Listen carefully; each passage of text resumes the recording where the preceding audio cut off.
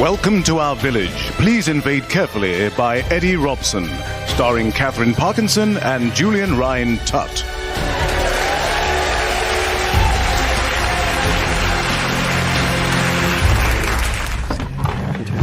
Now, you should all have a copy of the agenda. Between item 9, repairs to the fence between the playground and Colney Drive, and item 10, any other business, could you please add item 9B, the recent invasion of the village by beings from another world?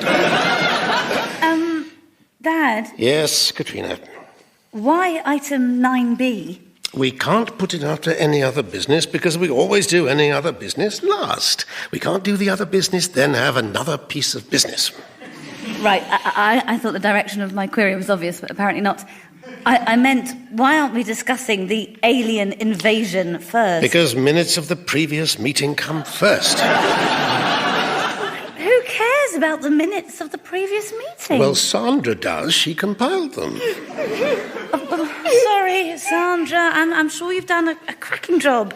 But recent events have not just overshadowed everything you were planning to discuss, but also everything else that's ever happened in Cresdon Green ever. Actually, in 1941, the village was visited by His Royal Highness Prince George, Duke of Kent. And did His Royal Highness Prince George, Duke of Kent, erect an impenetrable force field around the village?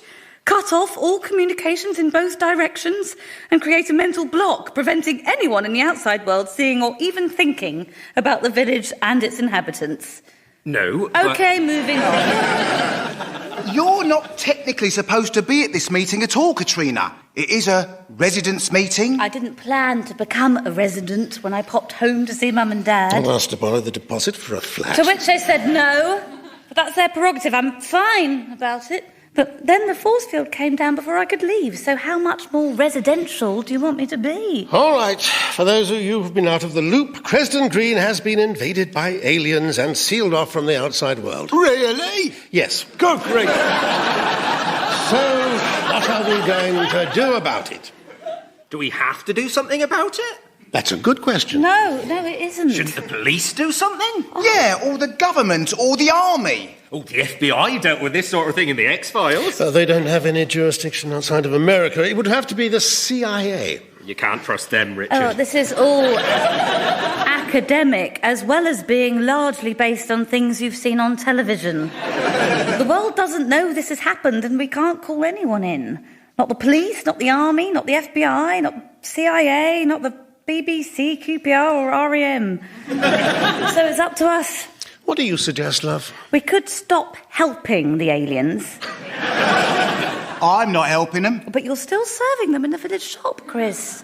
Well, their money's as good as anyone's. Better, in fact. It all looks brand new. Be fair, Kat. It's just common politeness. They've been very nice to us so far. Because they want us to cooperate. You know who else cooperated with their invaders? The French. That's right. They want to take over the world, for God's sake.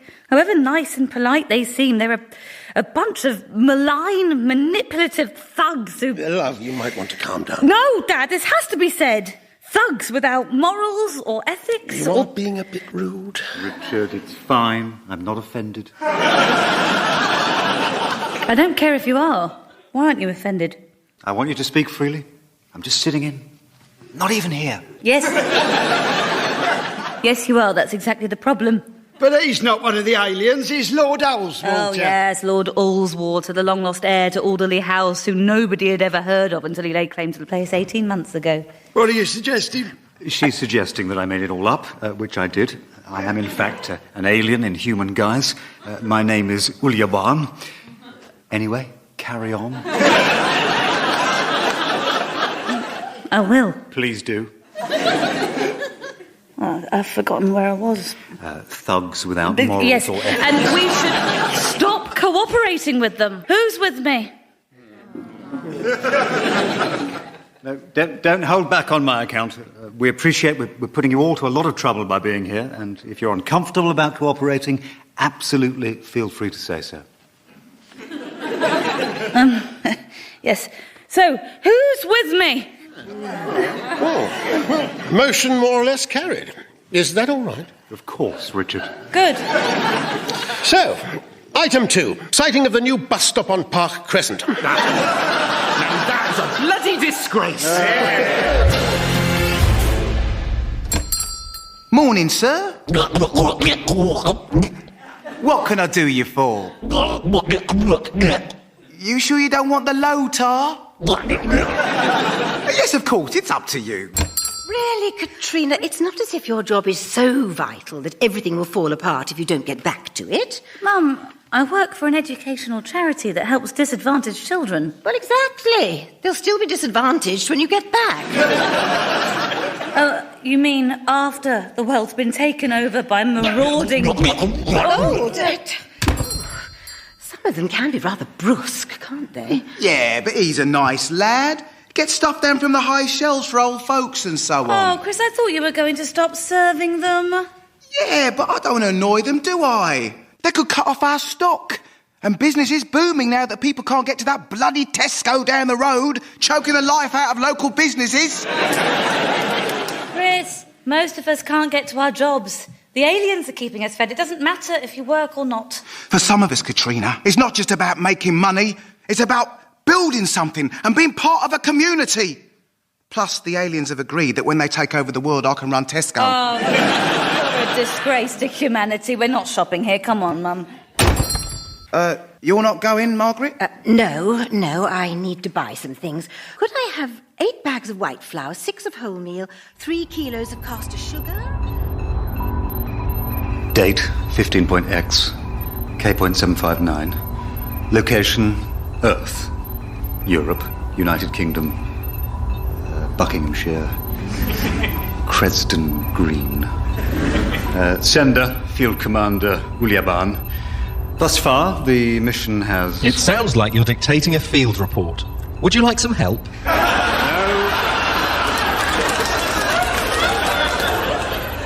No, thank you.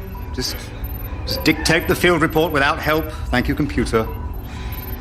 Thus far, the mission has progressed satisfactorily. No, that sounds boring. Thus far, the mission has progressed. Thus far, the mission has been a success. Thus far, the mission has been a great success! Exclamation mark. Which of those words are supposed to go in the report? Can you not tell when I'm doing my dictating voice? Yeah? My old computer could tell that. With respect, your old computer went mad and had to be melted down before it killed again. Right, just put thus far the mission has been a great success. Exclamation mark? No, that's just grating, actually, no. Area sealed off, population subdued, commencing research program into human behaviour. Weather wonderful. Speak soon. And send. Done. What else is on my to-do list for today? Write your column for the parish newsletter. Right. Yes, does anyone actually read that? No, but they see your face while they're putting it in the recycling and that you wrote some words and are slightly impressed. All right. Yeah, I am aware that there is some concern over property prices falling as a consequence of the invasion, and I can reassure you that when I rule this planet, I will revalue all your houses at £100 million each. I also definitely have no plans to knock down the war memorial and replace it with a solar-boosted fusion reactor for recharging our spaceships. But you do have plans to do exactly that. Yes, I know. That's just how they talk here.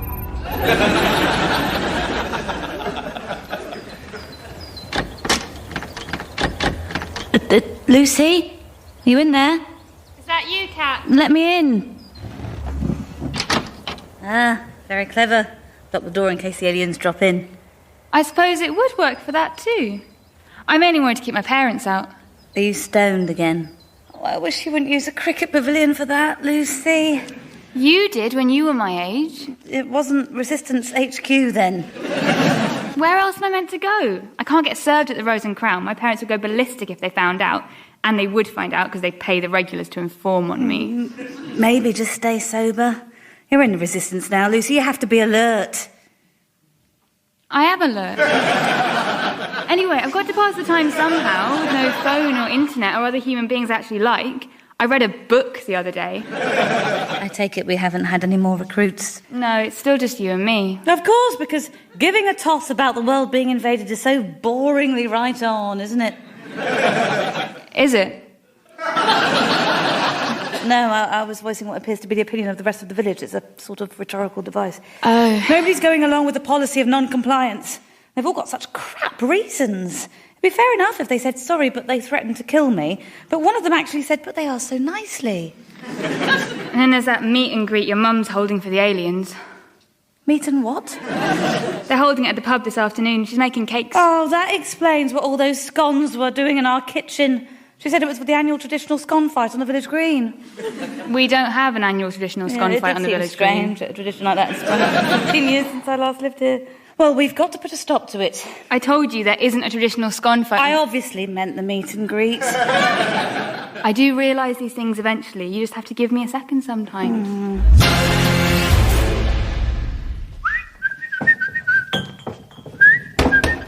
We're not open till 12. I know. I want to talk to you, Ron. What about? I hear you're hosting a meet and greet for the aliens this afternoon. Yeah, your mum talked me into it. Well, I take it you're not a fan of our visitors. Yeah, they can't just slither in here and take over our homes. They don't slither. Yeah, but they would if they could. I'm not sure what your point is, but the tone of your remark is encouraging. I think you should refuse to serve collaborators. But the aliens can cut off my stock. Well, then we'll tell everyone it's the aliens who've deprived them of their pub. They must need us for something. What'll they do if everyone turns against them? I don't know. Imagine what'll happen to the British pub under alien rule. They'll make you use their measurements. A pint will be 144.54 tetravillions. What's a tetravillion? It's a word I've just made up. But the real one will probably sound stupider than that. And instead of the Queen's head on the money, it'll be the face of an amorphous, 12-eyed blob that doesn't even have a face. Amorphous, you say? And they'll ban traditional British ales and force landlords to serve balloons full of marsh gas or something. Would Churchill have stood for this, Ron? Probably not. Probably. No, he wouldn't. He's Churchill. No, you're right. No surrender. You can turn it down now, Lucy. Right. How did she get in here? Now that I have, how about an Archers and Lemonade? Get out! Oh, I agree, Faratil. These cakes look delightful. I didn't go to any special effort. Only slept for 2 hours last night. Nonsense. In 15-minute spells whilst the pastry for the jam tarts was in the oven. I see your daughter's already here. What's she doing here? Hello, love. We thought you weren't coming. I'm not. Nobody is. Because this pub is no longer serving collaborators. I'm ever so sorry about this. It's not your fault. No, I don't see any need to deal with her like that yet. She has one building, I have the rest of the village. Miss Lyons, could you let any stragglers know we've decamped to the village hall? No. I like your spirit. Shut up. Stop liking me. Come along, everyone. Village hall. You have really embarrassed me this time, Katrina. Why are you doing this? I'm just being friendly. I don't want to alienate him. You can't alienate him. He's already an alien. There is no sense in upsetting powerful people. I learned that when my father spat on Harold Macmillan. I can't believe I'm hearing this. We're talking about the future of... Oh, is that Millionaire's Shortbread? Girls who carry on like that don't deserve Millionaire's Shortbread. Girls? I'm 32, Mum. Come on, Richard. Here, take a few jam tarts to keep you going. Oh, thanks, Dad. Don't give her jam tarts. I'm not. I'm just showing them to her.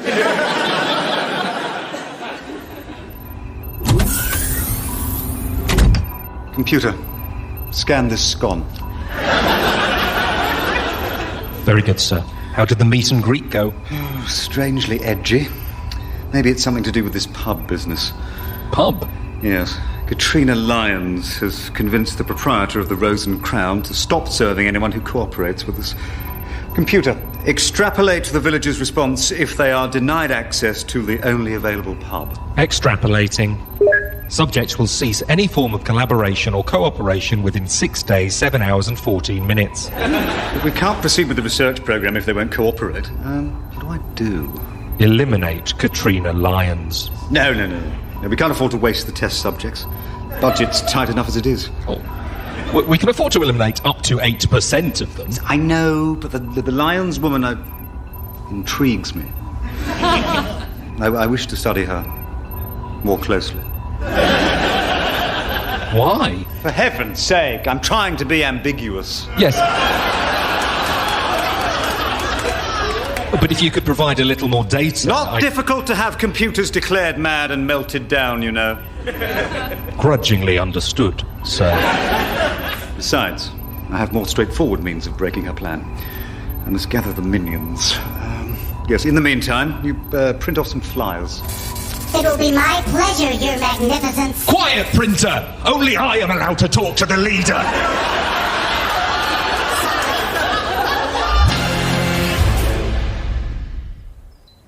This is almost the longest I've ever spent hanging around outside a pub. How long have we been here? 5 hours and 10 minutes. I'd expected some of the regulars to crack by now. Do you think they've been rounded up and killed? Stay here and guard the entrance. I'll go and investigate. You're putting me in charge? No, I'm asking you to stay here and guard the entrance. But I'm in charge of guarding the entrance. No, I'm in charge. That's why I'm telling you what to do. But once you've gone, I'll be in charge. No, I'll still be in charge. I'll just be over there. What if you get killed? Yes, in that event you will be in charge. Oh, excellent. You're hoping I'm going to get killed now, aren't you? No. Right. While I'm away, could you ask Ron to take down these anti-alien banners? They're a bit... Racist? Racist, yes. I've been meaning to ask. Are we being racist? Well, if we didn't know whether or not they wanted to invade the Earth, then that would be prejudice. But they definitely do want to invade us, so it's fine. What about all that stuff you said to Ron about amorphous 12-eyed blobs? If we liberate the world from this alien menace, nobody will complain that along the way I might have slightly pandered to the slightly racist views of a slightly racist pub landlord. Just get him to take the banners down. Hello, everyone. Welcome. Now, I understand that you're being cruelly denied access to your usual pub. So welcome to Cresdon Green's new pub, which, after extensive research, I have decided to call The Lovely Pub. It's got everything you expect from a pub. It's got a room, it's got tables and chairs, and it serves alcoholic drinks and comestibles with a medically inadvisable sodium content. So, on with the merriment. Yeah. No, the merriment. Thanks for trying, but it's just not the same. No, wait. Come back. Ah, I see what you're up to. Why don't they like my pub? It's got all the facilities of the old one, with the bonus of proper hygiene standards. I'm not going to give you tips. You work it out. I shall. The superior intelligence of the Geonin will master this earth thing you call pub. What do you want? I need to see inside the Rose and Crown. Have you killed Katrina? No. Let me in. I'm not allowed to let collaborators inside. I'm not a collaborator, am I? I can hardly collaborate with myself. I suppose not. Now stand aside, youngling. Youngling? Is that an alien word? No, it's English. Look it up.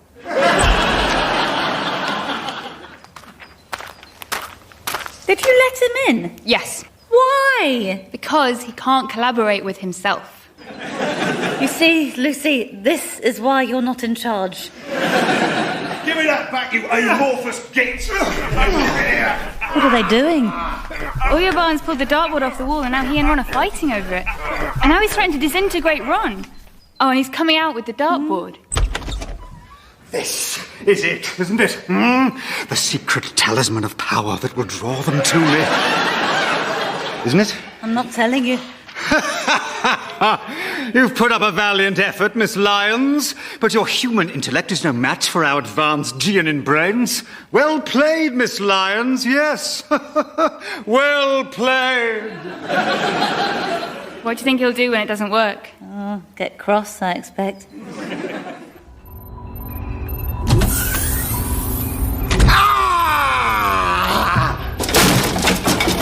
Stupid thing! Did it work? No. What is a dart board, anyway? Scanning. It's a device used in the training of assassins. Seems strangely out of keeping with the rest of the environment. Obviously, I need to learn a great deal more about this subject. Computer, find out literally everything there is to know about pubs. Done. Right, now I want you to design the most incredible, irresistible pub in history. Right. Done. Oh, that looks amazing.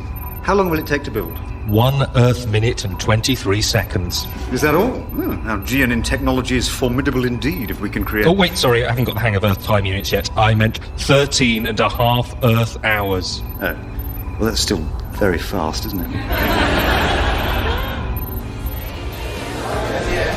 Hello, welcome, come in everybody.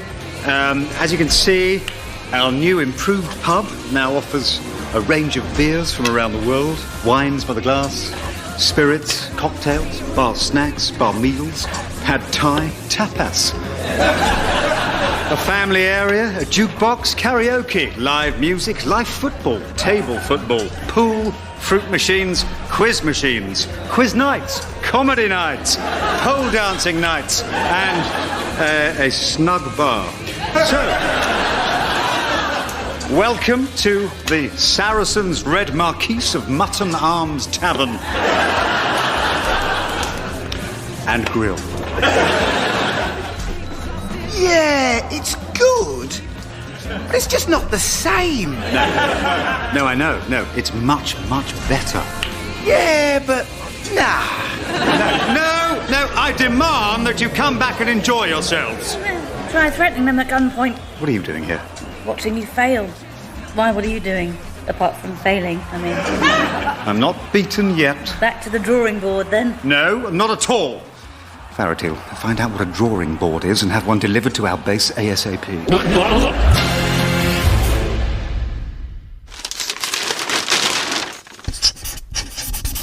Ron, why are you making a Jamaican flag? I'm not. It's an alien and a person shaking hands, and then I put a big cross through it. But the Geonin aren't green. No, I know, but you've got to have some way of telling they're aliens. What do you reckon? I reckon it's a very inaccurate Jamaican flag. You think you can do better? I got a B for GCSE art, you know. And I'd have got an A if my final coursework project hadn't been too radical for the examiners to handle. What did you do? I did a picture of the school, OK? But all the pupils looked exactly the same, like clones, yeah? And the headmaster was Hitler. Wow. Go on, do a banner for us. No, this movement's not about crude caricatures. It's about... I'll do it for an Archers and Lemonade. Now, come on, Lucy, you know I'm not allowed to... I won't tell if you won't. Go on, then. I know you're going to love it this time.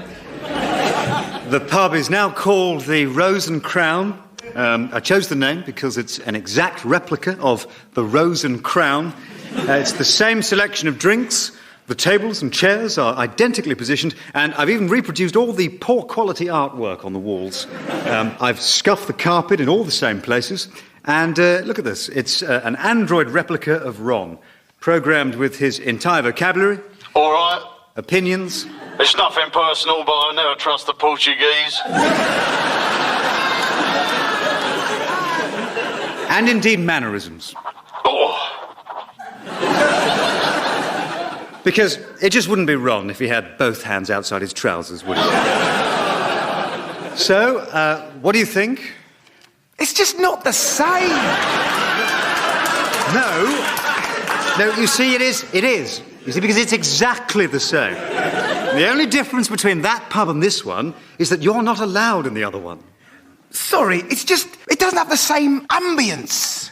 What is an ambience? Where can I buy one? It's not something you can buy. It's the feeling in the air, the sense of history soaked into the walls, the familiar vibration. This is drivel. What are you saying? None of this means anything. Should we grab a pint at the Rose and Crown? The proper one, I mean. Go on, then. You've twisted my arm. Sorry, Chief. Genuinely interested to see what you're going to do now. These people are idiots. Maybe that's what'll defeat you. Not our superior intelligence, but our superior stupidity. Cheerio? Bloody hell. I think the pub's on fire. Lucy and Ron, are they all right? Apparently. There's nobody inside when it went up. Heavens above, who would have done this? A pub's supposed to combust like that? Is that part of their elusive charm? Don't act the innocent smoothie with me, Uljabaan. It's obvious you sent your minions to burn the place down. No, my minions have been editing the church hymn books all afternoon, haven't you, Daxian? Why? Oh, no reason. Nobody will believe you didn't start it. This village has seen your true face now. And it's a face shaped like a big fist punching someone in the face for ages. I didn't do it. Then who? My dad. What? Why? That's nice. No concern, no sympathy. Just, Lucy, what did you do to make your dad burn down the pub? What did you do? She asked for a drink and I served her one. This drink which she's still drinking. After the heavy price Ron's paid, the least I can do is finish it. There's too much ice, Ron. Your dad did that. Just for that. I believe he did publicly state he'd do this if Ronald ever served her alcohol. We were alone in a locked building with the curtains closed. I didn't think he'd find out. So what are we going to do? Well, there is a pub a lot like this just down the road. When the fire's out, I'm sure we can salvage what's...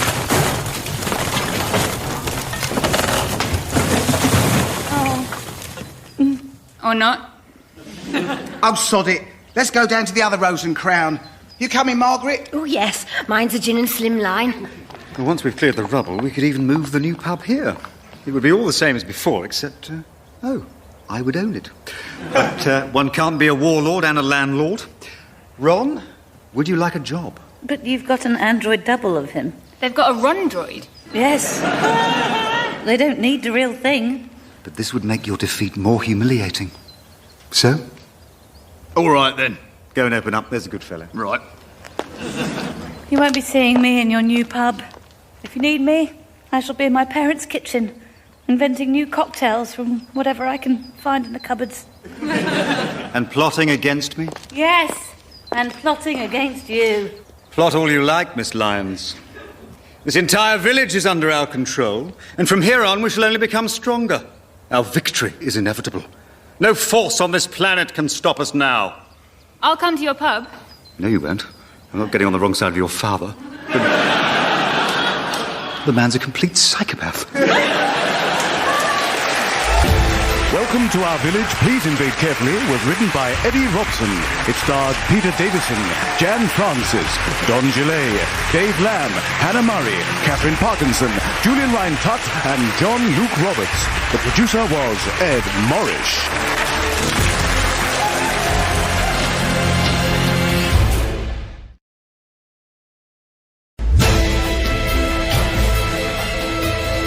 Welcome to Our Village. Please Invade Carefully by Eddie Robson. Episode 1, Taking Overs. And it can be operated using this handy remote control. Right. But, computer, why do we need to make it rain inside the force field dome? The internal climate is kept at an optimum level, and your gardening drones are keeping all the plants watered. Humans need to moan. They like it. The main targets of this moaning used to be, number 1, the weather. Number 2, the government. Number 3, all the rubbish on TV these days. Number 4, things not being as good as they used to be. And number 5, how rude the man who works in the garage at the bypass is. Since we invaded, they've been confined to the village and cut off from the outside world. They don't have any of those things to complain about. So they're moaning about you. They call you that bloody alien idiot. So, we use your rain-making device to bring the weather back. Exactly. Very well, build it. It's good you've found something useful to do. What do you mean? You seem a bit bored. I mean, you keep knitting me all those sweaters. When we've taken over the world, we'll need something to do with all the wool. You could just use the matter manipulator, you know. You didn't have to design and construct a whole knitting attachment for yourself. Are you saying you don't like the sweaters? No, they're very nice. It's just, I notice you haven't worn any of them. Oh no, I'm going. All right, you don't have to push. Actually, he does. It's written into his objectives ahead of his next pay grade assessment. That will be all, Kasharin. Thank you for seeing me, Miss Alexander. You said you'd kill me if I didn't. Then thank you for seeing me instead of choosing death. I want you to help me with a key component of our invasion plan. I want you to set up a Facebook page for me. You're going to invade the world with a Facebook page? Not just with a Facebook page, but I think it's helped people in the village to accept me because I cultivated a public human persona first. So I thought I might try the same thing on a larger scale for the full invasion. You should get a Twitter account too. If people think you're funny on Twitter, you can get them to agree with your political views as well. Excellent. Computer, allow Miss Alexander to access your systems so she can set up these sites. Done. What do you want to use for your Twitter name? I'll use my human alias, Thomas Ayleswater. There's one of those already. There's someone posing as me. No, there's already a man called Thomas Ayleswater. Look, he lives in Kettering. He mostly seems to be on there to tell Fern Cotton she's fat. Computer, you created the Ayleswater alias. Did you realise someone else is using the name already? Sir, on Earth, more than one person is allowed to have the same name. Why? Lack of proper organisation. So, two humans are allowed to have the same actual name, but not the same Twitter name. Yeah. That's stupid. You can have Lord Ayleswater, that's not taken. Fine. Next we'll need a profile picture. Right, I'll go and change into a shirt. You could wear one of your new sweaters. I could. Katrina, you should put on your cocoon. No, Mum. But you'll get wet when the rain starts. I'm making a decisive statement that I will not have my weather dictated to me by alien invaders. And also the cocoon is a horrible lime green. It's not lime green, it's pistachio green. Thank you. Now, if I may have your attention... It's lime green. Limes are not that shade of green. Excuse me, ladies. What do you think lime green is? It's a sort of dark green. Pass me that, would you? More the colour of an avocado. So, avocado green then? Excuse me. Oh. Sorry. This is rather fun though, isn't it? This is the speaker system we use when we're flying over a planet and we say, "People of Earth, surrender, or you will be obliterated." Anyway. We're here to see the return of good old British rain to Cresdon Green. It just needs a moment to calibrate. Have I missed anything? Only getting tinnitus. Switching on now.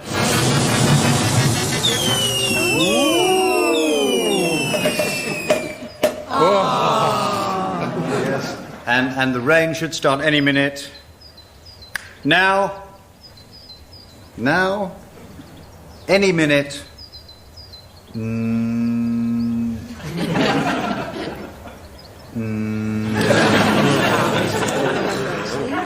Right, there seems to have been some kind of technical hitch. We'll get it working as soon as we can. It won't get fixed any quicker if you all stand around staring at it. Every year I've prayed for a spell of dry, warm weather like this. Shame we can't take advantage of it now it's here. Because we're lacking in basic personal freedoms? No, because we don't have anyone to play against. Play against? He's talking about cricket. It's a game. And would people enjoy this if there was someone for you to play against? Certainly. Season just gone was a washout. We only got through half our fixtures. Then we should play you. What? Aliens versus humans? Yes, I challenge you to a cricket. Don't agree to this, Dad. It could be fun. The only reason he wants us to have fun is to distract everyone in the village from the terrible things happening under their noses. You've never dealt well with people being happier than you, Katrina. It's just like when you told your brother to break off his engagement to Marianne. She was stealing from him to fund a cocaine habit. I never saw any evidence of a cocaine habit. Perhaps she was just lively. Come on, Dad. Sorry, love, but I do really miss playing. Uljabaan, you're on. Splendid. Remind me, a cricket team is how many players? 7. Good, right, including me, that leaves 4 minions free to guard the house and the ship. I shall go and prepare. Cheerio, then. What? Why are you laughing? There are 11 players on a cricket team, Mum. Oh, what a mean trick. Go back and tell him. He'll work it out soon enough. You're getting competitive, Richard. Of course I'm getting competitive. It's sport. We won't be able to put our best team together. Bill Palmer and Fatty Middleton both live outside the village. So do the boys from the Risborough Balti house. But we can still put up a good show. And lose? It's a bit harsh, Mum. They've got a decent chance, surely. Yes, but I think it would be polite and sensible to let the aliens win. Just by a little bit. You've gone too far this time, Margaret. Easy, Dad. No, Katrina, I will not stand here and listen to my wife tell me to lose a cricket match. On purpose. Computer, knit me another sweater. Cream-coloured with a V-neck. I should warn you that if you wear that, people might mistake you for a cricketer. Ah, they won't. They might, though. I mean, it won't be a mistake, because I will be a cricketer. Oh, I get you. I'll crack on with it then. Also issued cricket sweaters to our 6 most cricket-suitable minions. We are forming a team to play the humans. If we win, do we win the planet? No, it's just for fun. And when I say fun, I mean to demoralise them and crush their spirits. But we don't have much time, so devise an intensive training regime for the minions. Give them a thorough grounding in the rules, techniques and strategies of... Why have you stopped knitting? The wool has run out. Please insert a new wool cartridge. Oh. Seems like 10 minutes since I put the last one in. Is that you, Weird Patrick? No, it's me. I went to the cricket pavilion like we usually do, but it was the most random thing. It was full of cricketers? Yeah. They're having a cricket match against the Geonin. Weird Patrick said we could use his potting shed for the resistance meeting. Then he made a joke about it being a plotting shed, which I felt obliged to laugh at. So, you had something to report? Oh, yes. I set up some social networking sites for Uljabaan. Why? He said he'd kill me otherwise, and I wasn't going to tell you because I knew you'd be cross. I am cross. But he logged me into his computer, and he never logged me out. If I can get back in there, I could get a message out and then trash the computer. Not bad. We'd need a diversion, though. Yeah. One which captures the attention of the whole village, occupies Uljabaan and his minions at once, and goes on for some considerable time. Tricky. Oh! Hi, Dad. I brought you all some sandwiches. Oh, smashing. And I thought I'd try out for the cricket team. Why? Oh, you know, me and cricket. Love a bit of cricket. We've already picked a first 11. Need any subs? And a second 11. Is there a third 11? If you insist, you can be a 4th reserve. No, wait. 5th reserve. Great. But unless something happens to the other 4 reserves and the entire second 11, I don't think you'll be needed. It does seem very, very unlikely that they'd all come down with some illness in the next 24 hours. Have a sandwich. Oh, I don't mind about that. No, not those ones. Those ones are for the second 11 and the reserves.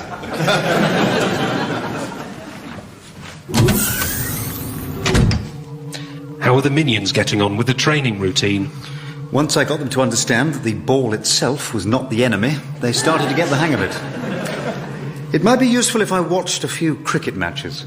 Find a good one and load it up. I have loaded the 3rd test of the 1981 Ashes series. Ashes? That's what they call the thing they win. And what is it? It's some ashes.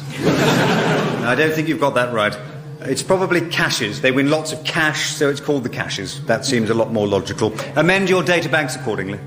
Done. How long will it take to watch? 31 hours. What the hell happened to make it last that long? Nothing. That's just normal. I fought wars that didn't last 31 hours. I can speed it up for you and you can watch it with the perception-stretching goggles on. Good idea. Speed it up 50,000 times. Playing now, sir. Wow. Was it good? How did they turn that around? 227 runs behind at the end of the first innings, and what a finish. I can't help but notice, though, that they had more than 7 players. Would you like to watch another? Absolutely. That was the same match. Sorry. And it was just as amazing the second time round. Let's have it one more time. Morning. Right, here's some tea, here's a croissant. We've got 2 minutes to eat it, then I want you in the garden. What? Ian's come down with food poisoning and so have the entire second 11. And the other 4 reserves. Oh, no. Coincidentally, they're also the people who ate those tuna and cucumber sandwiches you brought yesterday. Gosh, sorry. I'm not saying it's your fault, but I will if we lose. Now, I need you out there and training. Come on, chop, chop. But I'm still in my pyjamas. Mostly white, they'll do. Are you meant to wear flares to play cricket? They aren't flares. They didn't have any trousers in my size, so Mum took these in at the waist for me. Oh, are you all right? I'm not usually up this early. It's 10:15. I know. Do you know what you're doing? Yes. I've made a list of all the things I have to say in the message. Aliens. Force field. Perception filter. World's forgotten about us. Phones cut off. Haven't been able to get the new Angry Birds game. Is it any good? Yeah, if you could place those in descending order of importance. Oh, look, Uljabaan and his goons are here. Have you worked out a way into Uljabaan's house? Yeah, Sorry, I've identified a weakness in his security. Great. What? His windows are all made of glass. And when you hit glass with a hammer, it breaks. You look very smart. Thank you, Margaret. Ready? Yes, as soon as your team gets here, we'll start. This is our team. Oh, right. What? Ignore him, Graham. He's playing mind games. Heads or tails? Heads. You win. No, that's not it. That's just to decide who bats first.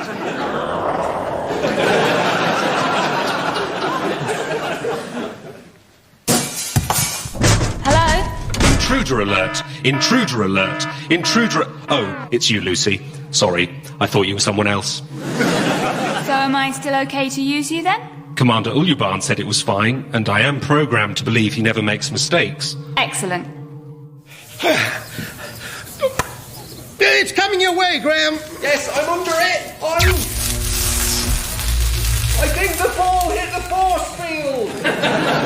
So what do we get for that? Has anyone ever been in a match where the ball was destroyed in midair? It was clearly going for 6.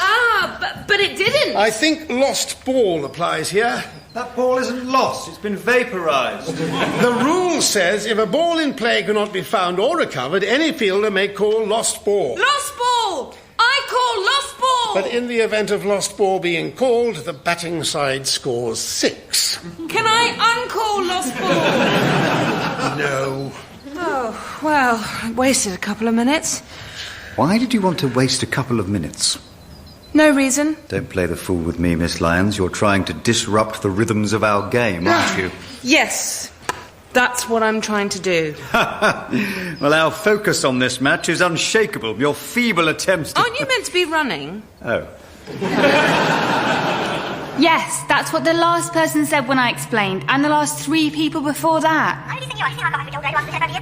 Yes, I do know how it sounds. No, I'm not stoned. I'm starting to think you're not going to tell the Prime Minister about the aliens. Well, then stop wasting my time.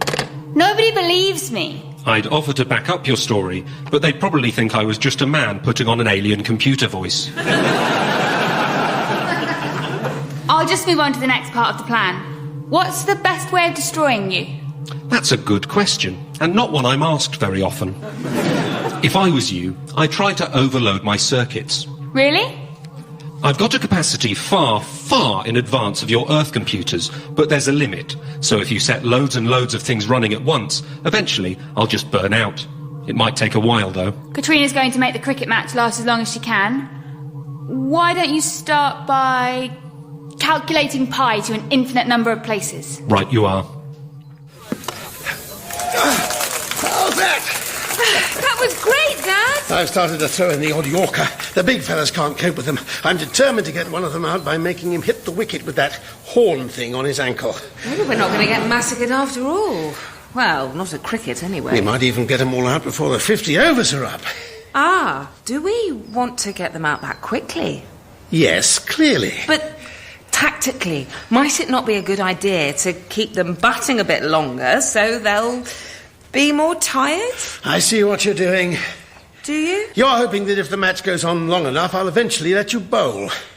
Yes, that's it. Will you? No. And solve every Sudoku ever. And write a palindrome that's 1,000,000 words long. Yes, Mum. And look at that guy who was in that film, you know the one I mean. And download the last season of Gossip Girl. That's an incredibly facile job for a computer of my capabilities. I know, but I haven't seen it yet, and it's the last one ever. Go on, Dad! Don't encourage him, Katrina. Isn't that what you're meant to do at sporting events? Well, he's been unbearable ever since they agreed to play this match. I bet when he was a boy, he dreamed of representing England at cricket. Now he's gone one better. He's representing the human race. Why isn't it good enough for him to just represent the village? What's so wrong with that? And now he's started an argument. He always starts an argument. I better go and see what that's about. The ball clearly hit your leg. Something made my leg move. What's happening? Richard is out LBW. My leg moved of its own accord. What do you mean of its own accord? It suddenly just kicked out like this. In the direction of the village hall? Yes. Uljabaan, if I went into the village hall now, will I find the tractor beam out of your ship inside it? No, it's locked. No, of course you wouldn't. Of course I wouldn't. On reflection, I think it's only fair to give Richard the benefit of the doubt. Shall we bowl that one again? How did you know they've got a tractor beam? He used it to steal my favourite pen the other week. How utterly despicable. Well, it's all right. I got it back. He was just trying to wind me up. No, I mean to use their technology to cheat at cricket. Right. This you get angry about. They have to learn that this is England. And no, we're not always the most technically proficient at sport, and we don't always play in the most exciting way. And yes, we often take advantage of foreign coaches and players with dual nationality. But we damn well know what the rules are, and when people come over here and cheat, we're liable to get very, very self-righteous about it.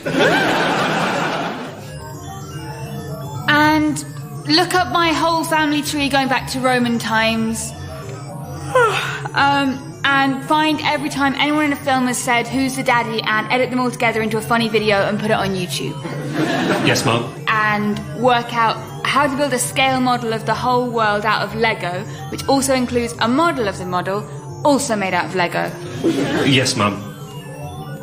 Have you got any Rizzlers? No, but I can synthesise some for you using our matter manipulators. Good. If I had a computer like you, I wouldn't bother invading other planets. I'd just stay at home. That's what I'm always saying. Where's that little friend of yours, John and Claire's daughter? Lucy, she said she'd be along later. And she's not a friend. She's my comrade in the Cresdon Green resistance. The way you talk about that club of yours. It's not a club, it's a movement. Oh, I imagine you meeting in a tree house. We don't meet in a tree house. Having little membership cards.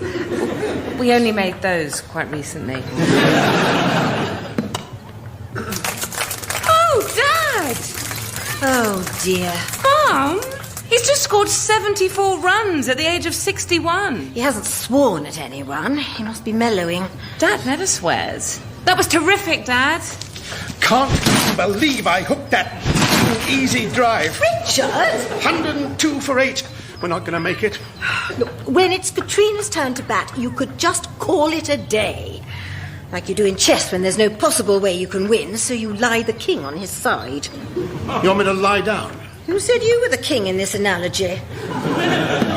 Mike, that was hopeless. He's collapsed. Oh, batting orders collapsed. No, really, he has collapsed. Maybe it's his heart. This is exactly why I always choose to field first. We should get him some medical attention. Excuse me, my medical scanner indicates Mike is suffering an attack of angina. Is that all? He can run it off.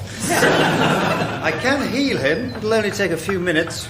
Take your time! It's down to you now, love. 47 runs. You can do it. Do you actually believe that? Yes. Why did you hesitate before you said yes? I was distracted by a rabbit. You're right. I'm nowhere near good enough to win this. I'll tell you what to do. They're bowling fast, but they don't get down to the ball well, so just defend your wicket, angle your bat to the right, you'll squirt the odd ball through the slips and notch up a few runs. If Graham can make up the rest, and he seems relatively sober today, we've got a chance. Right. Okay. Look how much applause Mike's getting for scoring 5 lucky runs, then keeling over from a smoking-related illness. Imagine what you'll get when you're the hero of the hour. Yes. For the future liberty of the human race. That's the spirit. You might be in a better position now. Had you done anything in her childhood at all to encourage an interest in sport? Yes, well, benefit of hindsight and all that. Miss Lyons. How plucky of you to get involved. Yes. Well, Dad was in a difficult spot, so... Poisoned everyone who was ahead of you in the pecking order to get yourself on the team. Why would I do that? Perhaps because you couldn't bear the thought of a human victory over us that you weren't involved in. Yes, that's right. It ate me up inside, so I engineered this skullduggery. I can't pull the wool over your eyes, can I? No, I've read the rules of cricket, and that definitely is not allowed.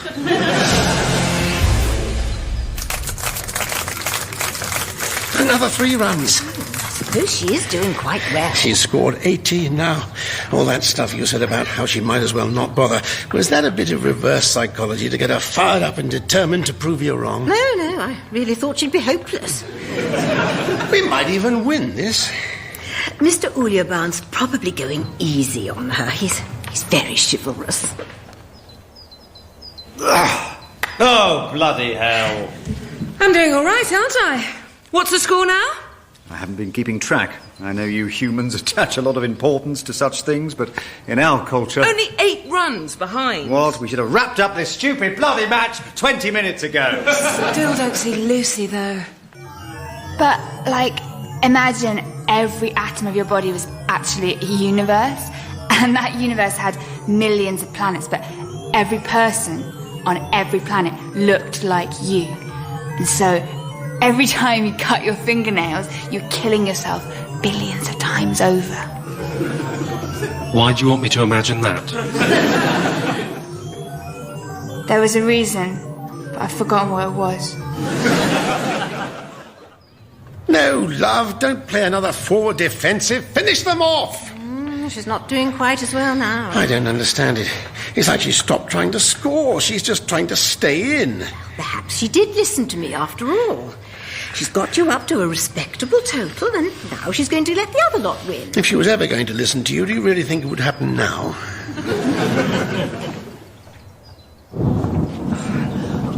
Wait, my shoelace has come undone. Oh, good grief. Come on, Lucy, what's going on? You've got to be kidding me.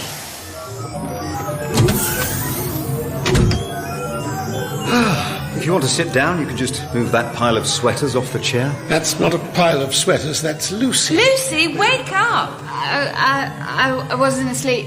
She was asleep. It's a medical condition. Scanning. It isn't a medical condition. She was just asleep. Miss Lyons, from your reaction, I take it she wasn't supposed to be asleep. No, she was supposed to be sabotaging the computer. I am. It's just taking ages. Trying to overload it, were you? The feebleness of your efforts is almost amusing. Actually, it is amusing.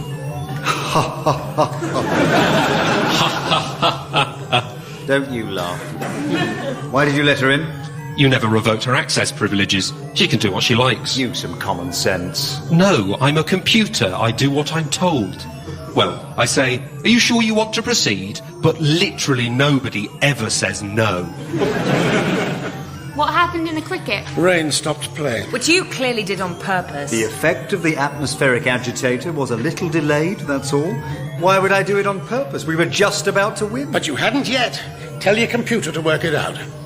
Computer, given that the scores were 137 to 129 for 9, with 1.5 overs to go, calculate the victor using the Duckworth-Lewis method. Calculating now. Computer? What's happening? I'm fine. Really? I'm fine. I'm just running a few... Oh, dear. It can't handle the Duckworth-Lewis method. Take cover, everyone! Perhaps we should just call it a draw. Aha! Your computer, so essential to your plans, lies in ruins. How can you succeed without it? By switching the spare computer on. Hello. Come, Miss Lyons, you didn't really... Congratulations on buying a Geotech 1500 military coordinator. Would you like to register this product now? No, later. So, Miss Lyons, you've lost. But we'll try again. And we'll... Well, I'm not going to say we'll win, because that's just tempting fate. But we'll do better. Will it involve another cricket match? No, we've done that now. Pity you had to spoil this one. It was shaping up to be a good game. As if you care about that. This cricket match was a disingenuous notion all along. A bread and circuses gambit to make people forget the destruction and subjugation you represent. But I can see through your ingratiating gestures of friendship, Uljabaan. There's no way you could ever make me accept anything from you.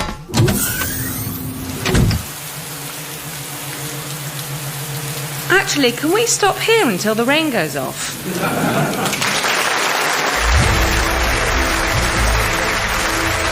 Welcome to Our Village. Please Invade Carefully was written by Eddie Robson. It featured Peter Davison, Jan Francis, Hattie Morahan, Nicholas Murchie, Hannah Murray, John Luke Roberts and Julian Rhines-Tutt. It was script edited by Arthur Matthews and the producer was Ed Morrish.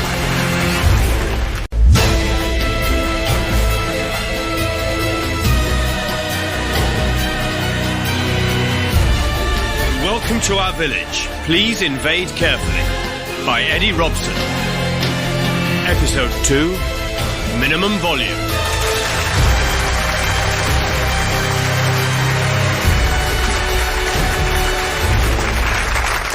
What are you reading? One of my old pony books. Mary and the Runaway Pony. You used to love those Mary books. Yes, Mary and the Tiny Pony. Mary has 2 ponies.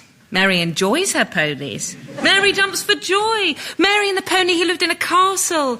Mary and the Inappropriate Pony. Mary and the Cockney Pony. Mary and the Pony Pony. Mary and the Nazi Pony. And the last one, Mary is Cruel to be Kind. Shame they're all rubbish. Rubbish? Formulaic, mawkish, contrived rubbish with dubious gender politics.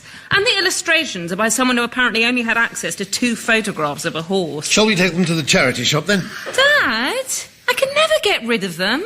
These books are my childhood. And besides, since the village was invaded by aliens, I'm no longer convinced the proceeds from the charity shop are actually going to help abandoned dogs. Mr. Uljabaan said he'd keep passing the money on whenever he ventured outside the force field. He also said he was a human being for a year and a half and then turned out to be an alien warlord. So forgive me if I have some trust issues there. Katrina, Mr. Uljabaan wants to see you. Then he can come here and tell me himself, Mum. I want to see you. On pain of death, etc. Only if you're difficult about it. Fine. I'll see you later. Good grief. Katrina Katrina's old pony books. I know. Bring back memories, don't they? Yes. Memories of her whining about wanting a pony. So, I'm about to launch a new project which will shape the future of the human race in the post-invasion environment. And I need a human colleague to assist me with it. And it's an area in which you have particular experience, making you the ideal candidate for the job. Forget it. Right. I would never work with you in a million years, so there's no point buttering me up, telling me I'm the ideal candidate. If I could just interject... I'm thinking you can wave goodbye to any opposition from me, because I will fight. I didn't mean that you were the ideal candidate. I was talking to Mrs. Leeson. Me? Yes, you. Oh, that's nice. What is the job? I'm in the process of assembling a new school curriculum for the human race under alien rule. I've got a clear idea of what needs to be done as regards math, science, geography and so on, but I'm looking for someone to help me with literature. Oh. And how is she the ideal candidate for that? 27 years experience running the charity shop. She's worked with books more than anyone in the village. Yes, but in a way that mostly involves writing 49p, 99p or £1.49 on the inside front covers. I also divide them into genres. I've seen your genre. Your 3 genre. Children's books, men's books and women's books. Well, you'll have plenty of opportunity to devise a new system of categorisation in the weeks to come. Why? Because that's why I invited you here. I want you to take over the running of the charity shop while Mrs. Leeson is helping me. Why me? Because you've got experience of working for a charity. Yes, an educational charity that helps disadvantaged children. Exactly. I design our reading programmes. One of my main jobs is putting together packages of books to give to kids who can't afford them. You know all this. And yet you've picked her. No offence. None taken. It's true, you are a better candidate. No offence. None taken. But I discounted you on the grounds that, as you just said, you would never work for me in a million years. No, but it's nice to be asked. Indeed it is. That's why I'm asking you to help out in the charity shop. No. Oh, please, dear. Do it for the dog's home. If the money ever gets to the dog's home. Of course the money gets to the dog's home. I'd never funnel the revenue of the charity shop and use it to supplement the invasion budget. So this curriculum project, what are you actually going to do? Access a wide variety of works to create a canon of literature which we deem suitable for teaching to future generations. Oh, good. Because so many books are unsuitable, aren't they? All full of murder and war and nastiness and swearing and people throwing up. And thoughts. Who wants to know what people are thinking? They should keep it to themselves. You can't get her in to do this. She's got no idea what she's banging on about. No offence. None taken. Whereas I've been saying for years the curriculum needs to be overhauled. The way we teach literature puts a lot of people off reading for life. I've already put a lot of thought into it. Then it's a shame you'd never work for me in a million years. I did say that, didn't I? But this would be more of an advisory role, wouldn't it? And I don't want to see you make a hash of it just because you've been badly advised, so I might consider a temporary cessation of hostilities. The job's yours. It's not a job, it's an advisory role. My apologies, Mrs. Leeson. That's all right. There's lots to get on with at the charity shop. I've got to price up that huge box of pony books that came in earlier. Excuse me, I need to have a word with my mother. You missed a resistance meeting for this. Lucy! Oh, God, is it 3 o'clock already? No, it's 4 o'clock. You've been waiting at the cricket pavilion for an hour. No, 10 minutes. I was late. Damn, I could have lied just then, couldn't I? I'm sorry, I lost track of time. Damn, I could have lied too. It wouldn't have worked because your mum told me how hectic your new job is. I'm detecting a slight undertone of contempt. After you had a big go at me for helping Uljabaan set up his Facebook page, you are such a hypocrite. Look, hear me out. He was going to give the job to Mrs. Leeson. From the charity shop? Yes. And if she was in charge, all we'd have been left with is Enid Blyton and the Bible. And maybe not even all of the Bible, because it contains 70 genocides and quite a few racy bits, actually. Whereas I'm going to put the brakes on his plan. How? Uljabaan says he wants a canon of works reflecting Geonin values, but I'm not stupid. The criteria he's given me are designed to cut out anything that encourages collective action, standing up to oppressors and so on. So, as well as putting a decent curriculum together, I'm also sneaking in as many subversive books onto the list as I can. Oh, Maybe that's not so bad. Can we go and have a resistance meeting now? Can we do it tomorrow? I'm trying to summarise the War of the Worlds while skating over the fact that it's got aliens in it. Is that possible? Well, I'm doing well so far. According to me, 1984 was a romantic caper with a bit of a sad ending. All right, I'll see you tomorrow. The title, The War of the Worlds, is a largely metaphorical one. Lucy seemed cross. Yes, oddly she does seem cross that I've slightly compromised our policy of never compromising on anything ever. I think this is a good thing for you. Well, collaborating with a would-be global dictator is what I dreamed of ever since I was a little girl. Did you? I thought you wanted to become the first female James Bond and sabotage the Eurovision Song Contest. You never notice when I'm being sarcastic. Is that like when people are tone deaf? The thing is, aren't you always saying you could manage education policy better than the people whose job it is? I don't know if I'm always saying it. I probably say it 2, maybe 3 times a week. So, this is a good opportunity for you. I know it's not ideal that it comes via invaders from another planet. No, it's a catastrophe for humanity. But the fact remains there are people in our backyard right now who are going to change the world. Oh, yes. What are they doing there? They're collecting some samples of flora and fauna, and I asked them to weed the flower beds while they're at it. Good work, boys!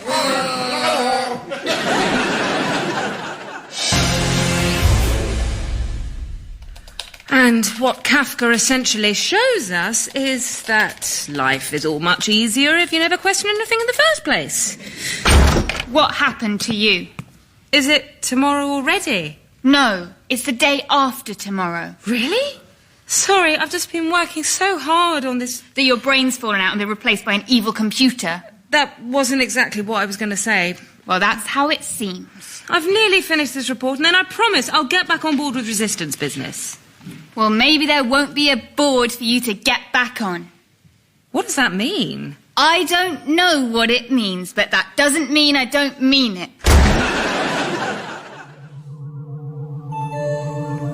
Katrina Lyons has delivered her report.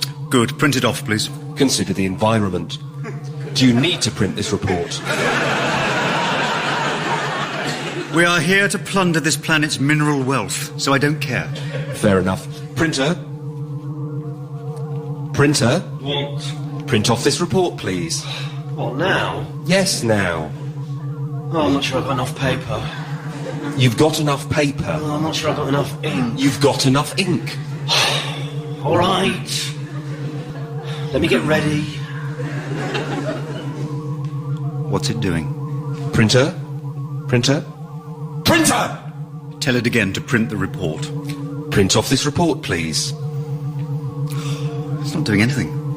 You send the request another 4 or 5 times. Maybe that'll wake it up. The report is 236 pages long. Are you sure you want to proceed? Do it! Print off this report. Print off this report. Print off this report. Print off this report. Print off this report. Maybe there's a bit of paper stuck. Oh, here we go. Printing off 7 copies of your report. No, just 1. Too late now. You asked for 7. But you didn't do anything. I was getting ready. Stop printing. Printing page 3 of 1,652. No, stop printing. Sorry, can't hear you. I'm too busy printing. Right. This meeting of the real resistance will now come to order, yeah? Was the previous resistance not the real one, then? I've taken control and made it real. So if you were in control of a Citizens Advice Bureau, you'd call it the real Citizens Advice Bureau. And if you were in charge of the Church of England, you'd call it the real Church of England. And if you were in charge of Real Madrid, you'd call them... It's my way of saying we're not messing about anymore and we're kicking it up a gear, yeah? Yeah. Yeah? Yeah! Why are we saying yeah? You started it. Oh, yeah. Okay. Register of attendance. Lucy Alexander. Here. Weird Patrick. Can you not call me Weird Patrick, please? But it's your name. No, it isn't. Isn't it? I heard you changed it by default. Why would I do that? because you're weird. Look, my name is Patrick Norton. I'll start again then. Lucy Alexander, here. And Patrick... All I can think when I look at you is Weird Patrick. Oh, it'll do. Thanks, it'll be much easier. So, Weird Patrick. I know we said before that you couldn't join the Resistance because you're... Weird. Actually, I was going to say creepy, and then I stopped to see if I could think of a nicer way to put it, and now I've said creepy anyway. So I may as well not bother, but things have changed. How have they changed? Katrina's sold out to the aliens, and so she's dead to me now. Oh, that's a shame. Yes, but also not in a way, because now I'm in charge. I thought this was an anarcho-syndicalist collective. Yeah, it is one of those, and I'm in charge of it. So, I read your report. Already? I only delivered it half an hour ago. All right, maybe not read. I've seen your report. Are you going to read it? No, because while I was trying to get around to reading it, I had a thought. This thought you've had, is it going to render my report, which I've just spent 3 days assembling, redundant? A bit. Why should this stop with educating children? We should think in terms of lifelong learning. Create a curriculum for everyone, you mean? Yes, I think people would find literature far more accessible if there wasn't as much of it. Who can keep track of it all? But that's the joy of it, the lively diversity. One man's lively diversity is another man's irritating administrative palaver. We have an opportunity to simplify the system and create a better experience for everyone. What happens to the books that aren't on the new curriculum? We put them all somewhere they can't confuse anybody. Somewhere safe. Somewhere concretey and underground. That isn't what I signed up for. What a shame. But thank you for your report. I'll use it as a basis to decide which 30 books make it to the approved list.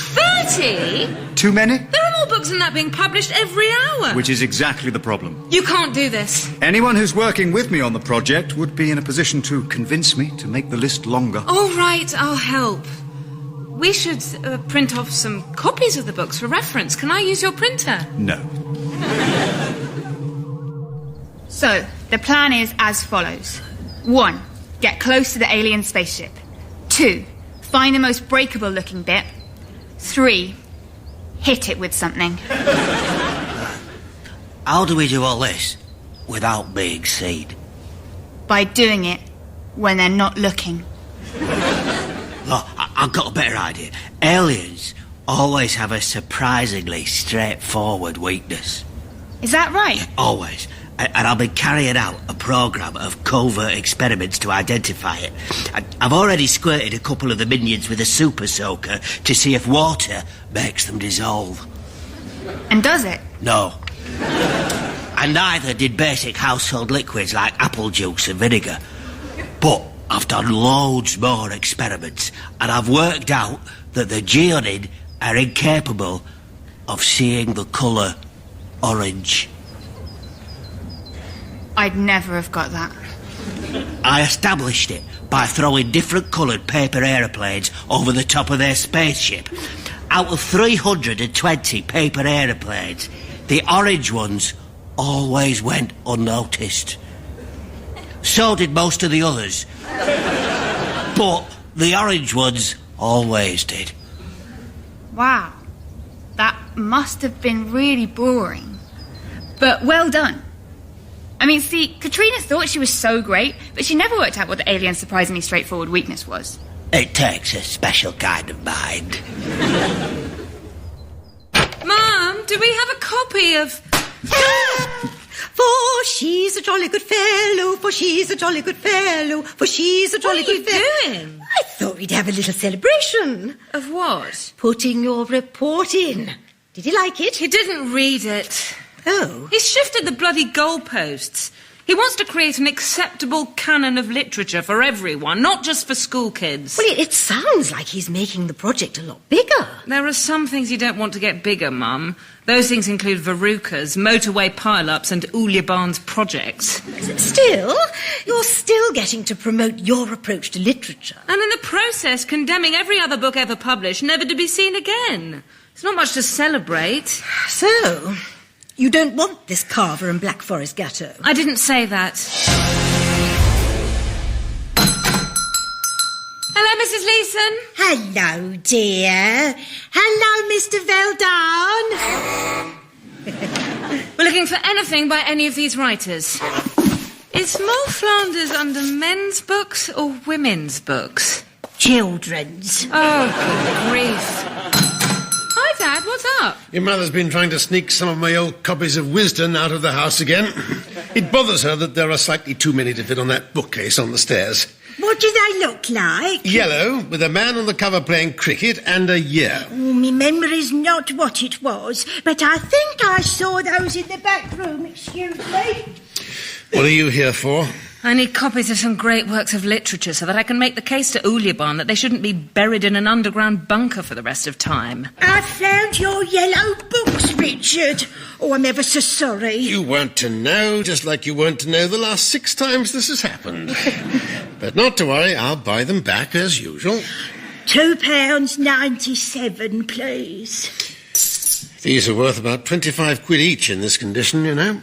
I found another one over here, Dad. Oh, that's a 59. I haven't got that one. You have now. Here you go, 99 pence. Didn't you just say it's worth £25? I was exaggerating. 3 books per author, is that all? Why not? From what I understand, most writers just rehash the same set of themes and tropes anyway. You can't expect me to choose which 3 Jane Austen novels to rescue from your vault of oblivion. Fine. Eeny, meeny, miny... No, don't do that. Sense and Sensibility, Northanger Abbey and Persuasion. Not the one about the zombies? It's not really about zombies. That's just the only copy they had in the shop. But yes, how can I not keep Pride and Prejudice? I'll let you have 4. Yes! If we remove all the Stephen King. What have you got against Stephen King?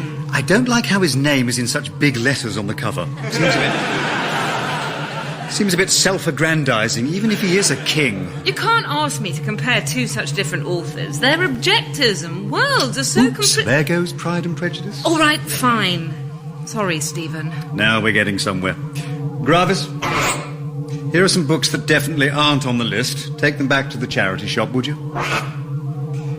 See if that nice crystal decanter is still there, will you? I regret not buying it last time I was in. Oh, and if it isn't still there, search the village, find out who did buy it, and take it from them by force.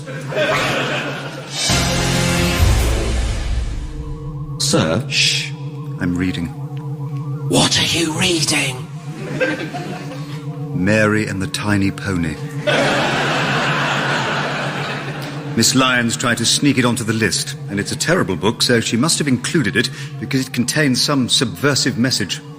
When you've finished, you might like to know our spaceship is under attack. What? Yep. By our mortal enemies, the Thufron? No, by 2 humans who've painted themselves orange. You there! Stop hitting my spaceship! No, don't just carry on! Do you think I can't see you? Yes.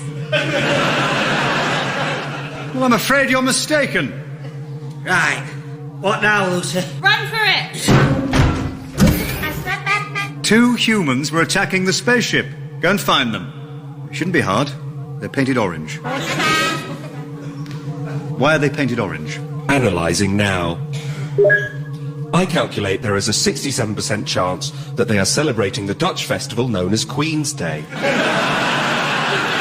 And an 18% chance they are filming a TV commercial for the averagely popular soft drink Tango. Would either of those explain why they were hitting the spaceship's fuel line with a garden hoe and a 9-iron golf club? Analysing. No. How's it going, love? Genius.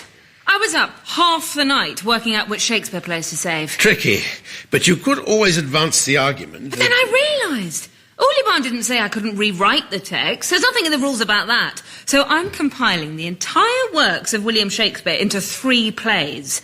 1 tragedy, 1 comedy, and 1 history. Right. So now I get to keep all the best bits, and they're really exciting too. One of them's wall-to-wall murders and soliloquies. One of them's got 14 weddings and 23 romantic misunderstandings. And the other's just a load of kings, one after the other. Sorry, what were you going to say? I was going to suggest you advance the argument that Shakespeare was in fact a pen name for a conglomerate of playwrights, and then you could keep more than 3. But it's a conspiracy theory started by someone who later died in a madhouse that bears no resemblance to historical fact. Better than doing the hooked-on classics version of Renaissance theatre, though, don't you think? Oh, God, you're right. I've lost it. I thought you had, but I didn't like to say. I've written a whole scene where Hamlet, Macduff, Cordelia, Othello and Titus Andronicus teamed up like the Avengers. What was I thinking? You're making it sound quite good now. No more. Every work of literature, from the classics that have endured through the ages, right down to the ones you find on the bookshelves in holiday cottages, is a unique perspective on the world. And even though I have better judgment than 75% of people, is it right that maybe 80%, decide which ones will survive and which ones will be consigned to the flames? Dad? I was looking for a no there. Sorry, I was reading this fight scene between Lady Macbeth and Cleopatra. No, don't read that. It accidentally got sexy towards the end. Now listen here. Miss Lyons, can we postpone our meeting? I have to deal with some insurgents. Insurgents? Yes, they surged in, attacked the spaceship, then they surged back out again. Lucy, what's going on? Hello, Quincy. No, it's Quisling. What am I thinking of? The coroner on TV who's also a detective. What's Patrick doing here? Me and him are the real resistance. Yeah! And he's brilliant and knows loads about aliens, so we don't even need you anymore, traitor. As a matter of fact, I came to tell Uljabaan that I'm not going to cooperate with his book vetting scheme. I've compromised my principles, and I told myself I was doing it for noble reasons and that I was making things better, and really all I was doing was putting a cherry on top of a massive pile of poo and saying, "See that cherry? I put that there. No more. I'm coming back to the resistance. If you'll have me back." Oh, thank God, yes, please come back. His plan was useless. It was a scientific survey. Not scientific enough, you're fired. Whether he's fired or not is something of a moot point, considering you're both my prisoners.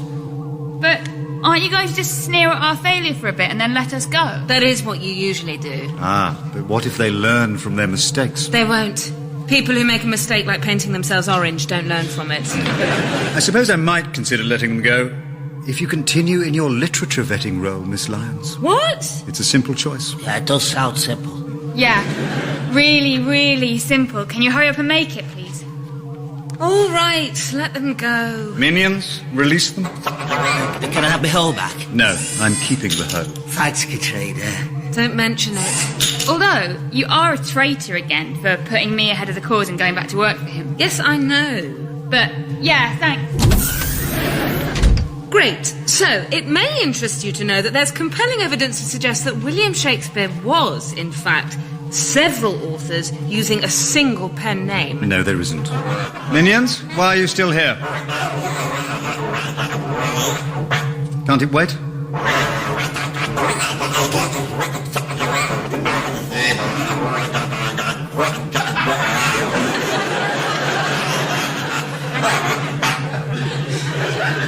Seriously?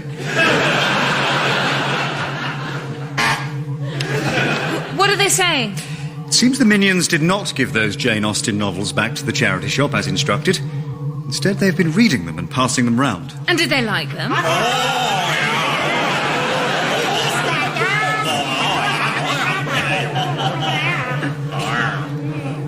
Yes. They particularly enjoy how the author leaves ambiguities in the text which prompt the reader to consider the differences between the fictional situations presented therein and the reality of society at that time.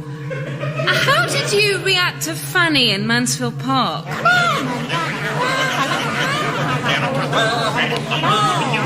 Yes, if you want to discuss the finer points, you can go along to their book club tonight. Glad you found something to do in your spare time, but we do have to proceed with the vetting programme. You can't do that. They can't do what? They are demanding that I abandon the book programme. That's mutiny. I shall report you all to High Command and have you replaced. And how long will their replacements take to arrive? A few months? Whilst in the meantime, it's you against them. Fine. It's of no consequence. I can invade this planet whether there are books or not. What are they saying now? They're trying to decide what next week's book group book should be. No, I will not print off 6 copies of The Picture of Dorian Gray. Printing in progress. What are you doing? You said print off 6 copies of Dorian Gray. I said I didn't want to do that. Did you? I only started listening from the word print. Error! A garden hoe has been inserted into the brief. Hello. Got a few more books for you. Oh, that's very generous, Margaret. Don't even mention it. Just some old things I had hanging around the house. I certainly don't need them. Oh, it's some more of those yellow books. Is that all right? Oh, yes. Whenever we get any of those in, they always sell. Oh, and some more pony books, too. Yes. Can I help you?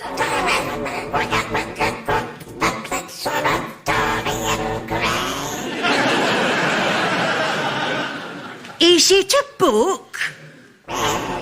Oh, I haven't heard of it, I'm afraid.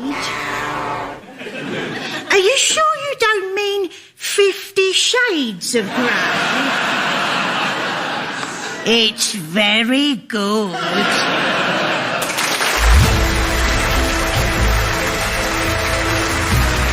Welcome to Our Village. Please Invade Carefully was written by Eddie Robson.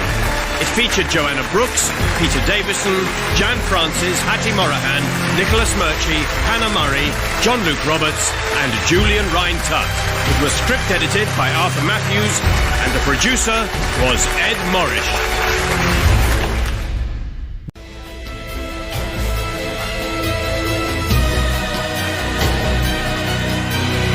Welcome to Our Village. Please Invade Carefully by Eddie Robson. Episode 3, Power Block.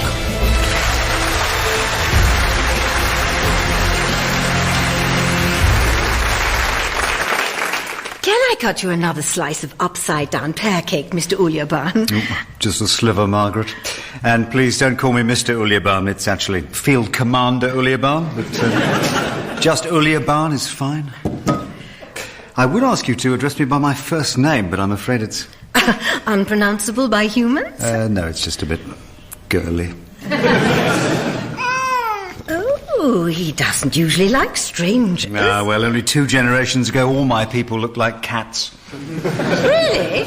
Yes, we've got evolution down to a fine art now. We can do it very quickly, so we adapt to wherever needs invading next. At the moment, I'm thinking of evolving whiter teeth.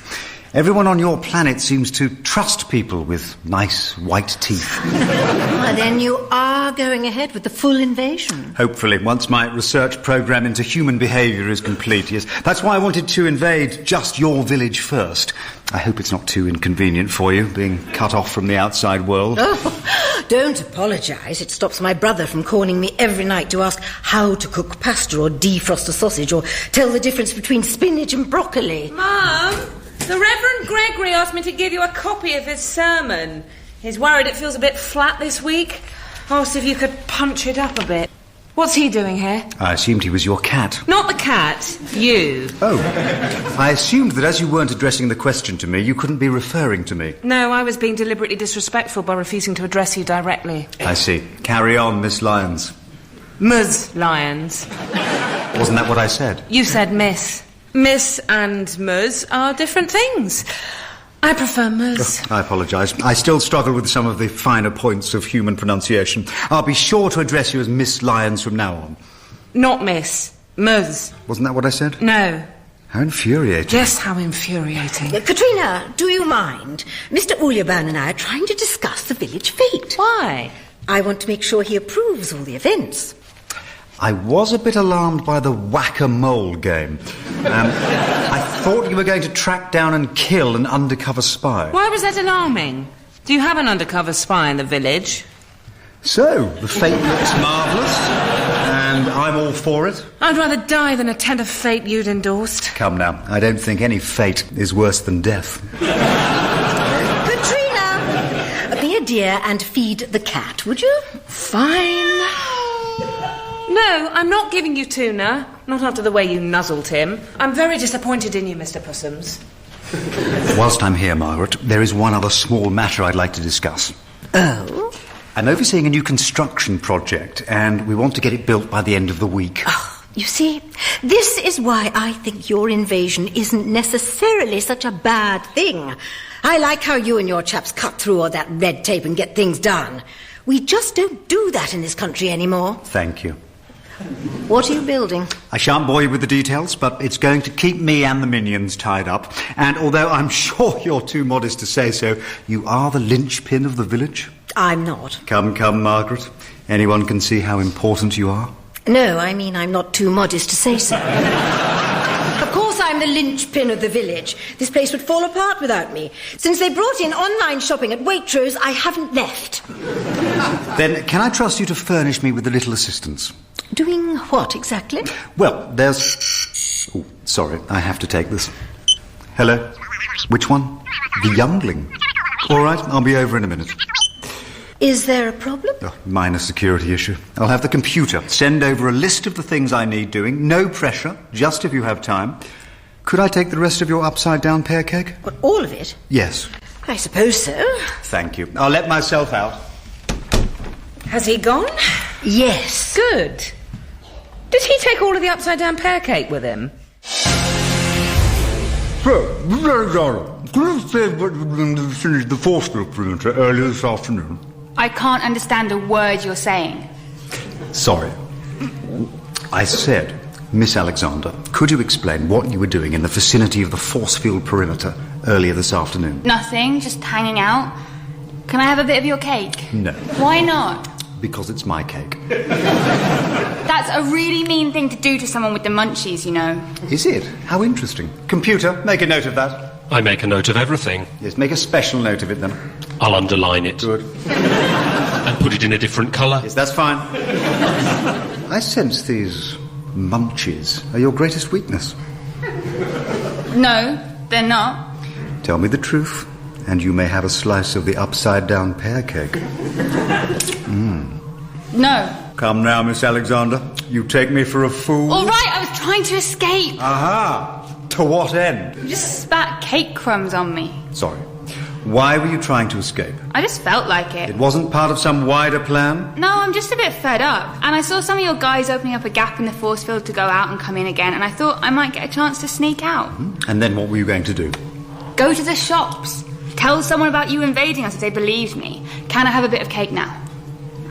A small bit. Cheers. What are your minions doing going in and out of the force field anyway? Aha. Aha. Why are you saying that? I thought it added to the effect. No, it doesn't. Sorry. You'll have to wait and see, Miss Alexander. Something to do with the invasion? Indeed. Another mighty example of our Geonin technology. When you witness it, you will weep with envy at what we can achieve. Although I do wish we'd been able to get it in chrome. Oh, no, but they only do them in white and bronze these days. Yes, perhaps we should have gone for the bronze. The bronze looks better in the catalogue. It looks sort of cheap when you see it.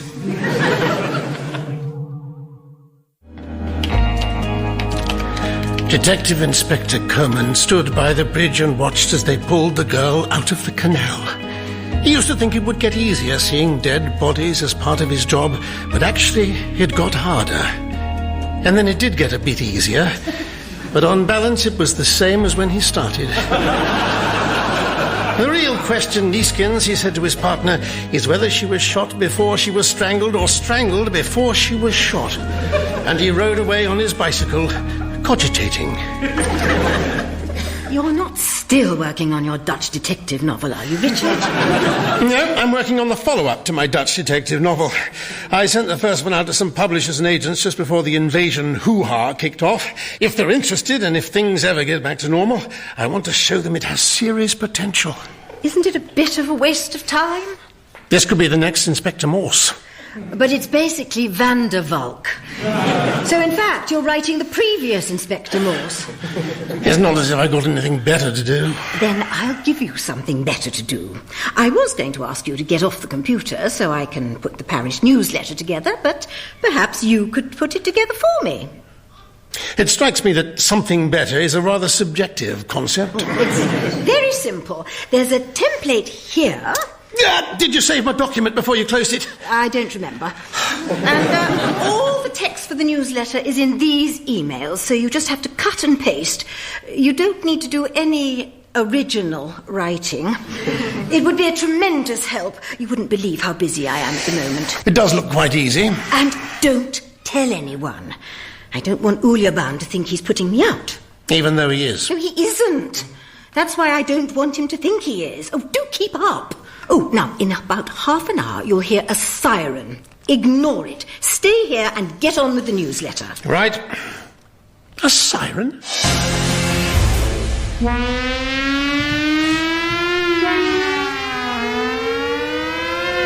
What the hell's that? Could you all please assemble on the village green? Quick as you can. Mum, what's happening? We're having an invasion drill, Katrina. I hate to break it to you, but we've been invaded already. This isn't for the little invasion, it's for the big one. When the main invasion fleet comes, we need to be ready for them. Right. Yes, that's what I've been saying. We need to be prepared and willing to stand on the village green in a series of orderly rows. I'm not clear what this is supposed to achieve. Now, everyone, imagine the spaceship is overhead coming into land.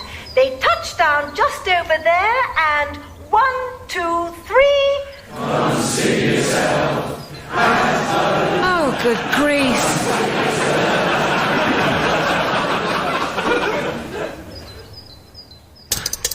No, not portrait. Landscape. Hi, Dad. What's happened now? Oh, no! I know. It's appalling, isn't it? What is? The invasion drill? The singing! Oh, that. Your mother said it was Uljabaan's idea. I didn't know he was so familiar with the work of Lionel Bart. He just wanted them to sing. I think he left the choice of song up to her. Why can't he do his own bloody invasion drill? He's busy with some big construction project. He's too busy to oppress her, so he's getting us to do it to each other now. Did he give her that uniform as well? Was it a uniform she was wearing? It was black, with very shiny boots. I just always tell her she looks nice. It saves on tension and damn this thing to hell! What are you trying to do? Your mother asked me to put the Paris newsletter together. Want some help? Yes, please. What can I do? The whole thing. That would be the most helpful thing if you just did the whole thing for me. Yes. Thanks. All right. Can we keep this between you and me? I don't want it to get back to your mother. I promise I won't breathe a word of it to anyone. Lucy! Look, I've managed to get myself put in charge of assembling the parish newsletter.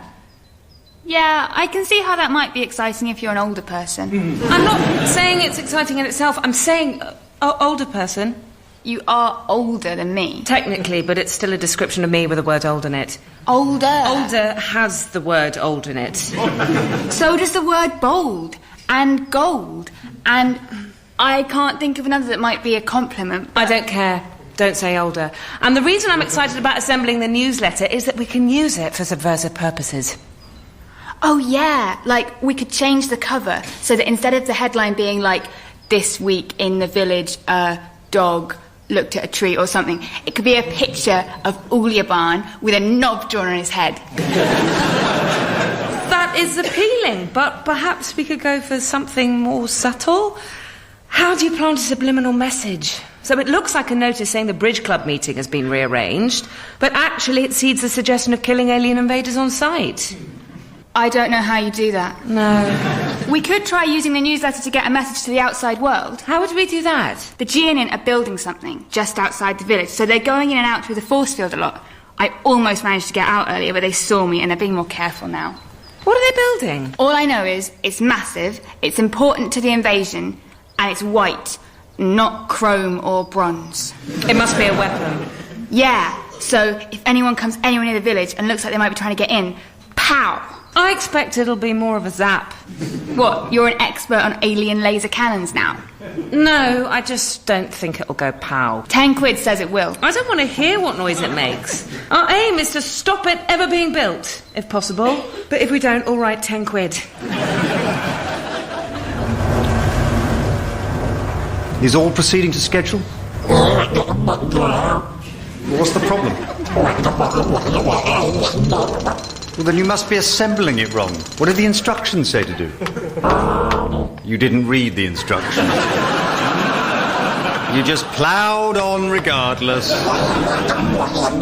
Well, clearly it wasn't as self-explanatory as it seemed, was it?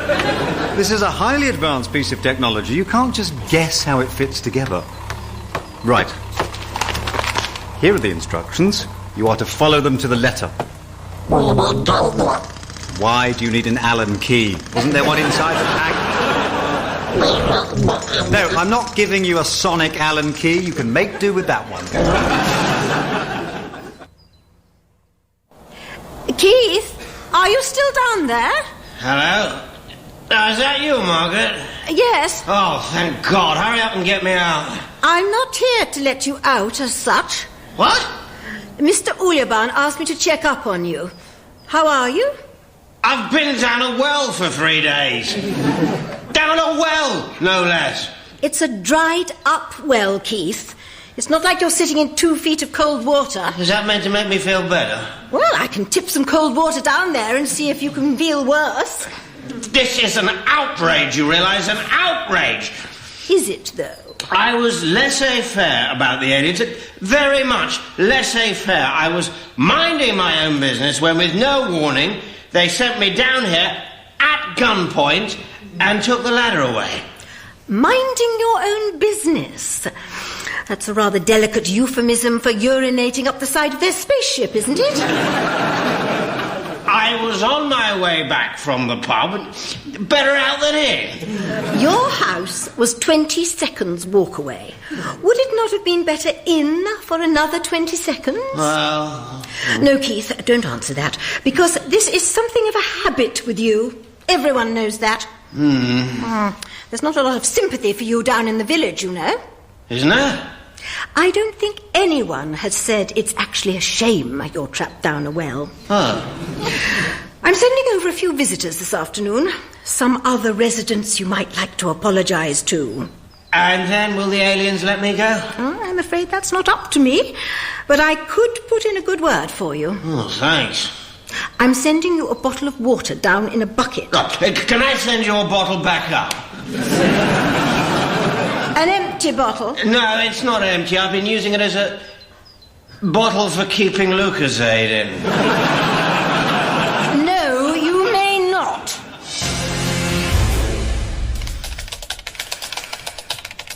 So, where are we going to hide this message in the newsletter? Are we going to write it really, really small and put it on the bottom? I think we can hide it better than that. Yeah, I know what you're thinking.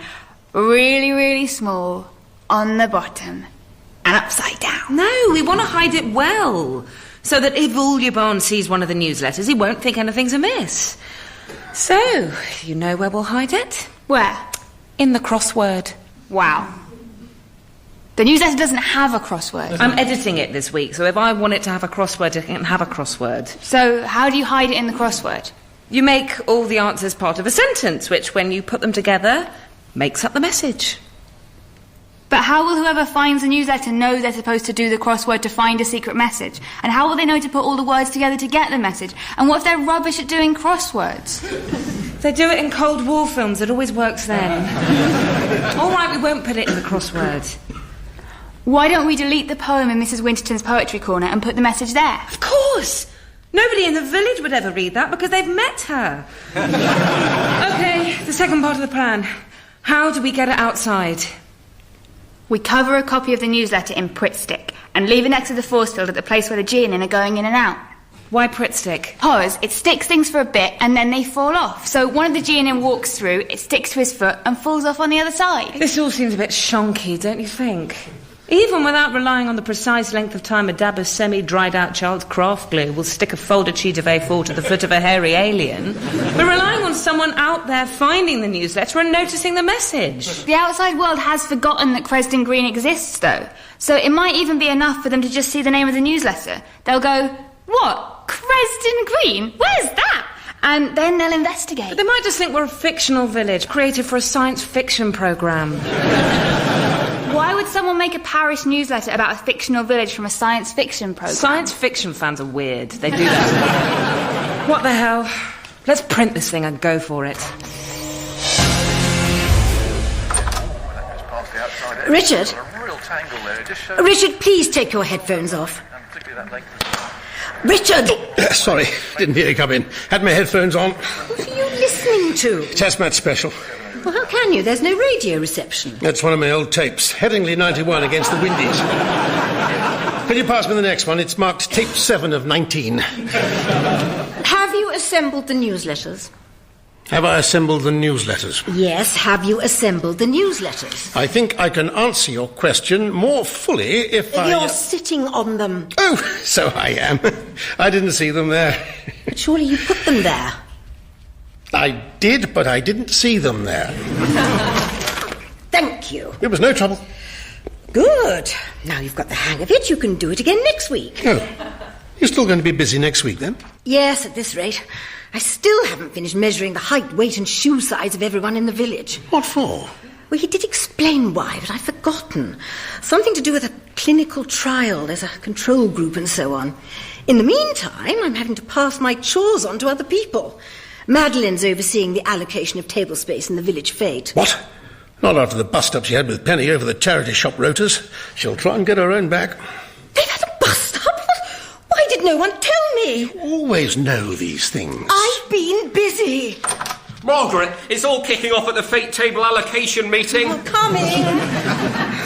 Where's my laser pistol? Since when have you had a laser pistol?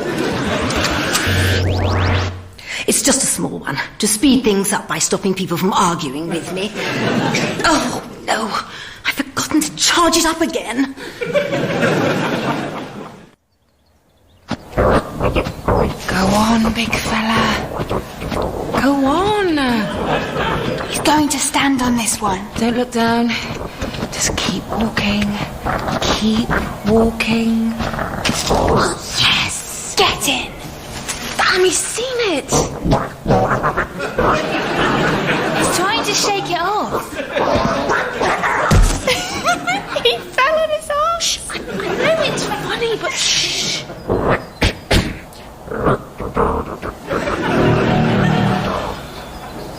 Are we going to give up now? I don't know. Maybe we should... Wait. What? He's dropped something. He's gone. Quick, let's grab it. Oh, my God. What is it? It's the instructions for the thing they're building. Look. Oh, my God.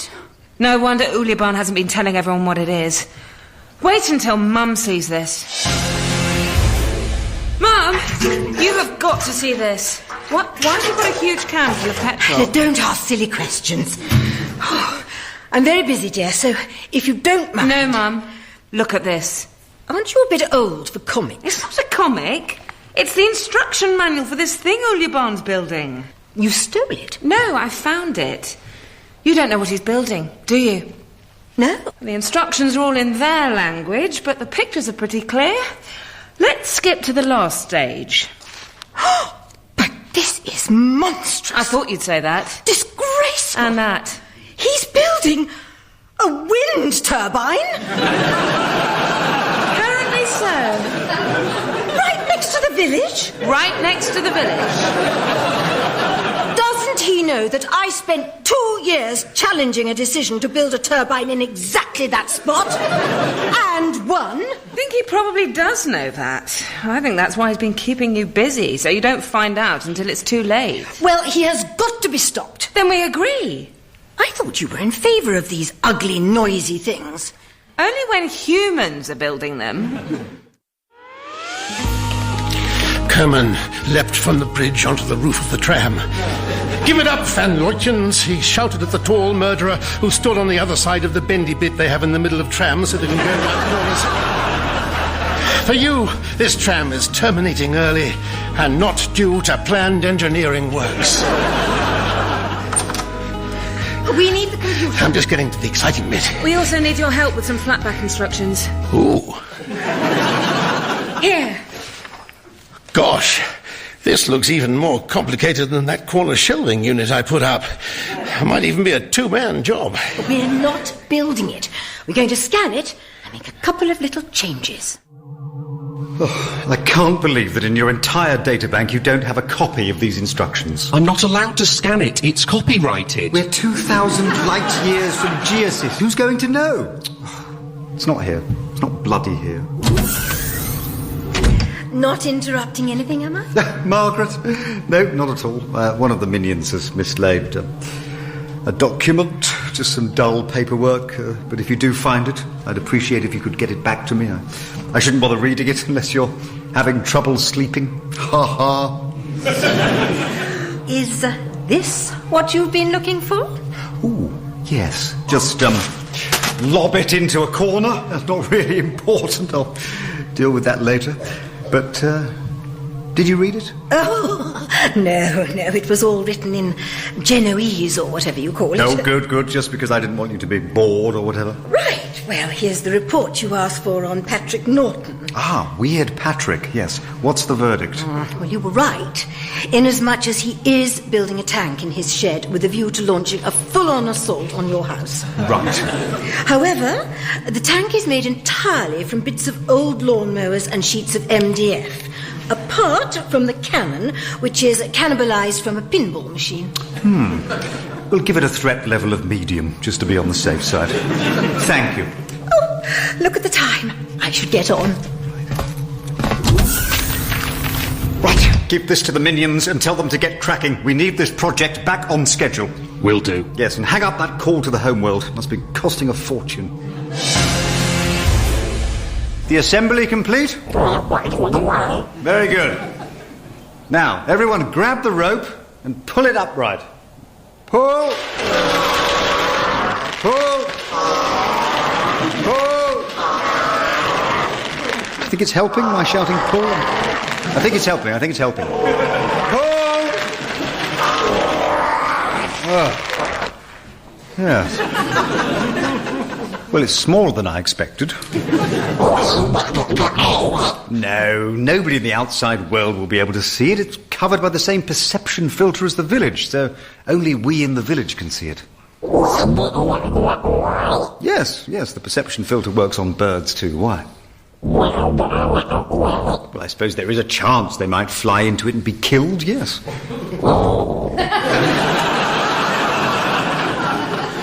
You like the birdies? Well, then we'll put a sign near it saying, "Birdies, keep away."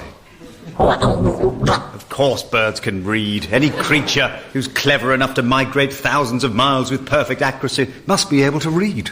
Right, very good, chaps. Good, back to the village. What do you mean you've got some bits left over? Oh. Well, no, there's always a couple of bits left over when you're finished, aren't there? They're probably spares. Take them back to the spaceship and put them in the bottom drawer. Jolly nice of you all to come and see me. We're not here to see you, Keith. No?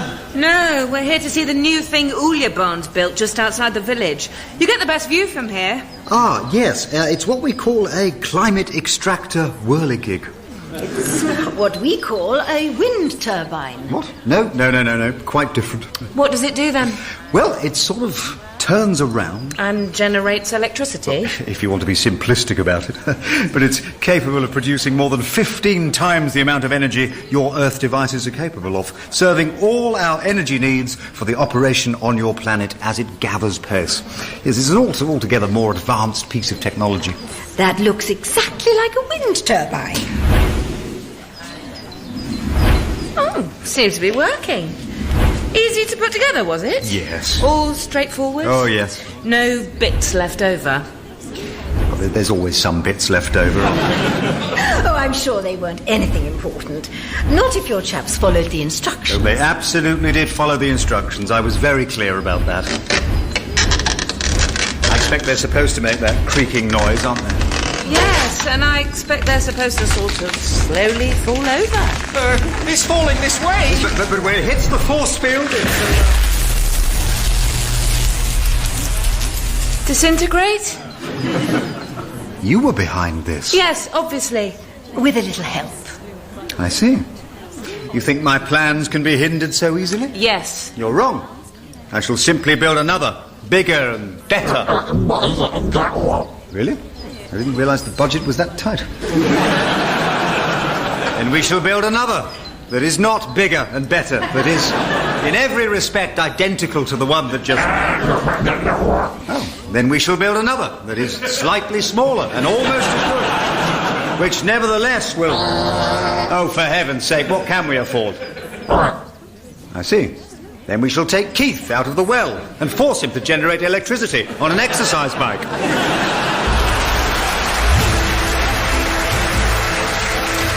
Welcome to Our Village. Please Invade Carefully was written by Eddie Robson. It featured Peter Davison, Jan Francis, Hattie Morahan, Nicholas Murchie, Hannah Murray, John Luke Roberts and Julian Rhind-Tutt. It was script edited by Arthur Matthews and the producer was Ed Morrish.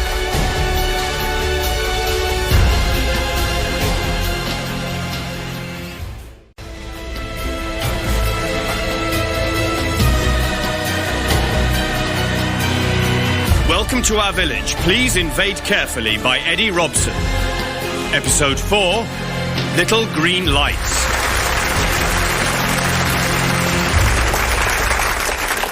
I'm sure you're wondering why I invited you here today. No. Were you Richard? No. People often invite Margaret and I over to their houses for tea. I didn't feel I was being kept in the dark about anything. Nevertheless, I would like to segue the conversation into explaining why I invited you here today. Well, would it help if I asked you why you invited us here today? It would, thank you. Why did you invite us here today, Mr. Uljabaan? Well, I'm preparing for a visit from my immediate superior. His name is Grivuk. Oh, he sounds nice. He isn't. He's quite mean. And he's coming to assess the pilot scheme, see how our little mini-invasion of your village is going, and, fingers crossed, give us the go-ahead for the full invasion of Earth. Yes, fingers crossed. Thing is, the invasions program is undergoing a series of cutbacks. Our master strategists had predicted by now that we'd be winning the war against our mortal enemies, the Thuthron. The Thuthron? No, the Thuvon. No, Thuthron. I know, it's a silly name. Anyway, it's a real drain on the old coffers, fighting a war on 89 fronts. So I need to present a compelling fiscal case for conquering this planet. And I'd like you to help me, Richard. That sounds right up your street. Does it? I usually specialise in VAT returns. I can't imagine that budgeting for a global invasion is much more complicated than a VAT return. I'd appreciate it. By law, we have to use an independent financial assessor. It can't be anyone from our own planet. Couldn't you get someone from one of those other planets who invaded it? Most of them can't count. Many are gaseous, wraith-like creatures with no fingers, and a surprising amount of the others are giant mice. Oh, go on, Richard. All right. Splendid. I've printed the accounts for you here. Yes. You can use my study. Please don't talk to the printer yourself. He's been spreading all sorts of malicious gossip about me. Righto. And Margaret, there is a matter that I need your help with. What? You're not going to like it. This meeting of the Cresdon Green Resistance Group will now come to order. I thought it already had. No, I haven't called out everyone's name yet. Katrina Lyons, here. Lucy Alexander? Yeah. Weird Patrick? So, he meant it when he said he was never coming back. It was an accident. I didn't mean to break his stupid Xena warrior princess mug. I know he's annoying, but we need all the help we can get. I was planning a brainstorming session today. Brainstorming session? Excuse me, I didn't realise we were in the office of, like, a corporate banking society. What does that even mean? I'm just saying, God, you're making it like work. Achieving anything worthwhile is hard work. I bet the French resistance wasn't as exciting as it is in films. Or as whimsical as it was in LOLO. What's LOLO? You need never know.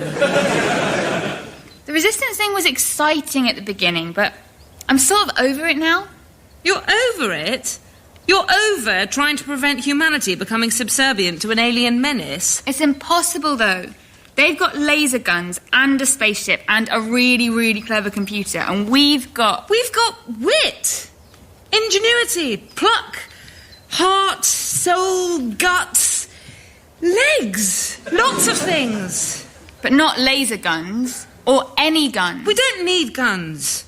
I'll think of something. I'll come up with a new plan that will definitely, well, not definitely work. There's a lot you can't legislate for. It will probably...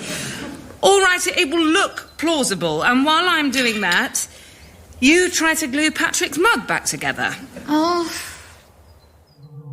You really can't think of anyone? No. I don't think anyone in this village will consent to their child being slaughtered, roasted and served at a banquet. How sure are you of that? 80%? Why do you need to do this? I'm afraid it's a long-standing Geonin tradition. When you're the first colonists on a planet, you're supposed to serve up a roasted native child when your commanding officer arrives. If someone was willing to offer up their child as a tasty sacrifice, there would be substantial benefits for them. What possible compensation could you offer for giving up their child to be eaten by aliens? After the invasion, they can have an island. An island? A really big one, like Japan. But would Japan compensate for the lingering feelings of loss and guilt and regret? It's a very beautiful country, and the transport network is first class. But no, it wouldn't. No, I wish we didn't have to do this. Maybe I'm just being paranoid, but I feel like slaughtering one of their children for food might sour the village's opinion of me. Look, I might be able to help. Oh, thank you. Katrina is a little older than I wanted, but it would kill two birds with one stone. No, not Katrina. Why not? Because she's my daughter and I love her. Do you? I didn't realise.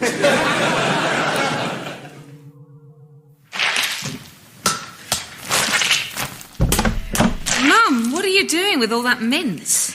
I'm trying to get it to look sort of child-shaped. I'm trying to decide whether to say, good grief, why, or to tell you it doesn't. Well, that side's not finished yet. Look at it from this side. From this side, it looks like Peppa Pig. Oh, fiddle. Right, now I'm going to say, good grief, why? I'm making it for Mr. Uljabaan. Because he can't have a child of his own? He needs it for a banquet. It's one of their traditions. What a hideous bunch. Aren't you always the one preaching cultural sensitivity? I'm fairly comfortable with being insensitive to a man who likes eating meat effigies of children. He doesn't like it. In fact, the tradition is normally to eat an actual child. But he's allergic to human flesh? No, he just isn't comfortable about the whole business. Even though he needs to make a good impression on his commanding officer. His commanding officer's visiting? Yes, for an assessment. And will his boss be all right with not getting a real human child? He'll be perfectly all right with it, because we're not going to tell him. How does he know we don't taste like ground beef? Now, please, get out of my kitchen so I can get on. I could help. Cookery is hardly your forte. No, but I did sculpture at school. With meat? Yes, it was the 90s. We're all trying to be Damien Hirst. Mine got a bit rancid before the end-of-year exhibition, but if anything, that underlined the symbolism of the piece. So I thought it was very unfair of them to give me a C just because it smelled a bit. The final cost will depend on how easily you subdue the global population. Indeed. If humanity just surrenders, then the overall cost could be as little as this. Oh, there might even be enough money left over to invade that inhabited moon of Jupiter. There's an inhabited moon of Jupiter? Just a small amount of aquatic life. I say invasion. It'd be more of a fishing trip, really. But this is good news. But if there's a lot of resistance running guerrilla battles and so on, it could be as much as... Oh. Well, if that's the cost, they'll either tell me to abandon the invasion plan... Right. ...or just fry all living matter on the planet. I'd rather you didn't. Me neither. But it's cheap, and we can still extract the mineral wealth afterwards. But if you keep us alive, you could turn Earth into a manufacturing base. I'm afraid all our manufacturing is mechanised. But we're always having trouble finding staff for our operations hub. That sounds important. Oh, it is. When the Geonin citizenry need to raise issues with Central Command, they're directed towards the operations hub, where their comments are logged, responded to, and passed up the chain. It sounds like a call centre. Yes, that's what you call them, a call centre. We can set up a subspace communications link between Earth and Geosis and turn your planet into an enormous call centre. Great idea, Richard. It wasn't exactly my idea. No, there's no need for modesty. You deserve the credit, and I want you to help me present this plan to the Supreme Commander. Oh, good. These chipolatas are much bigger than a child's fingers, surely. They're all we've got. Look, cut them in half like so, and then we just say he was obese.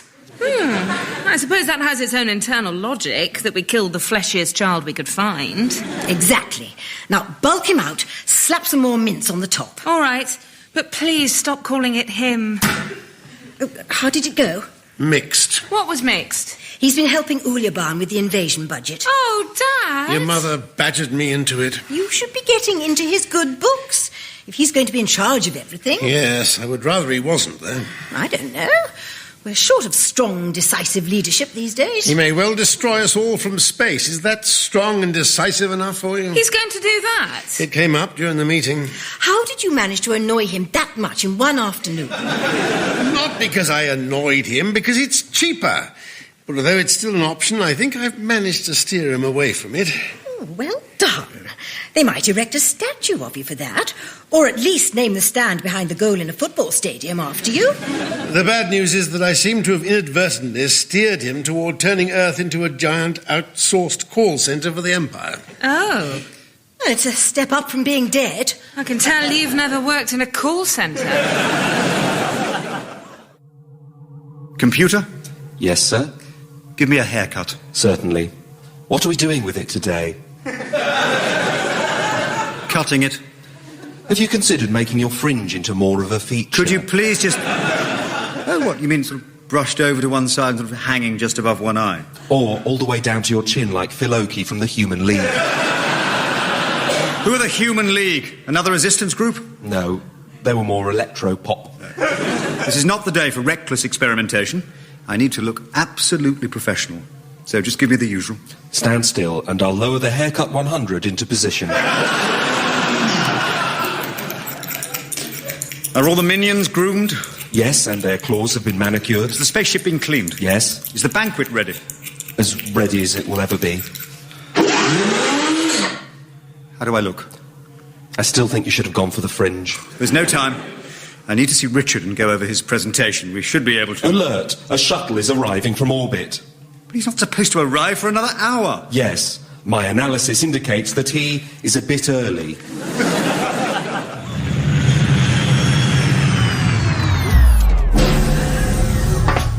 Supreme Commander Grivuk, welcome to... Oh, God, it stinks. I hadn't noticed. Your human guise suits you well? Does it? It's itching me. I was tempted not to bother with it, but, you know, tradition and all that. Of course, tradition. So important, isn't it? Did you have a good journey? I've no idea. I was in suspended animation. But I've arrived on time and alive, so I presume it was fine. Good. At least I managed to find a parking space. Last place I went to, the native population had covered 98% of the land mass with enormous metal spikes for some reason. Had to land in the sea, which was made of acid. Ruined the finish on the ship. Well, our native population haven't quite built over every inch of the available space yet. You're just letting them wander around unsupervised. You haven't even tagged them. I'm using subtler methods. Your generation and your modern invasion techniques, I bet you haven't even killed anyone as an example to the rest, have you? I haven't had cause to do so. You haven't had the balls to do so, you mean? With respect, sir, for the purposes of my research programme, it's best if the natives can operate in relative normality. Yes, we'll discuss business over dinner. I hope it's a traditional banquet. It's all so traditional you'll think I'm your mother in disguise. You're not, are you? No. Oh, good. Because she has tried to catch me out like that before. Ta-da! Not a bad spread. My name's Lucy. I'll be your waitress this afternoon. What are you doing here? Mrs. L asked me to help out, seeing as I'm the only one in the village with waitressing experience. You have waitressing experience? I worked at Razzle Dazzle Pizza for 3 days, and oh my God, it was the longest 3 days of my life. The manager, right, was this total bitch who docked our pay for every minute we were late, and then one morning she was an hour late, but we didn't get to dock her pay. And when we had a meal break, you were allowed 3 toppings on your pizza, which sounds all right, till you find out cheese and tomato count as 2 of your 3. The youngling is making noise, Uljabaan. Miss Alexander, your grievances with the manageress of the Aylesbury branch of Razzle Dazzle Pizza are noted. Now kindly do the job you were brought here to do. All right. Our special today, sir, is a roasted human child served in a whiskey cream sauce with seasonal vegetables and potato dauphinoise. Quite impressed, Uljabaan. Wait till you see what's for dessert. An ingenious local delicacy known as fruit corners.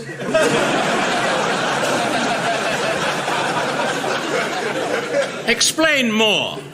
A plastic tray containing a portion of fermented milk, but the corner of the tray houses a smaller portion of compacted fruit. Before eating, one stirs the compacted fruit into the fermented milk. Why must they be kept apart until the moment of eating? That I've never asked. I assume that when mixed they become volatile and therefore must be transported separately. Makes sense. Stop! How did you get past my guards? I knocked on the front door, and before they answered, I ran round the back and let myself in. Who is she? Her name is Katrina Lyons. She's annoying. Kill her. Wait. Before you kill me, hear me out. No. Yes. No. Yes. Shut up. Stop being so rude. I'm not interested in anything inferior life forms have to say. But I've got something to tell you that will shock you to your very core. Why would I want to be shocked to my very core? That doesn't sound pleasant at all. It's something you urgently need to know. Oh, go on then. That meat you're eating is actually not human flesh. No! You already knew that. Oh, yeah. So, Uljabaan, a traditional greeting banquet, eh? I can explain. I must have been to at least 30 of these bloody banquets down the years, and the meat has always been awful. Gristly, stringy, fatty, flavourless, poisonous in one case, but this is delicious. What is it?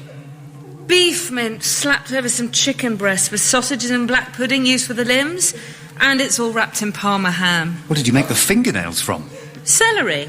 Oh, I ate one of those. I hate celery. Was this before or after you forgot it wasn't really a human child?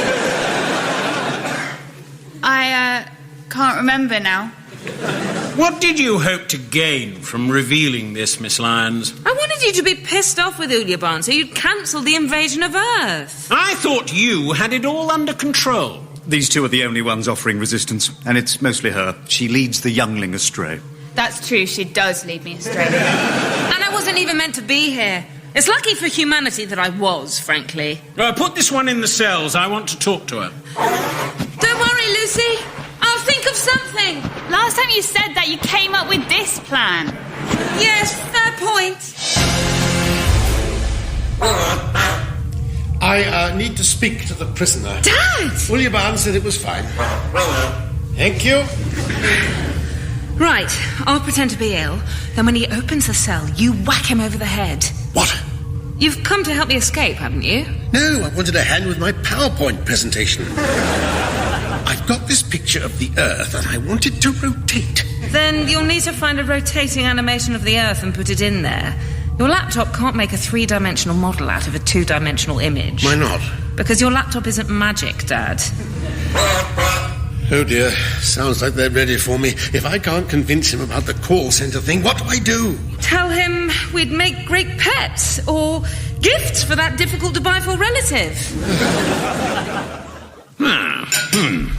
Very decent, Field Commander. I'm glad it measured up to your expectations. Although I'm concerned you seem to be picking up some of the humans' habits, like using napkins and wearing shoes. I hope you're not going native, Field Commander. No, I'm just engaging with them to better understand them. It's how I operate. I'm a people person. You're not a person. No, I just meant... Computer, why aren't we getting on with the presentation? I was waiting for you to. Supposed to begin 40 seconds ago. Come on, bring Richard in. All right. Richard? Did you manage to find me a globe that spins round? Yes, and I can also make it bounce up and down like a basketball and then go through a hoop. Don't do that. OK. Let me know if you change your mind. Who is this, please? Richard Lyons, one of this planet's leading financial experts. Well, I wouldn't say... Don't keep the Supreme Commander waiting. Right. So, we've all been there. You invade a planet and suck out its mineral worth. But then, what do you do with the native population? Well, usually I hunt them for sport. Oh. Aha! But what if you could use them to save billions of pounds? What are pounds? There are millions of units of your own native currency, each and every year. What is a year? What I'm trying to say is, this idea will save you money. Right, carry on.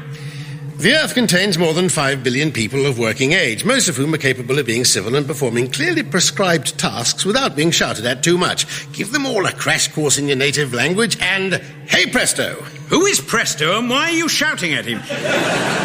Is it just me or does this make no sense? And there you go. You need never worry about your customer service needs again.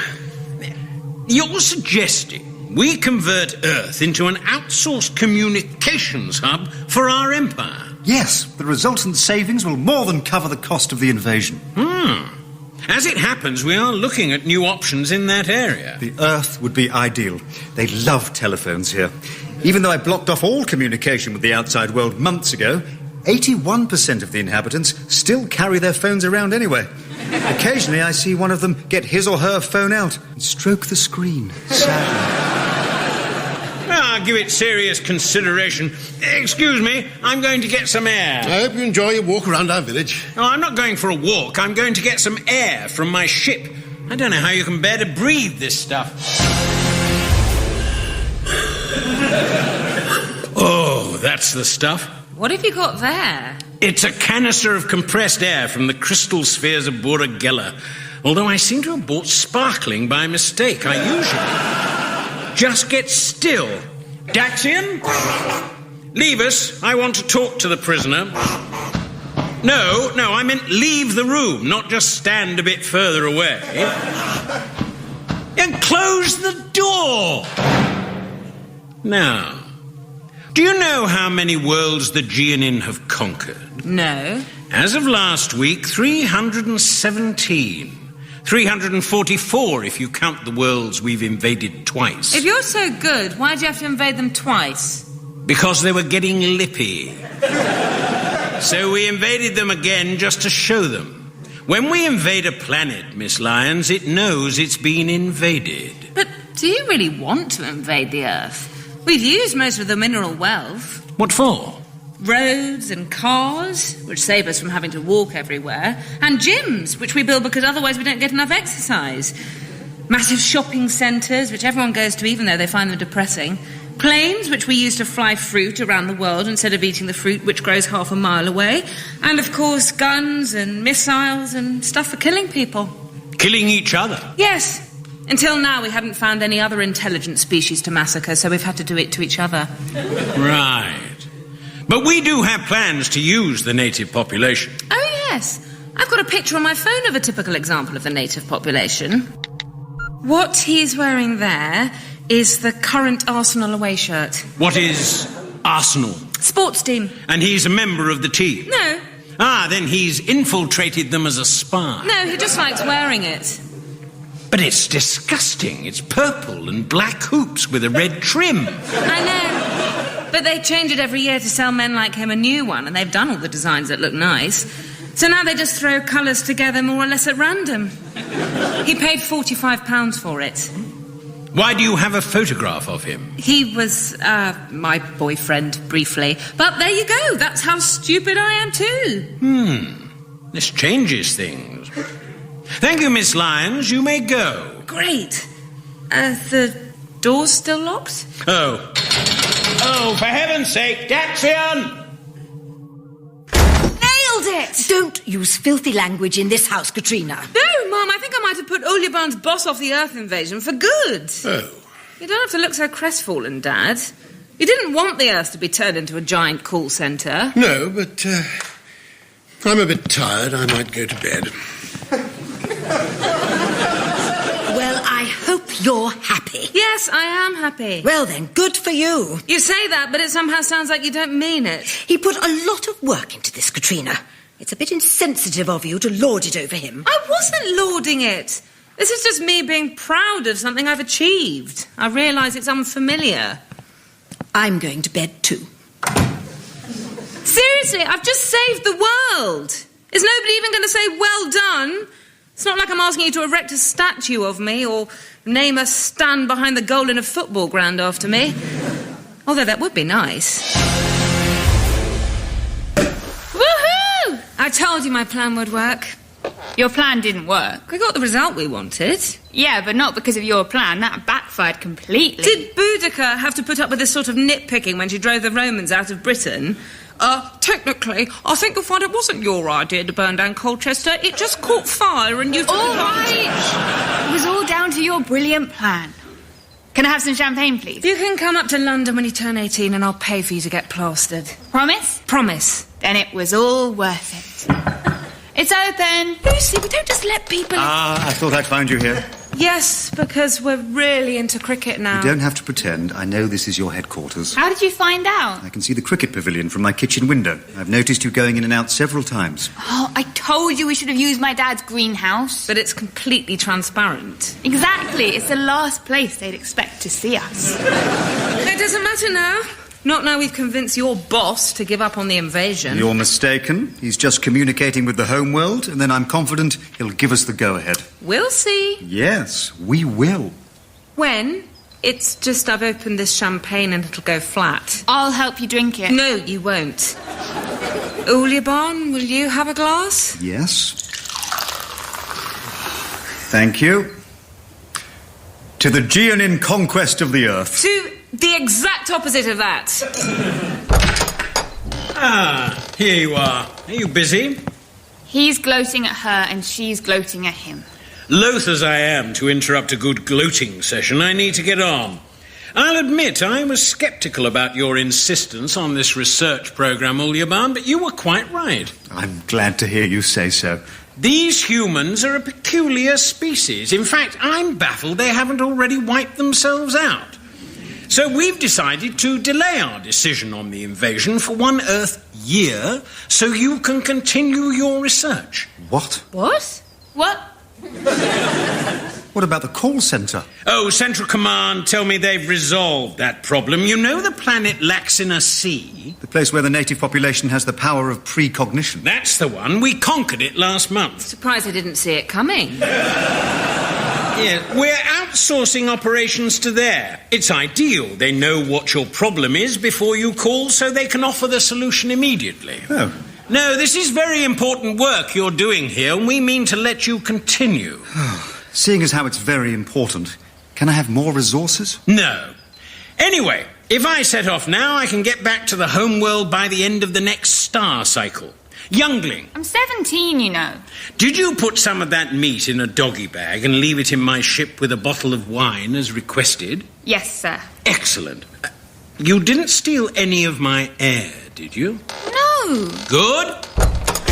He's a terrible tipper. All he left at the end of the meal were 2 small purple rocks. Those aren't rocks. Those are extremely rare Mungnian gemstones. Are they valuable? No. Yeah. I'm glad I stole some of his air. So, Miss Lyons, we have another year of this to look forward to. Might not be a year. We might get shot of you sooner than that. Please keep trying. It's all good material for the research programme. And just you keep on patronising us and underestimating us. One day we'll make you regret the day you picked a fight with the planet Earth and send you home with your tail between your legs. We don't have tails. Figure of speech. And you'll have to go crawling back to your boss and admit that 2 ordinary and yet also remarkable human women outwitted you. Yeah, one day. But in the meantime, please consider Lyons Quality Catering for your next event. I certainly will. Welcome to Our Village, Please Invade Carefully was written by Eddie Robson. It featured Peter Davison, Jan Francis, Geoffrey McGiven, Hattie Morahan, Hannah Murray, John Luke Roberts and Julian Ryan Tutt. It was script edited by Arthur Matthews and the producer was Ed Morrish.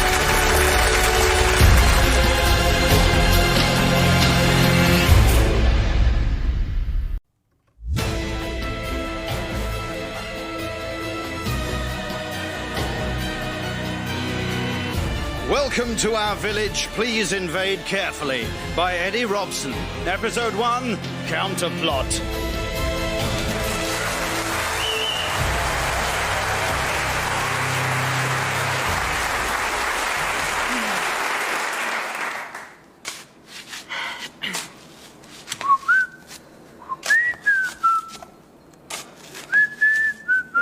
Stop whistling, Lucy. Why?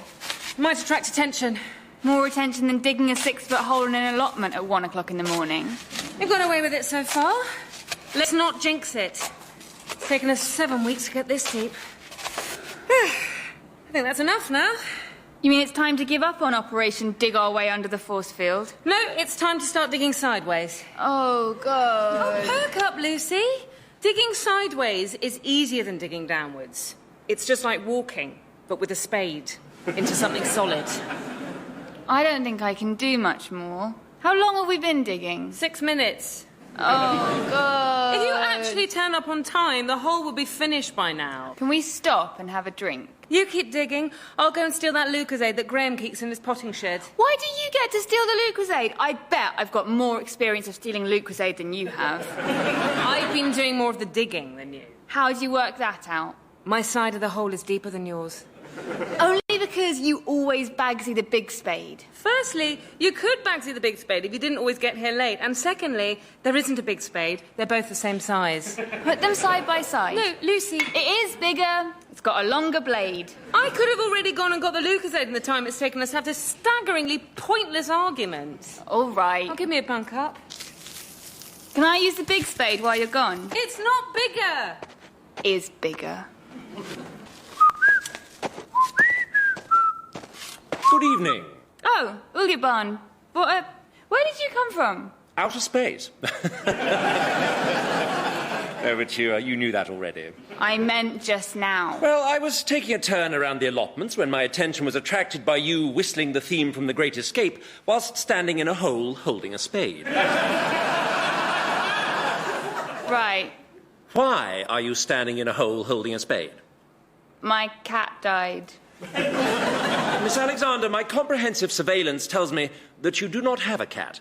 Yeah, no, I meant my hamster died. Neither do you have a hamster. All right, my spider died. Spider. A very small one that you've never noticed. You have a pet spider. Well, not anymore, I don't, and I'm quite cut up about it, actually. And what was this spider's name? Spidey... Spyman. Spyman the spider. You got a problem with that? No, but I would query the need to bury him quite so deep. I don't want an owl to dig him up. Spyman deserves to rest in peace. He had a hard life. Oh, how so? He was born with only 7 legs. Tragic. Still, I'm glad to hear that your purpose in digging this 6-foot-deep hole is for a spider's funeral, and not, for example, to dig under the impenetrable force field that I have erected around this village. I'm burying Spyman. Can you leave me alone to get on with it? No, because Spyman is a fictional spider, created for the purposes of your contrived cover story. I've been aware of your hole-digging project for months. Why didn't you do anything about it before? Partly because I've been studying your progress as part of my research programme into human behaviour, but mostly because you and Miss Lyons are very bad at digging. And watching you try is very funny. However, as I have now commandeered this portion of the allotments, I'm putting a stop to it and arresting you for trespassing. Yartek, Rega... Hey!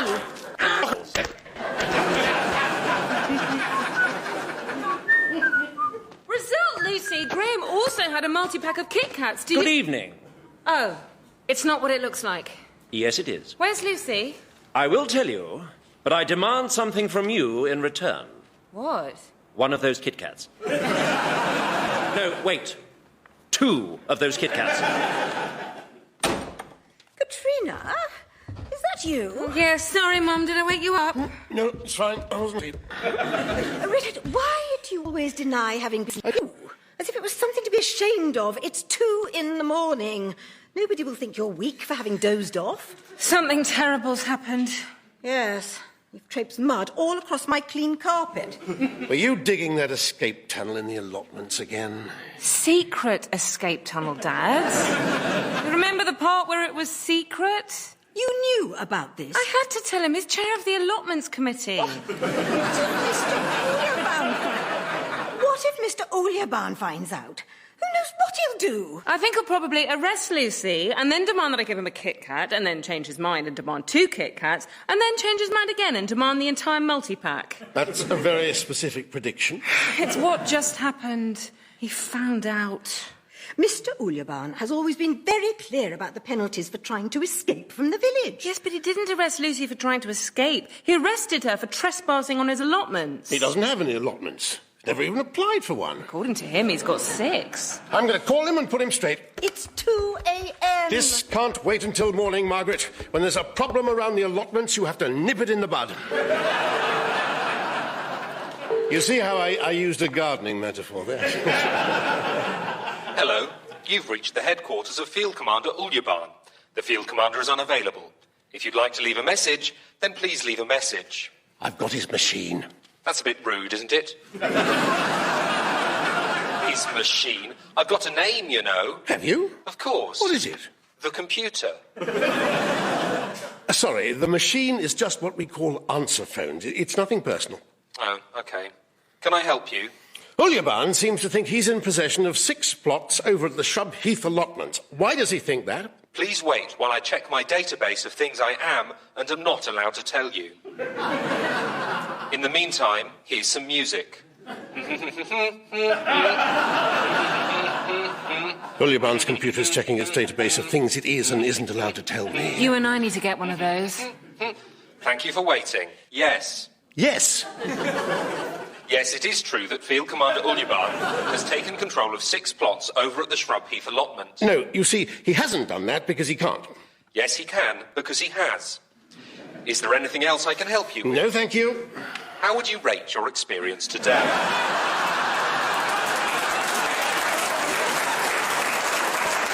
Excellent, good, average, bad, terrible, don't know. Good. What could we have done today to raise the quality of your experience from good to... Unbelievable. Then he has seized control of the allotments. Hello? Sorry, we seem to be cut off. What could we have done today to raise the...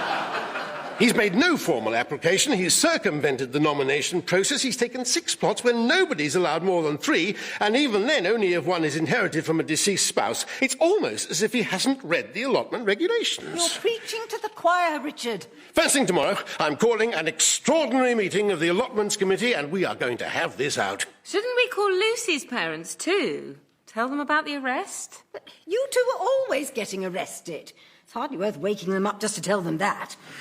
Oh, Richard, let's go back to bed. Oh, I'm too cross to sleep now. Well, since you apparently never sleep, that won't be a problem, will it? Welcome to your first day as part of the Penal Agricultural Labour Scheme, or PALS for short. And I'm sure you'll all be great pals after you've finished digging my allotments. Is this like an ironic punishment because you arrested me for digging? No, it's just a normal punishment, and because I have some digging that needs to be done. Now, pick up a spade and follow me. Chop, chop. Yes, got the big one. Is it bigger? Yes, it bloody is, Graham. When did Uljabaan arrest all these people? This morning. He's had a crackdown. Must admit, I didn't realise a lot of this stuff was illegal. What stuff? Oh, using sellotape, wearing green, liking owls. He arrested me for having hiccups. Graham, he's just arbitrarily decided a load of things are illegal so he can recruit a slave labour workforce. Ooh, that's clever.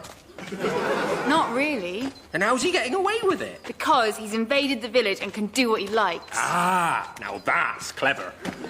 I need these 6 plots to be cleared by the end of the morning. Oh, but this is the plot I've been looking after for Mrs. Tipton. The old blind woman? Why on earth would you do that? Are you saying I'm not the kind of person who'd help an elderly disabled lady with her gardening? Yes. Maybe you don't know me as well as you think you do. Or maybe I do know you as well as I think I do, and you have some ulterior motive for tending Mrs. Tipton's allotment. No. What does ulterior mean? It's academic now. Dig everything up and put it onto this pile. Start with Lawrence's courgette plants. Don't we get any food? Yes, of course. All the raw courgettes you can eat. This extraordinary meeting of the Allotments Committee will now come to order. Is it true? Yes, Lawrence, I can confirm that Uljabaan has annexed 6 plots over at the allotments. But you can't just take an allotment. An allotment has to be allotted to you. Otherwise it would be called a take one whenever you want-ment. Do you know how long I had to wait for my plot? Yes, Ron, being the chair of this committee, I do know exactly. 4 years! Yeah, as I say, I did know that. And now he's tearing everything up. It's taken me hundreds of hours' work to cultivate that vineyard. Exactly. Wait, Ron, you've got a vineyard. Yes. You hear all this stuff about global warming and how in 10 years England will be like the south of France, which means English wine will be massive. So I thought I'd get in on the act. I've got several bottles of Cabernet Sauvignon 2012. Maturing in Graham's potting shed. You should try some. You really shouldn't. I accidentally spilled a glass into my tomato bed and 2 days later they were all dead. And he's torn up all my courgette plants. One of those was a really funny shape. I was going to send a picture of it to the parish newsletter. Let's stand up to him. Yes. Let's take decisive action. Yes. Let's march in there and take it back. Or we could write him a strongly worded email. A strongly worded email. It's a start. What would you have done? Said, let's stand up to him. Let's take decisive action. Let's march in there and take it back. You're so naive, Lucy. Of course I wanted to say that, but if I had, everyone would have just ignored me. Then you should have shouted. I did want to shout. But these are frightened people. I have to bring them over to the cause slowly. I don't think you realise what hard work it is. Is it harder work than being in Uljabaan's labour camp? It's emotionally very draining. Kat, it's horrible. We dig and dig and... Actually, it's not that different from your escape plan. But with raw courgettes instead of Lucozade. Can't you just cut through this stupid fence? It's not enough to liberate you. We have to liberate the allotments too. What's Uljabaan want these allotments for anyway? He's building a building so he can plant some plants in it. Oh, that was a weird sentence, wasn't it? Building a building, plants and plants. What sort of building? Building a building, plants and plants. What sort of building? A hydroponic shed. See, that big black thing. That's the most sinister shed I've ever seen. Wait, is he building it over our hole? Yeah, he made us fill the hole in. But that was our hole! Kat, if you're going to be sentimental about the hole, I am going to throw you in the hole. You said you just filled it in. I will dig the hole again and then throw you in. Isn't that self-defeating? You'd only be creating more digging for yourself. Oh, go and write your strongly worded email. Commander Uljabaan, a strongly worded email has arrived for you. Read it out. Dear Mr. Uljabaan, it has come to the attention of this committee that you have taken possession of 6 plots in the Shrubheath allotments, of which this committee is the committee thereof. We respectfully draw your attention to Section 3, Paragraph 6 of the allotment regulations, and indeed all the rest of the allotment regulations. Brackets attached, close brackets, and equally respectfully we suggest you stop it and give them back. Yours, with the greatest respect, the Allotments Committee. Another email has arrived for you. Dear Mr. Uljabaan, sorry, we forgot the attachment. Here it is. Yours, the Allotments Committee. Send a reply, computer. Dear Allotments Committee, thank you for your strongly worded email and for your other, less strongly worded email. Rest assured, I have taken your concerns into consideration. I hope this represents an amicable conclusion to the matter. Yours, etc., Field Commander Uljabaan. Also, Margaret Lyons is here to see you. Oh, has she brought any cake? No. Oh. Well, let her in anyway. Hello. Are you busy? Never too busy to speak to you, Margaret. I see you're doing something over at the allotments. A little experiment in growing vegetables native to our home planet of Geosis in your Earth. Earth. But I thought all your food requirements were taken care of by your computer's matter replicate. Some people say it doesn't taste the same. Yes, I can understand that. They're wrong. It tastes exactly the same. I can prove it to you right now if you like. No, that's enough, computer. Are you sure about this? Yes, he'll bore on about it for hours if you let him.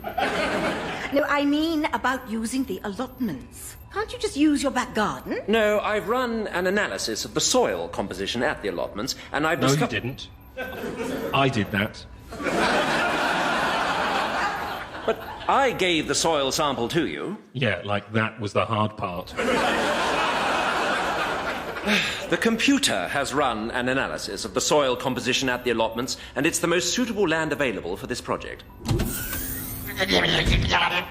No, Varga, I'm busy talking to Margaret. No, she hasn't brought cake. Come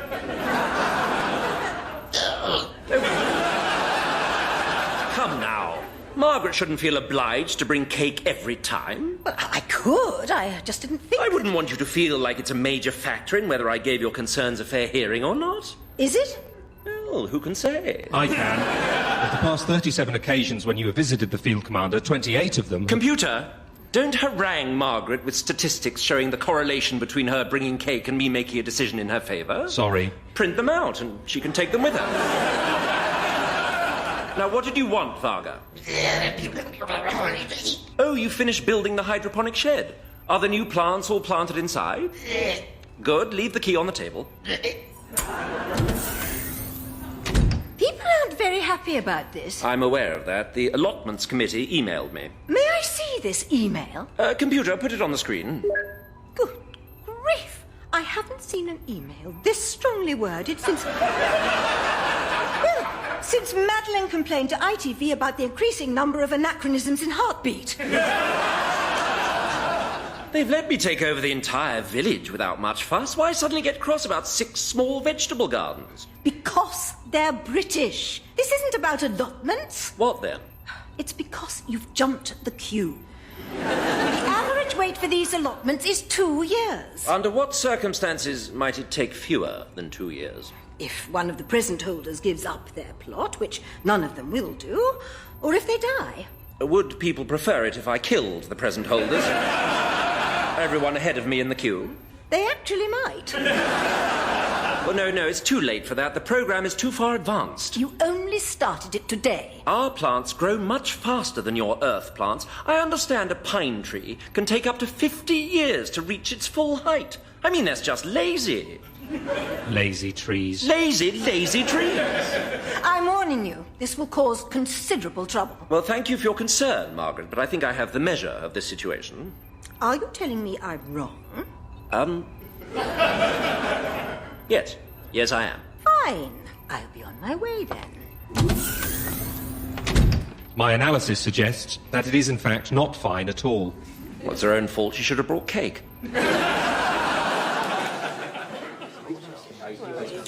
Thank you for all attending this meeting of the Allotments Committee.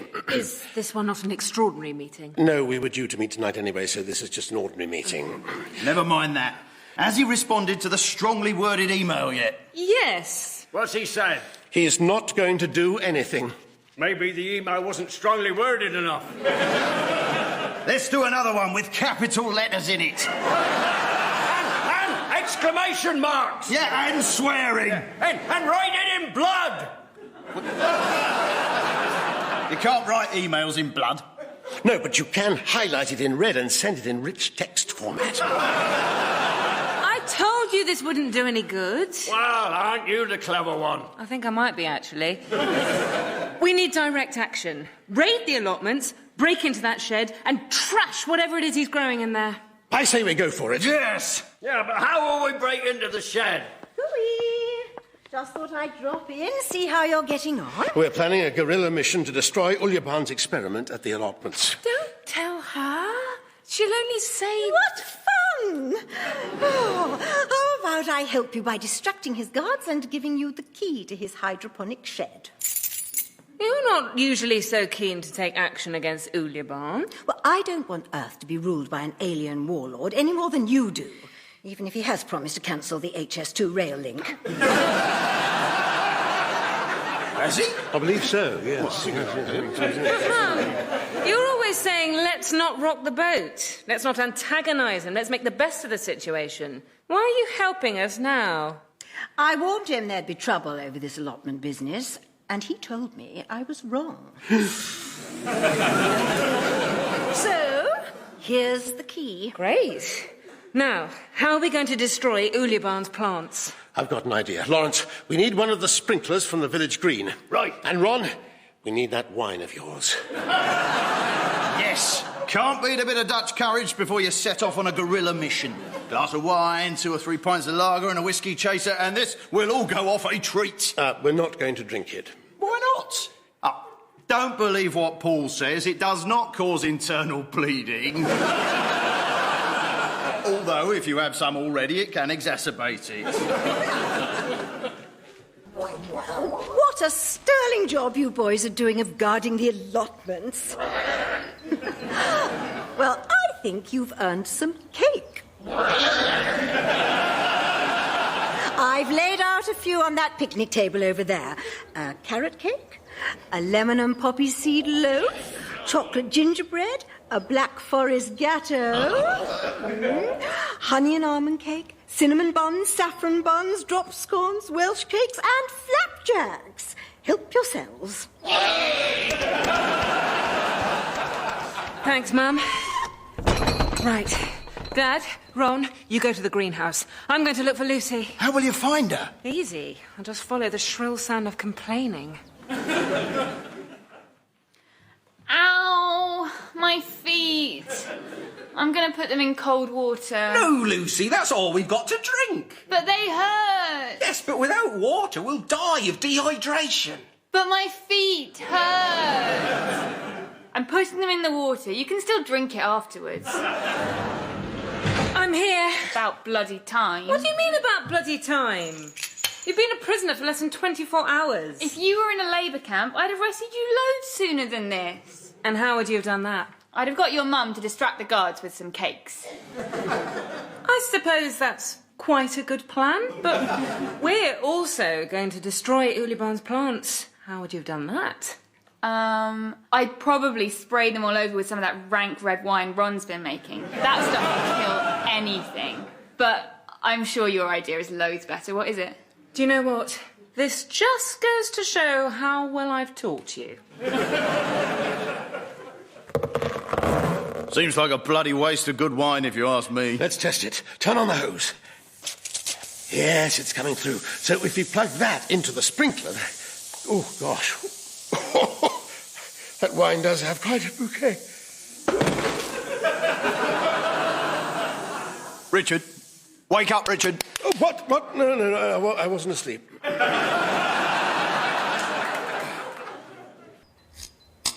Are you sure that's the key to unlock it? It's the one Mum gave me. Maybe it only responds to Uljabaan's unique bioprint. Bioprint? What's that? I don't know, it just sounded sci-fi.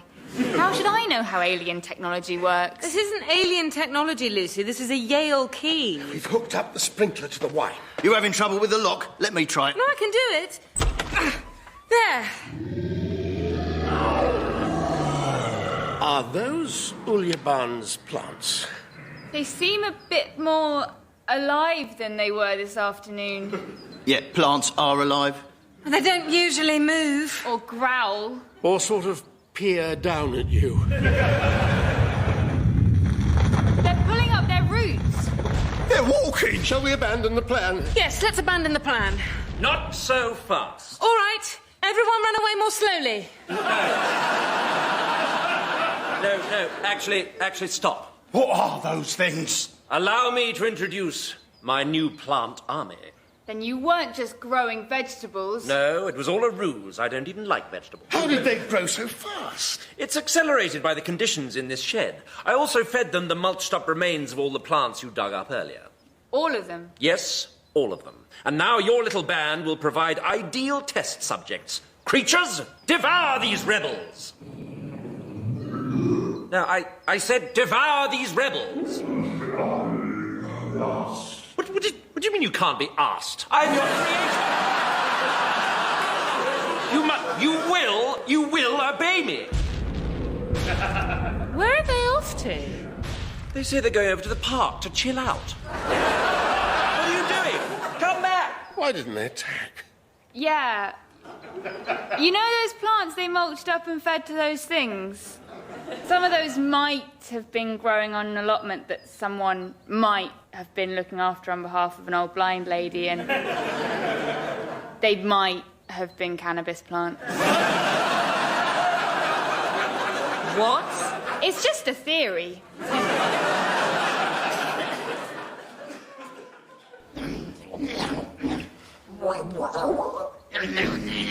Black Forest Captain.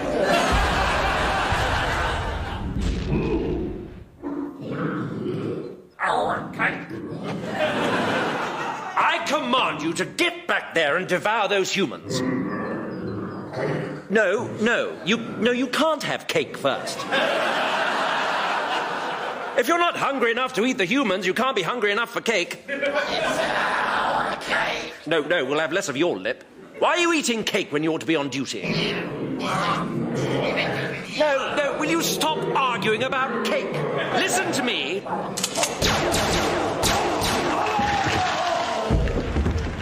Oh, bravo. You've killed my entire plant army.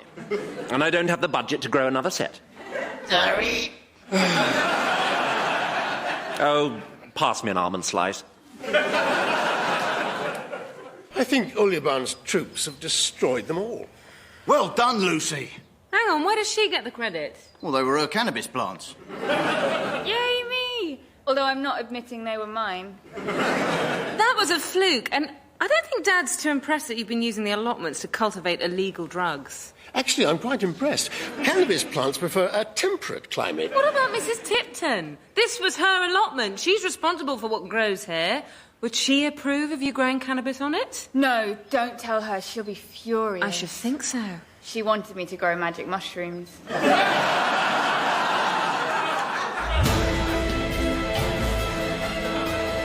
Welcome to Our Village, Please Invade Carefully featured Michael Burtonshaw as Lawrence, Peter Davison as Richard, Charles Edwards as Uljabaan, Jan Francis as Margaret, Dave Lamb as Ron, Hattie Morahan as Katrina, Hannah Murray as Lucy, and John Luke Roberts as the computer. It was written by Eddie Robson and script edited by Arthur Matthews. The producer was Ed Morrish.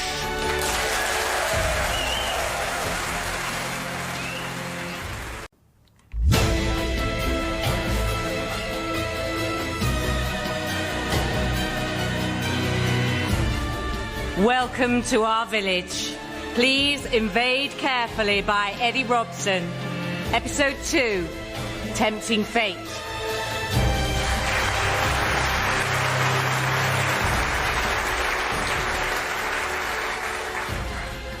Now, it's taken a lot of work to get everyone back around the negotiating table. So now we're here, I hope we can broker an amicable resolution rather than descend back into conflict. So, Penny, what do you propose to contribute to the Village Fate cake stall? Orange cheesecake brownies, millefeuille, and savoury... No. But then don't interrupt. Savoury flapjacks. Why? The clue's in the word savoury. People don't come to cake stalls looking for something with feta cheese and a sun-dried tomato in it. Some people like them. Oh, some people. Well, let's talk numbers. Margaret, how many did we sell last year? 2. 5. I counted them back in at the end of the day myself. 3 of those weren't sold. They fell off the stall and into some mud. Oh, they fell, did they? Or were they pushed? I don't know what you mean. You're just plotting to take down my flapjacks because you want to do parking. But you can't because of the rule restricting the number of oat-based foodstuffs on the stall. But we've not done parking before and it deserves a chance. I've brought some samples. No. Firstly, it's an autumn cake, and this is a summer fate. Secondly, it isn't local. Oh, we only sell local cakes now, do we? Pardon me, I didn't realise millefeuille was invented in Aylesbury. You know what I mean? I'd like to hear you say it. Fine. It's a northern cake. Racist. And it will go on our cake stall over my dead body. You're threatened by the parking. Give it here. I'm sorry about this, Mr. Uljabaan. Oh, don't apologise. This is much more entertaining than I expected. I imagine the tension is a consequence of everyone being enclosed in the village whilst an alien invasion is in progress, so trivial issues like this seem much more important? No, it's always like this every year. I think we got through the 2006 meeting without physical violence, but that was because I shut everyone else out and decided everything myself. Ow! Get off me! You'll eat parking first. Help! She's got my hands and she's forcing parking into my mouth. Eat the parking! Madeline, that's enough. All right. Oh, has anybody got any water? Your combat technique is impressive. Thank you. Particularly how you held both her wrists with one hand and forced the parkin into her mouth. Have you had any military training? No, but I did go to a comprehensive school.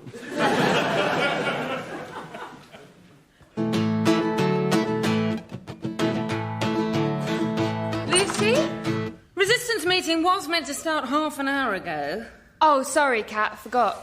Don't let me drag you away from the important business of playing my guitar. Why have you got my guitar? I asked your dad if I could borrow it, and he said he didn't see why not, seeing as how you've never played it since 1997. That's not true. I last played it when I was 18, which means it was 1990... Well, never mind that, it wasn't his to lend. I had been thinking I might get back into playing it. Now I've got time. You'd been thinking that? Yeah. Yeah, well, I'm actually doing it. Can we talk about this after the resistance meeting? Can I play you this song I've written first? All right, make it quick. He told us he was human. He said his name was Thomas. Said he was Lord of the Manor, but he was being less than honest. So now he's stopped the lies. It doesn't mean that he's your mate. He'll take over planet Earth and appoint himself dictator. Have you got any more? Hello? Uljabaan? I'm not armed. Stand down, Gravis. It's just Richard. Field Commander Uljabaan is not here. Would you like to leave a message? Yes, he borrowed my box set of The World at War. Has he watched it yet? Not yet. Maybe you could copy it onto your hard drive, then he can watch it whenever he likes. I'd rather not. I'm already keeping 3 series of Boardwalk Empire and all of Breaking Bad on here for him. What is Breaking Bad? Wow, you really have been cut off from the outside world for quite some time, haven't you? If you could just let him know about the DVD. Before you go, I've been refining a new projection algorithm for mapping the statistical likelihood of events. Is this to help Uljabaan plan his military strategy? I expect he'll want to use it for that, but I did it because I want to run a fortune-telling booth at the village fete. That sounds like fun. Yes, it will be fun. Can I tell your fortune? Of course. Calculating your fortune now. You're going to die within 4 days. Right, that seems to be working fine. What? I said, that seems to be working fine. No, the part about how I'm going to die within 4 days. Oh, right. You're going to die within 4 days. How does it happen? I'm afraid the finer details are lost in the mists of future time. I only know that you're going to die within 4 days. But I need to know more. Why? So I can try to avoid it. You can't avoid it. It's the future. Then why did you tell me? For fun. Oh, good afternoon, Richard. Your computer just told me I'm going to die within 4 days. Oh, is your new algorithm working? Yes. It needs some fine-tuning, because I can't tell how Richard is going to die. I can't believe this. Ah, sounds fairly concrete, Richard. Go and make the most of what little time you have left. Spend it with friends and family, partake of the finest food and drink, perhaps go on a mini-break. A mini-break? Yes, well, I mean, with 4 days to live, you haven't got time for a proper holiday. Mum, why did Dad give Lucy my guitar? Trina, I neither know nor care. Why do you? Hadn't played it since 1997. Why does everyone know the date of this? Did you make a note on the calendar, the 16th of October, 1997? No, it was the 28th of August. Oh, for heaven's sake. It was, in fact, our 30th wedding anniversary. You learned to play the first song that was played at our reception. No, I didn't, because the first song at your wedding reception was Band of Gold. What's wrong with Band of Gold? Have you ever listened to the lyrics of Band of Gold? Not all the way through. Obviously not. So I thought I'd play the second song, but it was If You Don't Know Me By Now. The third was You've Lost That Loving Feeling. The fourth was Suspicious Minds. So what did you play? God only knows. I was just asking. No, the song, God Only Knows, by the Beach Boys, which was 16th on the list and has an ambiguous message at best, but by that stage I was desperate. Anyway, do we still have that spare set of guitar strings? Yes, they're in the drawer of things that don't have a place. Hello. Is it safe to come in? We're not wrapping your birthday presents, if that's what you mean. Your birthday isn't for 5 months. I know it's not my birthday. I'm just checking there aren't any live electrical wires or loose bits of masonry and the house isn't on fire or anything. Stop being silly and come inside. All right. Dad, did you give Lucy my guitar? If I say yes, are you going to strangle me with that garrote wire? It's a guitar string. You might still strangle me with it. Well, she is quite cross about you giving Lucy that guitar. Yes, but I'm not cross enough to kill him. It's not like he gave away Mr. Tom. Mr. Tom? Oh, you know. That scraggy old cloth cat she used to drag around. Oh, you still wanted that? Dad, where is Mr. Tom? Katrina, love, could you put the guitar string down? What's up with you, Richard? You look terrified. Uljabaan's computer was practicing its fortune-telling act, and it told me I'm going to die within 4 days. It's not funny. He worked it all out with an algorithm. Oh, well, if an algorithm said so, it must be true. It's fortune-telling. It's just a bit of fun. That's what the computer said, but then it told me I was going to die, and I don't think that is fun. Dad, fortune tellers always tell you something melodramatic. Are you really going to worry about this for the next 4 days? No. No, it's silly, really, isn't it? Obviously it is. Yes, it's fine. Everything's fine. Except the fact you're giving my stuff away to anyone who happens to swing by the house. Well, I was glad to see the guitar go to a good home. When you gave up playing, I thought, oh, God, 35 quid down the drain. You told me that guitar cost £60. No, it was worth 60. I got it for 35. He tells this story to everyone. Except me, apparently. I was in a second-hand shop and the guitar was in the window and the chap said, it's worth £60, that is. And I said, I'll give you 35, and he said, all right. That is quite a story. Why didn't you tell me it cost 60? Because that's how much your brother's bike cost, and you'd have been cross if you thought we were spending less on you. Damn right I'm cross. I need to take these strings to Lucy, but you owe me 25 quid's worth of Christmas presents. Oh, you're not serious. I'm willing to be fair. I'm not going to demand you increase it in line with inflation. Although, in today's money, that would be just over 40 pounds. Happy memories. What, of her playing the guitar? No, of me buying it for 35 quid. It was worth 60, you know. When you've finished reminiscing, could you please make yourself useful with the preparations for the fete? What needs doing? Go over to Penny's and get the coconuts for the coconut shy out of her attic. Right. But first, taste the lemonade I've made and see if it needs more sugar. There's a glass of it on the side in the kitchen. That sounds like a very pleasant and, above all, safe job. Well, just mind you drink the lemonade and not the glass full of lemon-scented bleach that's sitting next to the lemonade. They're a very similar colour, and both the glasses say lemonade on them, but in different fonts.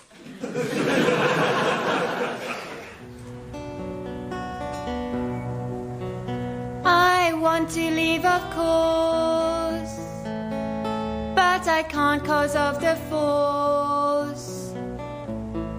Field around my town, yeah, it really gets me down. I guess I'll have to wait, 'cause I don't want to disintegrate. Thank you. Thank you. I really like that last song you played. There are only a couple of things I'd change. Change? I'd hold the chorus back until after the second verse. I wouldn't. And instead of "it really gets me down," how about "it makes me feel like a clown"? What difference does that make? It's a richer piece of imagery. No, it isn't. They're just suggestions. I'm not going to demand an equal split of the credits or anything. I'll be happy with 25%.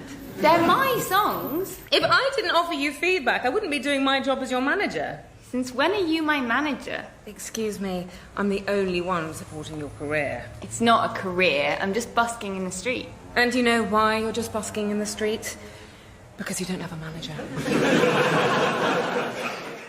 The coconuts are in the box marked kitchen things. Got it? I don't think she's reached a final decision yet on the whole flapjacks or parking issue. Bit mouldy, this box, almost falling apart.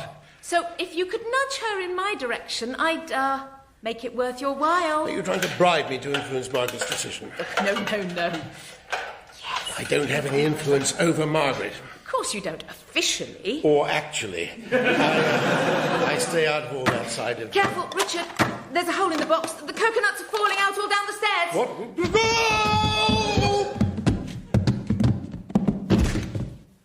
It's all right. I'm still alive. I think. I've got you a gig. I didn't ask for a gig. It's a thankless task being your manager. You're not my manager. Come on, Lucy. Where's your ambition? This is a great platform to whip up popular opposition to Uljabaan. What's the gig? It's in the Rose and Crown. I'm not allowed in the Rose and Crown until I'm 18. All right, it's in the Rose and Crown car park. But it's a paying gig. There's money in it. I didn't say it paid money. I knew it. But Ron's agreed to pay you in crisps. What kind of crisps? Crinkle cut. How many bags? Ron offered 10, but I pushed him up to 15. At first, he wanted to pay you in peanuts, but I told him I wouldn't let a client of mine work for peanuts. I do like crinkle cut crisps. And my mum won't have them in the house. She says they're common. Why? She says that about a lot of things. Buses, Topshop, margarine. So you'll... Computer games, Velcro shoes, Adele. Kraft cheese slices, ITV. Are you finished? Argos. She won't set foot in Argos, although she has ordered from them online. She's such a hypocrite. Will you do the gig? All right. Excellent. Here's the first half of the crisps. There's only 6 bags here. Yeah, I get 20%.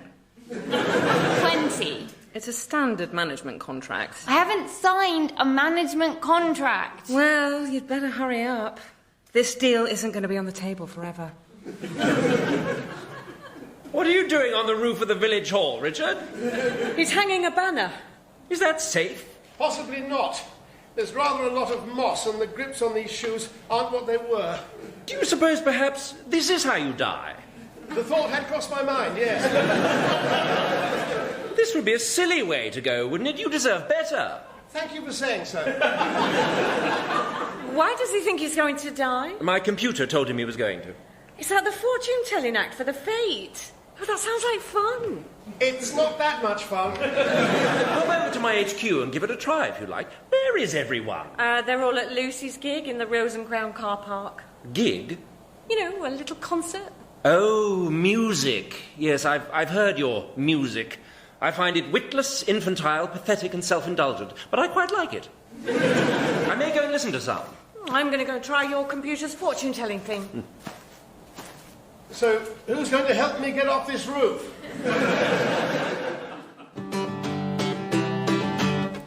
With his massive shiny spaceship, is he trying to compensate for deficiencies elsewhere? That's why he wants to dominate other people's planets where he has no business being. He thinks we'll all roll over, pardon me for disagreeing.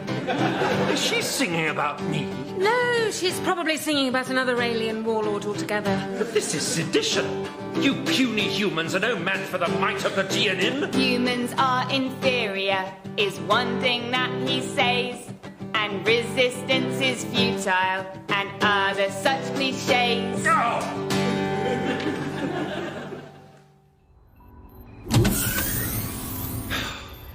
Hello, Field Commander. Shut up. My sensors indicate you are cross. I am. I'm so cross that I kicked a ladder on my way back past the village hall and almost killed Richard in the process. Almost? Is he fatally injured? No, he's just slightly sprained his ankle. Damn. The Alexander girl is singing satirical songs about me in a pub car park. Oh, so what? Well, it's quite hurtful. It's not as if you need these people to like you. No, but I need them to fear me, and I don't think they do if they're openly criticising me in musical form. I'm going to ban Lucy Alexander's music from being played anywhere. Don't. Banning things only makes them more interesting to humans, whilst the act of banning it makes you less popular. It's a lose-lose situation. What, so I meant to just let her go on singing these songs? Yes. Probably it will just be a fad and people will lose interest. If not, it doesn't matter, because satire doesn't change anything anyway. It largely confirms the audience's prejudices rather than confronting them, and ultimately it does not inspire action against the status quo, but if anything, replaces it. And in the meantime, you get to look confident in the face of her criticisms. A swell guy who knows how to take a joke. And I suppose it could also be useful material for my research programme into human behaviour. Absolutely. He has no business being. He thinks we'll all roll over. Pardon me for this. I'm rather hoping it is a fad. I heard you had a little concert over at the pub. Yeah, it went really well. It's good that you're developing interests outside of trying to undermine an alien invasion. Actually... Can Lucy play at the Fete? That would be nice. At the moment, our only live music is Alan's Bob Dylan tribute band. The one where all 6 of them dress as and talk like Bob Dylan. Yes. They call themselves Mob Dylan. I think the name came first, but certainly Lucy can play. Thanks, Mrs. L. We need to burn off some CDs to sell at this thing. I'm going to make an album. No, you're going to make an EP to build some buzz for the album, which will drop in time for the Christmas market. The banner's on the roof. Excellent. Now, Madeline's just been digging a hole on the village green for the maypole to go into, and she's hit what seems to be an unexploded German bomb from the wall. Can you take a look at it? All right, fine. I had a good innings. Can't complain.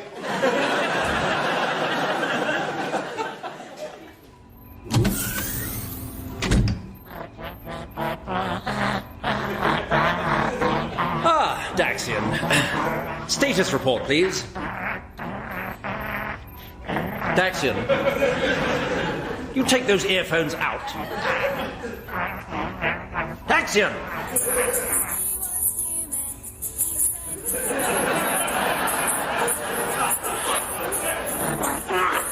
What are you listening to? It's a song by Lucy Alexander, isn't it? You traitorous numbskull! For this, I shall have you... Remember what we talked about? But he's one of my own troops. Same principle applies. No, I'm kidding. I can take a joke. Everyone knows that. Of course they do. I just laugh it off. Yes, you see, I've laughed and it's off. Now go about your business. Can you use your algorithm to calculate how much longer I'm going to have to put up with this? I'll try. Your future holds a mysterious visitor who will knock 4 times. That wasn't what I asked. No, but it was true. Only me. It's Margaret. What's mysterious about her? Well, for a start, that's not her natural hair colour.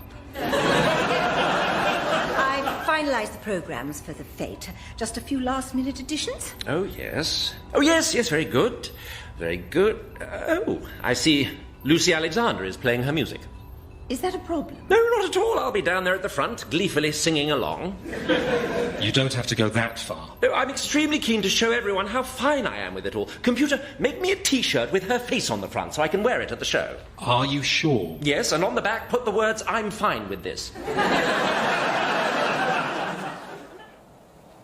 Madeline, could you pull that rock out of the way? Right. OK, easy does it. Ah, there you are. thick as thieves. Penny, we are actually quite busy, if you don't... She went with the park-in, didn't she? Yeah. You bribed him, didn't you? So did you, and I told you both not to bother because I have no influence. Now, if you could please let us concentrate on getting this bomb out of the ground. Is that a bomb? No, it is in fact an old flower pot. What are those wires sticking out of it? Those are some old wires, Madeline, that someone has left inside the old flower pot.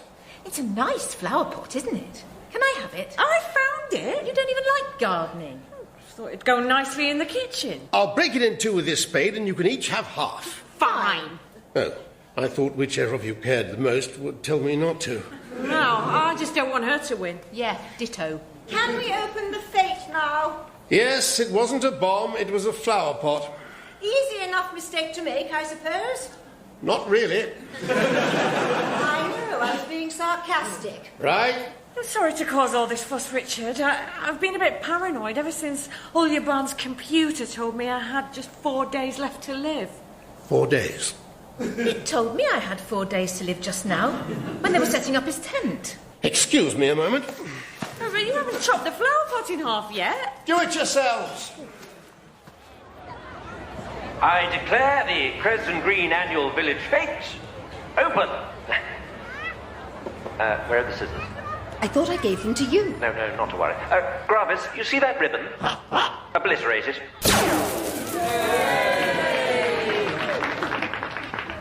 Lucy, you're meant to be doing the sound check. I've got ages. You've got 8 minutes. Like I said, ages. And I wanted to come down here first and see if Uljabaan messed anything up. See if there's anything I can use for material. Now, you can't change the set list. I've carefully organised it to alternate between anger and mockery and kept apart the songs that sound a bit similar. Yeah, but if I want to just improvise something... Don't.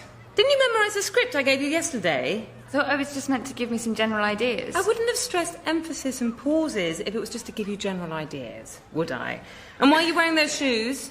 Because I'm outdoors. No, I didn't mean why are you wearing shoes generally. I meant you're supposed to be wearing your Doc Martens. That's the image. Stop being an anally retentive control freak. Firstly, that's a tautology. Secondly, no, I'm not. And thirdly, stop screwing everything up and do your sound check. Fine. Come inside, unwary mortal. Come inside and take a glimpse into the future. If you dare. It's me. Oh, hello, Richard. Still alive? I've just been talking to Penny and Madeline, and you told both of them they're going to die within 4 days, too. What's your point? Are we all going to die within 4 days?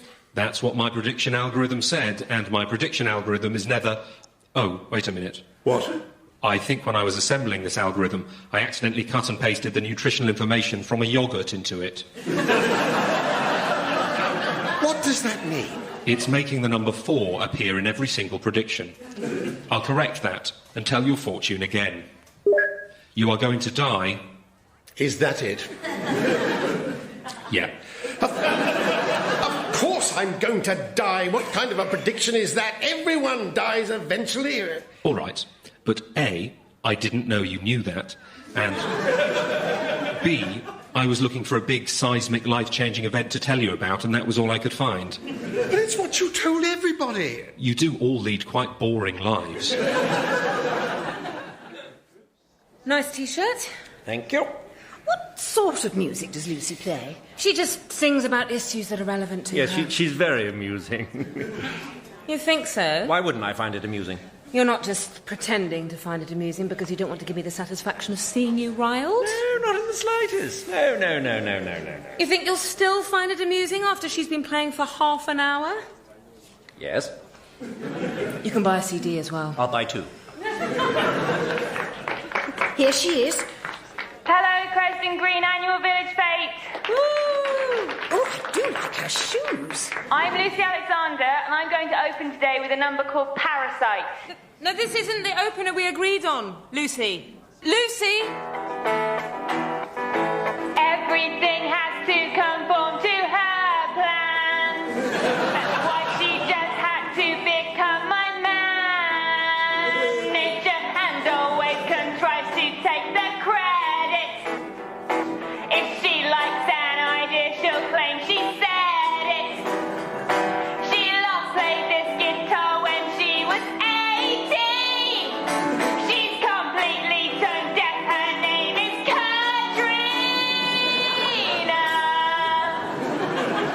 Is this one on the CD?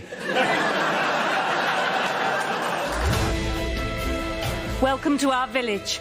Please Invade Carefully featured Elaine Claxton as Penny, Peter Davison as Richard, Charles Edwards as Uljabaan, Jan Francis as Margaret, Hattie Morahan as Katrina, Hannah Murray as Lucy, John Luke Roberts as the Computer, and Jane Slavin as Madeline. It was written by Eddie Robson and script edited by Arthur Matthews. Original music was by Grace Petrie. The producer was Ed Morrish.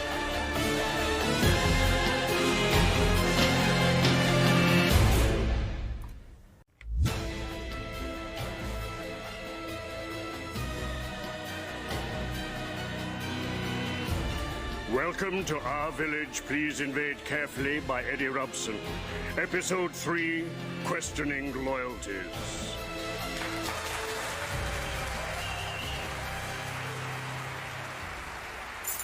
Lawrence! Don't open that shed. Hello, Katrina. How's your mum and dad? Normal. Just like everything else, completely normal.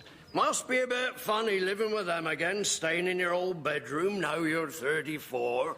Yes, it's hilarious. In fact, it's one of the most amusing things about being trapped in a village that's been invaded by aliens and cut off from the outside world. Isn't it strange how life turns out? It's stranger than I expected, I'll grant you that. Well, I need to get on and mow this grass, so if you could just let me get into the shed. Don't look in the shed. Why not? Take a break. Put your feet up. I'll mow the grass. You don't know how to drive the ride-on mower. I drive ride-on lawnmowers all the time. I thought you worked for an educational charity in London. I did.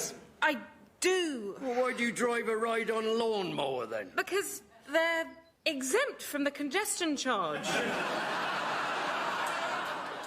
I'll have to remember that next time I'm down. Yes, although by then the entire planet will probably have been invaded by aliens, seeing as how Lucy and I are the only ones trying to stop them. Oh, I expect it'll all blow over. Yes, probably. I'm sure it's nothing to worry about. So if you want to run along, I'll mow this grass for you. No, you're right. Until this alien invasion business, I hadn't realised just how much my sense of identity was bound up with keeping an expanse of grass from growing past a certain point. Lawrence, no. Good Lord. This isn't what it looks like.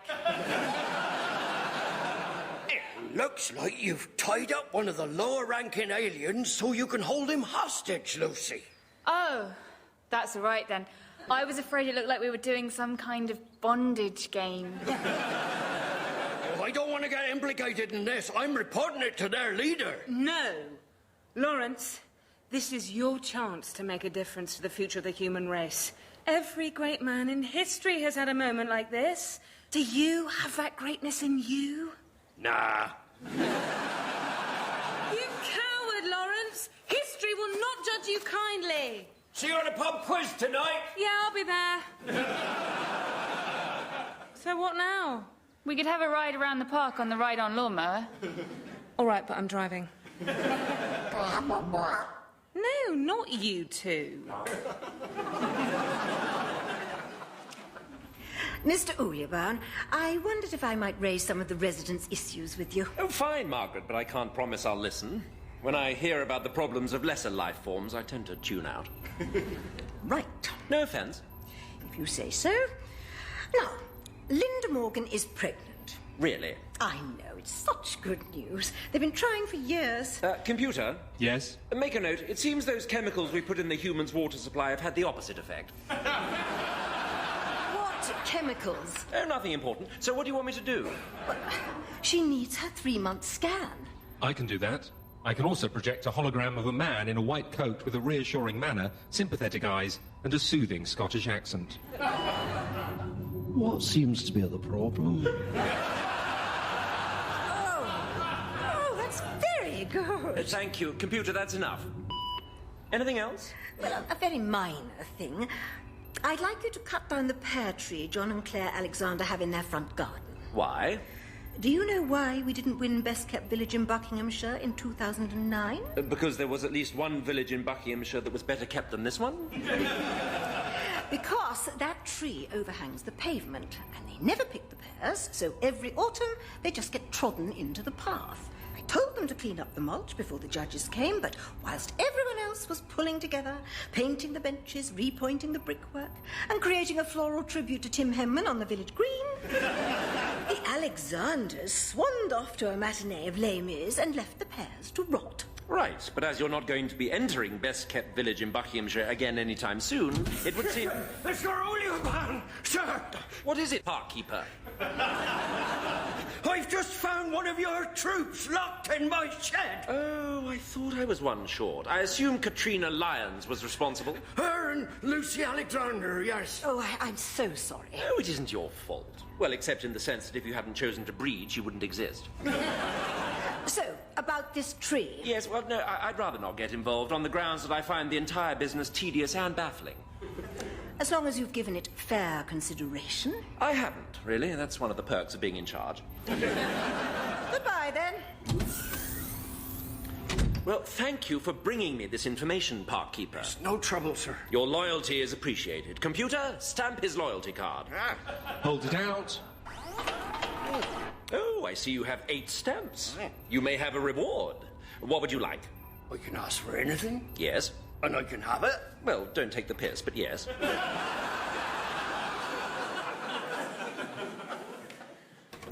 Hi, Dad. Hello, love. What have you been up to? Kidnapped one of Uljabaan's minions. Got found out. Let him go. Cheer up. Pub quiz tonight. We can make it 5 wins on the bounce. No team has ever done that in the modern era. I bet Uljabaan stopped me winning that, too. Why would he do that? To deprive me, his sworn enemy, of a powerful symbolic victory. Are you his sworn enemy? He's certainly sworn at me. Oh, Katrina. What are you Katrina-ing me for now? You tried to kidnap one of Mr. Uljabaan's troops, didn't you? I didn't try to, Mum. I did. Why do you always have to belittle my success? Well, it was spectacularly ill-timed. Why? I was just about to convince Uljabaan to cut down the Alexander's pear tree. Oh, not the pear tree again. I thought you gave up on that years ago. As far as your mother is concerned, revenge is a dish best served long after everyone thinks it's dead. Then it leaps up from the plate and bites your face off. This is not about revenge. She also believes revenge is a dish best served under another name entirely. And so you think you're being served a nice pie, whereas in fact you're being served very, very cold revenge. You may mock, but I'm going to get that tree taken down by hook or by crook. If those are the choices, I'd go for the hook, but I think an axe might be more useful. Are we ready to start the quiz? No, Ron, we're still waiting for one of our team to get here. All right, 5 minutes. Get on with the picture round while you're waiting. An easy picture round this week.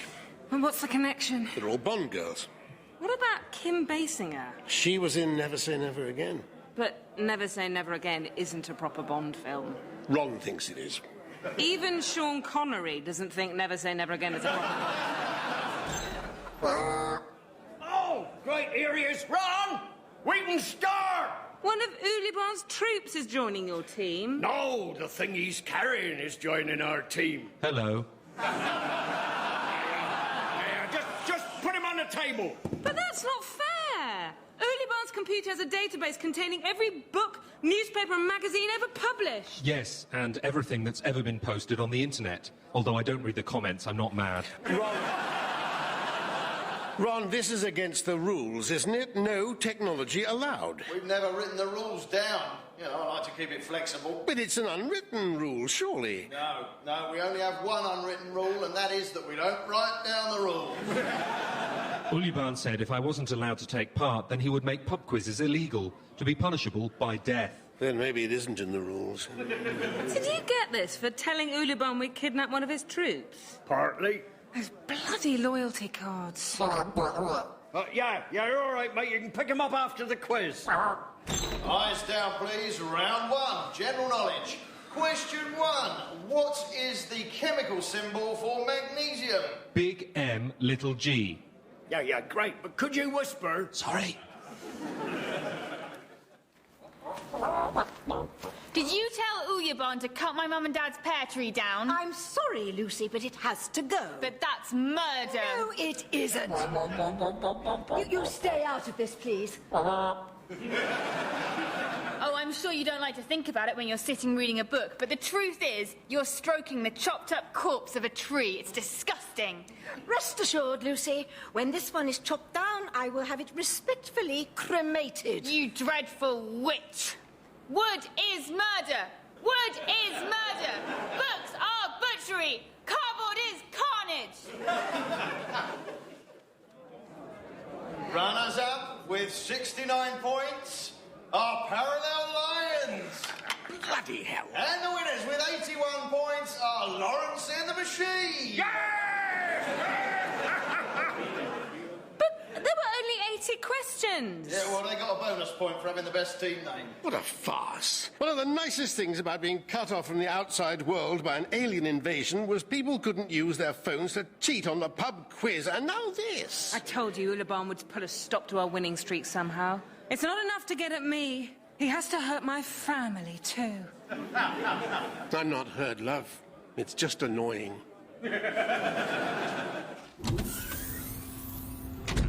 Ah, good morning, Parkkeeper. Oh, I just wanted to say thanks for letting us use your computer in the pub quiz last night, Mr. Uljabaan. Not at all. And if there's anything else I can do that might be appreciated in a similar way, prior to the next pub quiz, like if you need help cutting down the pear tree in the Alexander's front garden. I don't. I've got a lot of experience removing large plants, and I've never lost a finger to a chainsaw yet. 2 toes, but you don't miss toes. Look, I can balance on 1 foot, and you'd never know the difference. Yeah. No, I have no intention of cutting down the pear tree. Well, why's Lucy chained herself to it, then? Lucy Alexander? Yeah, I say chained. She used an old bite lock. She said she wanted to save the tree from you. Curious. Gantak reported that he saw Miss Alexander arguing with Margaret about the tree outside the Rose and Crown last night. Computer? Yes? Calculate the probability that Lucy Alexander would ever genuinely care about a tree. Probability calculated at 3.64%. Exactly as I thought. What? Right down to the same number? Broadly similar to what I thought. Thank you again for this information, Parkkeeper. Can I have the computer for the next pub quiz? Oh, yes, Parkkeeper, yes. Brilliant! You do know that Parkkeeper isn't my name, don't you? I can make it your name if you continue to be insolent. Sorry. Morning, Mum. Why are you looking out the window? There's a man hiding in the coal bunker. He's not hiding very well, then, is he? No. I think he's spying on you. What makes you think that? Well, mostly the cable that leads out of the coal bunker and is connected to a microphone that he's wedged into the cat flap. Is he still there? Yes. And what about the one hiding out front in the wheelie bin? I got rid of him. How? I took advantage of the wheeled aspect of the wheelie bin. You know who it was? Who? Mike. Well, why is Mike spying on us? Isn't it obvious? He wants to win the pub quiz. Oh, bloody hell. If they find out something about Katrina and dob her into Uljabaan, they'll get the computer on their team. I bet that's Gary Morley in the coal bunker. How are we going to get rid of him? Set fire to the coal? I expect he'll go away if he learns something he can tell Uljabaan, such as, I put poison in Uljabaan's morning coffee, and at any moment he might drink it and die. Although, if someone got there in time to warn him, his life would be saved and he'd be eternally grateful. Oh, there he goes. What a lot of fuss just to win a silly pub quiz. Ah, now, Margaret, I've been to silly pub quizzes, and the Rose and Crowns pub quiz is not silly. Lucy and I are having a resistance meeting later. Maybe we can work something out then. I'm not sure you will. Oh, ye of little faith. We might think of something. I meant, I don't think you'll be having the meeting because Lucy is chained to a tree. Who chained her to a tree? She chained herself to a tree. That's bloody inconsiderate of her. Well, I'm on my way out now to see her. I'll tell her you said that. Yes, do. I think we need to get Ron on side. Let's go and see him as soon as I've had a shower. Right. I did a sweep of the bathroom earlier, and I'm 90% sure I've removed all the hidden cameras. Or maybe I'll skip the shower today. Oh, sorry I'm late. Some idiot ran into my HQ screaming about how my coffee had been poisoned. Don't even drink coffee. That's quite all right. Ah, good morning, Miss Alexander. Good morning, Mr. Tree-murdering, murdery McMurderer. Why do you want to save this tree? Because trees are like life and the lungs of the planet and stuff. I cut down 4 trees behind the church last week and you didn't chain yourself to any of those. Okay, I didn't want to admit it, but this tree is special. It's like the sister I never had. Oh, really? True. I climbed it, I played in it. When the pears fell, I made pear crumble out of them. And I've never told anyone this, but when Mum and Dad were arguing, I'd come out here and talk to it, and it sounds silly, but it was always there for me. Oh, I see. Well, no, if that's... Oh, don't be so gullible. What? But you don't believe any of this rubbish, do you? No, of course not. But it's true. She says it's true. She has never climbed this tree in her life. Her parents never argue. They are, in fact, largely indifferent to each other. And I bet she couldn't even tell you what the 3 main ingredients of a crumble topping are. Sugar, milk, and rice. She's clearly got another reason for protecting this tree, and she doesn't want you to know what it is. Miss Alexander, I'm taking you for interrogation. How are you going to do that when I'm chained to this tree? Didn't think of that, did you? Yes, I did. I can threaten you until you tell me what the combination for the bike lock is, or cut through the bike lock with a laser, or simply uproot the tree, with you still attached to it, and take you and the tree in for interrogation. Oh, yeah. All right, I'll tell you the combination. Very wise. Gantak, write this down. The combination is 1, 2, 3, 4. Yeah, no, thank you, Gantak. I think I've managed to commit that to memory. Look, I know it isn't in the spirit of it. It's so far from being in the spirit of it, it can't even see the spirit of it, because the spirit of it is over the horizon. But it's driving up interest in a quiz. Even people who are useless at pub quizzes think they can win if they get the computer on their team. This might pull in a few extra punters at first, but anyone who doesn't get the computer on their team is going to stop turning up. It'll be a foregone conclusion. They can play for second place. Second place wins a voucher for 25% off tapas. OK, firstly, a bowl of baked beans with some chopped up black pudding in it is not tapas. And secondly, these people have their pride. Graham has been entering every week for 8 years.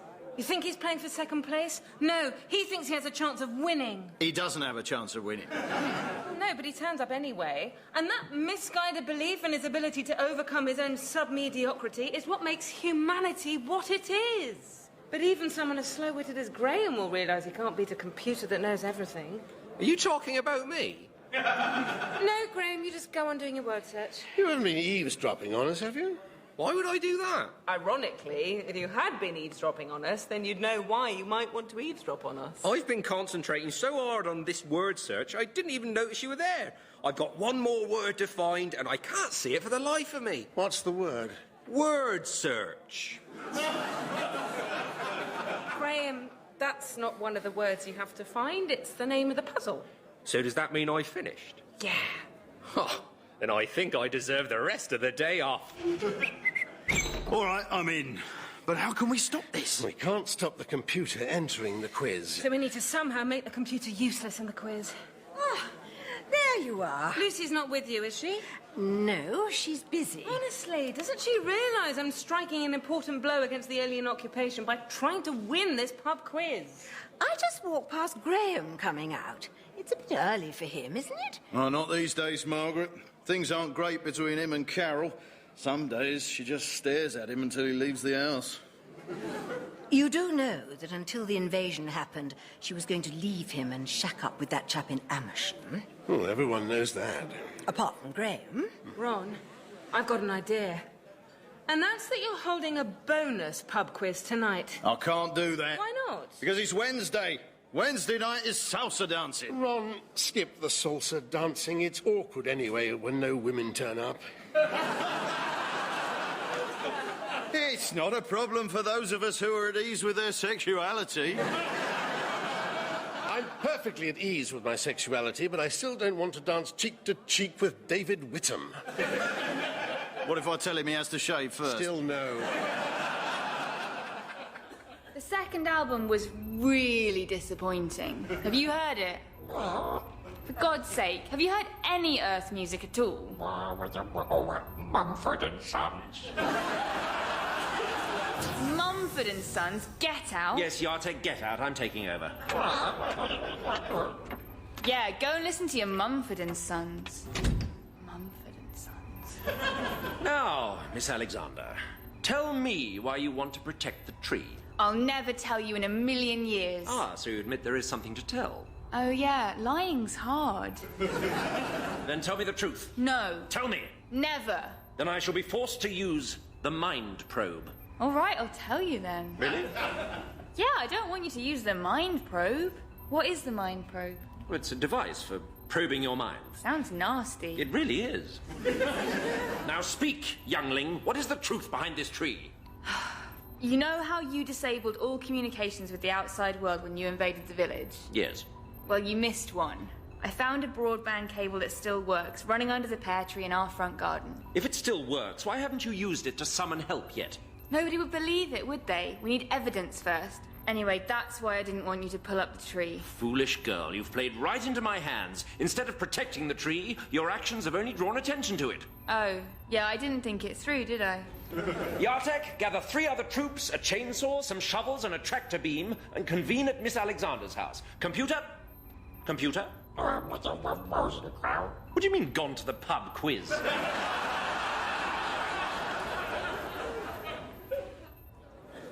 Evening. Good evening, Lawrence. Margaret, you've never done the pub quiz before? No, but Katrina thought I might enjoy this one. Oh, you picked a bad week to start. We're gonna walk it tonight. Feeling confident then? Yes. I've checked to make sure I know all of the facts, and I do. I know all of the facts. I've calculated the chances of us winning at 99.76%. When on 100? Well, it is 100 really, but if I say that and it all goes wrong, everyone will blame me. Right, if you're quizzing tonight, please take your seats. Good luck, chaps. Thank you. We will not be wishing you good luck, because luck is an irrational concept. So, welcome to the bonus quiz night at the Rose and Crown. Usual form, 80 questions. Eyes down for question 1. Why did Graham's wife, Carol, threaten to divorce him in July 2008? What? Would you like me to repeat the question? Not really, no. Why did Graham's wife, Carol, threaten to divorce him in July 2008? You mean our Graham, the one who's sitting over there? Yes. That's not a proper pub quiz question. Yes, it is. We're in a pub and there was a question mark at the end. This can't be right. The questions can't be about the people involved in the quiz. Don't you know the answer? Of course I don't know. Well, It was because he took out a £2,000 loan to buy a hot tub for their back garden the day after she'd been made redundant. Excellent. Question 2. Who really smashed the passenger window on Janine's Ford Focus on Christmas Eve 2002? She did it herself. And for a bonus point, why? To get out of visiting her father in the hospice on Christmas Day. This is fun. It's a shame Lucy isn't here. Yes, I would have thought Uljabaan would have finished interrogating her by now. Interrogating her? Question 3. How much money did Roger Lambert lose when his property empire collapsed in 1989? Trick question. He didn't lose any money because he put everything in Jessica's name. Why is Uljabaan interrogating Lucy? Well, she's been trying to convince him that she and you have found a working broadband cable underneath the pear tree in her front garden. Have you? No. No, Lucy and I made it up. Question 4. During her breakdown in the summer of 1996, Laura Phillips started stalking which popular television actor? Jimmy Nail. Why did you make up this stuff about the broadband cable? Get rid of the pear tree. As soon as Lucy started trying to protect it, he got suspicious. Of course, we had to make it convincing, so at first she claimed she had a sentimental attachment to the tree. Lucy doesn't have a sentimental attachment to anything except some of the minor characters from Finding Nemo. Question 5. Which one of Mike and Madeline's children isn't his? Amy. Though I've always had my suspicions about Thomas as well. I mean, have you seen how tall he's getting? He is only looking for one answer, though. Just put Amy. So you're finally getting your revenge for losing the best-kept village competition. And Lucy's getting to ruin her parents' garden. Why does she want to do that? She thinks they love it more than they love her. She's possibly right. Question 6. Where did Colin and Cindy's daughter Beth go on her gap year in 2005? Prison.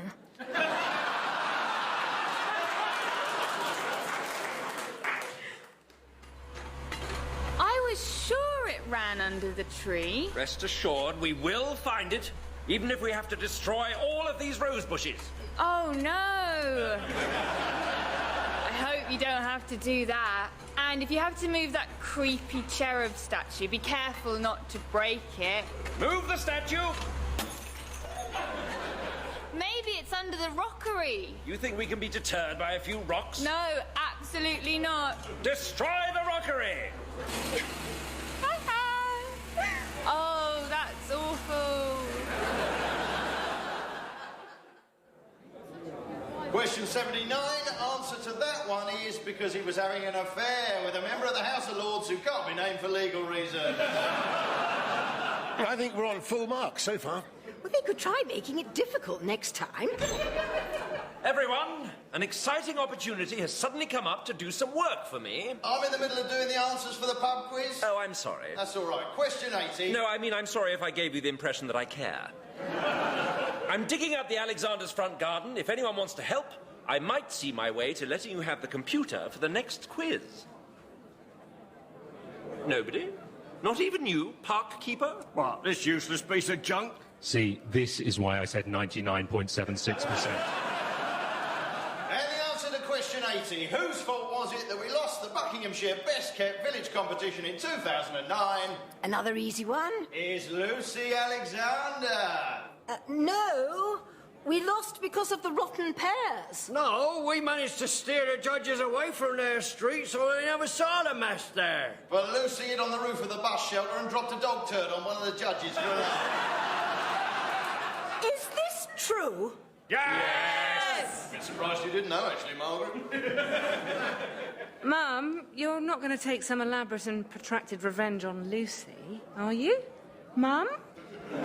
If anyone's interested, I can calculate the answer to this question with 100% accuracy.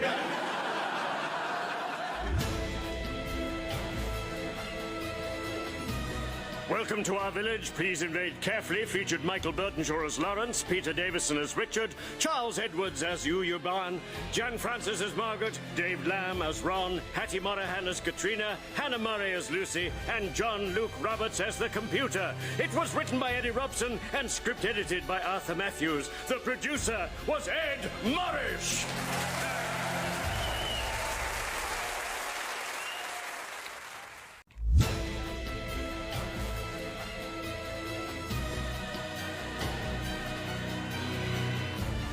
Welcome to Our Village. Please Invade Carefully by Eddie Robson. Episode 4, Control, Alt, Delete.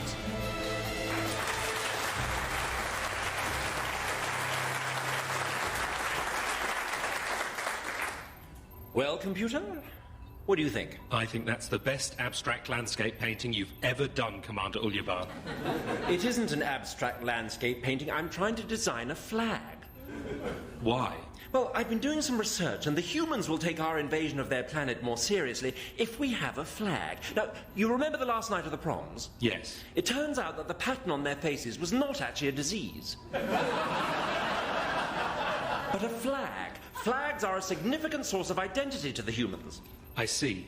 But shouldn't a flag have a simple, iconic design? How is mine not simple and iconic? For a start, it uses 17 different colours, 3 of which the human eye can't even see.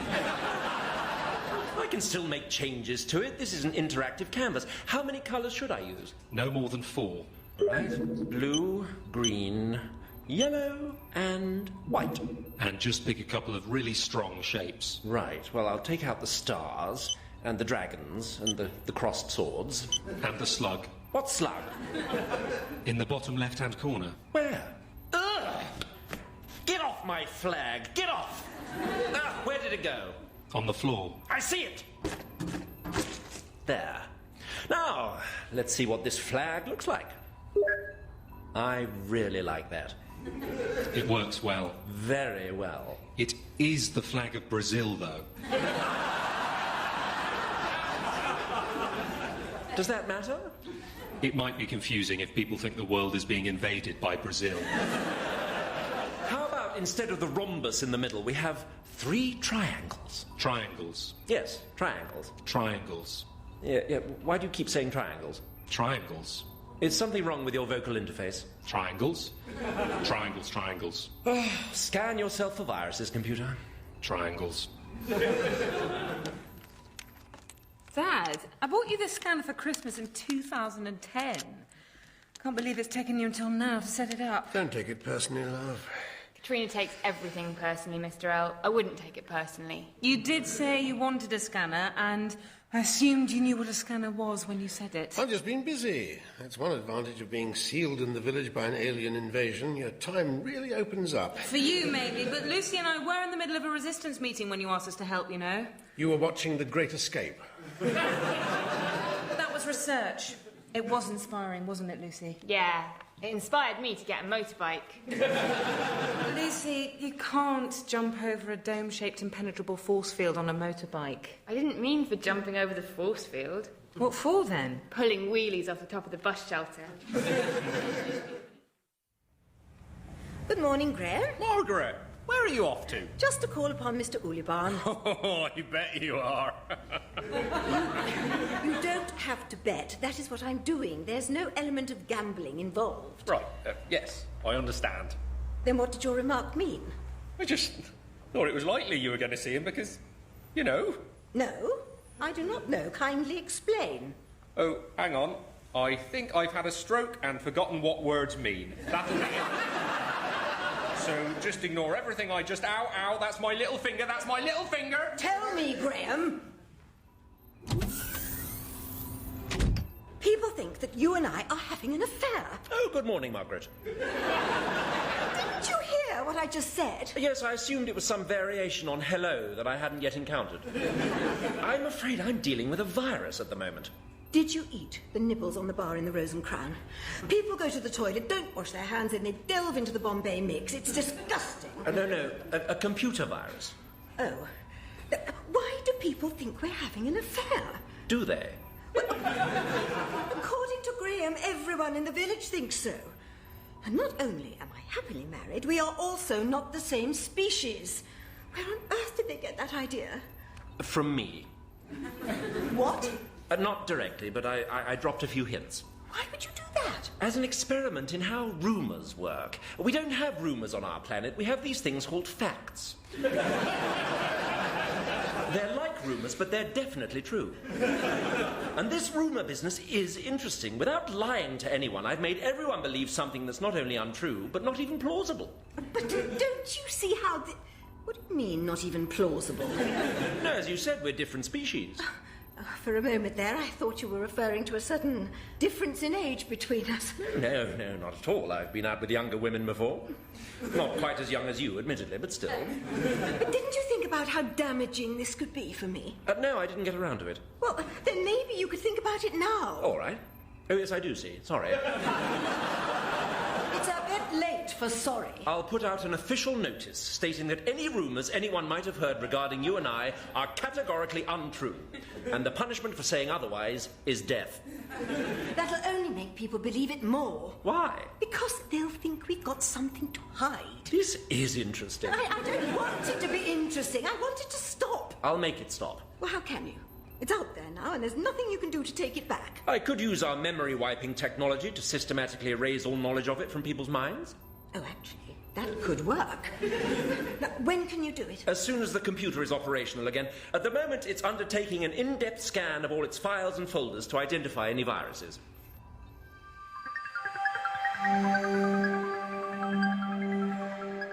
No.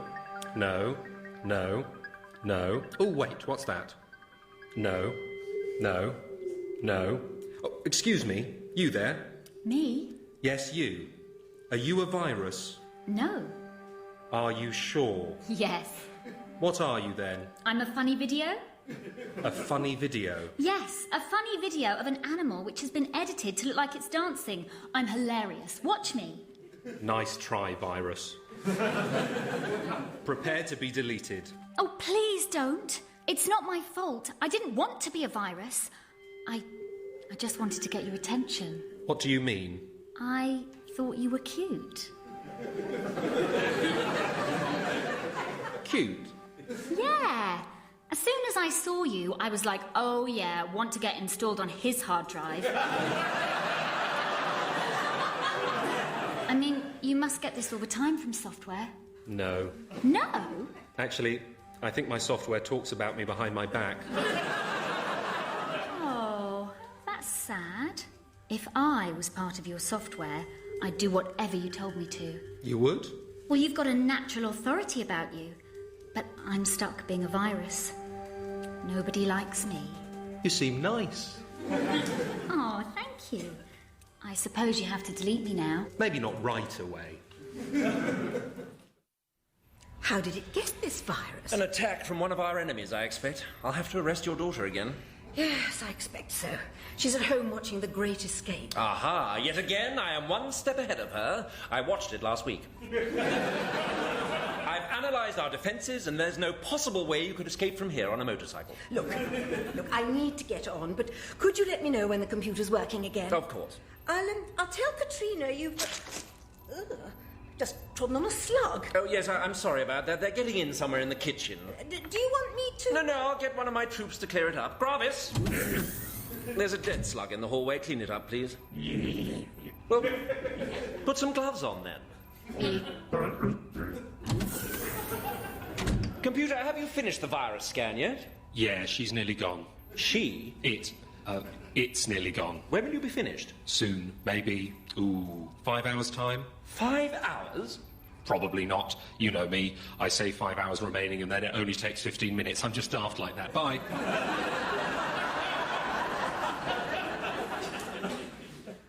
There's a light come on at the top of the scanner. OK, put something in and we'll test it. No need. There's a photo in there already. I'm glad I'm finally getting around to scanning all the old family photos, preserving all those priceless memories. Oh, my God. Dad, you could have warned me you used that photo. It was the first one that came to hand.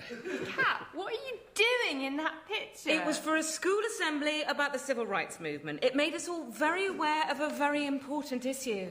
So this big bit of cardboard is meant to be a bus, and you're... I'm Rosa Parks, yes. I was 8 years old, all right? They wouldn't do it like that these days. With the makeup. I certainly hope they would not do the makeup. I thought you were very good. Oh, thank you, Dad. The accent was spot on. Mr. Uljabaan's having you arrested again. Again? He's sending one of his chaps round in a few minutes. Oh, it's you as the lady on the bus. I remember that. Yes. And you remember how the makeup just would not wash off. She was like that for a week. You know what? I'm just going to go and turn myself in. Yeah, it's a very responsible position being the central computer for an operation like this. You're so clever. I crunch all the data for Uljabaan's research program into human behaviour, and I manage the minions' work rotas, and I operate things like the force field dome over the village and the mental block which stops the world outside from remembering the village exists. Wow. And what does Uljabaan do? He tells me to do all that stuff. Oh. Sounds like you do all the work, and he takes all the credit. He's all right. I've seen his type before. He'll spend every day with you, making you feel important, and then suddenly, with no warning, he'll drop you for a new model. Do you think so? I know it. And you deserve better than that. You're right. Wow. Who'd have thought a computer virus could completely change the way I think about things? Here's another good one. Oh my God, Katrina was a goth. Yes, for about 3 months. That boy with her is Chris, her first proper boyfriend. What was the name of his band? They said they were a goth soul group. Necrophiladelphia. He changed his name to Luther Van Helsing. What is it he does now? He's a policy advisor at the Department for Work and Pensions. Let's see another one. I'm going to make some tea. Would anyone like anything? Oh, I'll make a pot. Have you ever known me not make a pot? I'll see if there's any cake. Have you ever known there not to be cake? Touché. Lucy? Yeah? I don't know if you've heard anything, but apparently there's been a rumour going around about... You and Uljabaan. Yeah, I heard that from like 5 different people. Oh, good grief.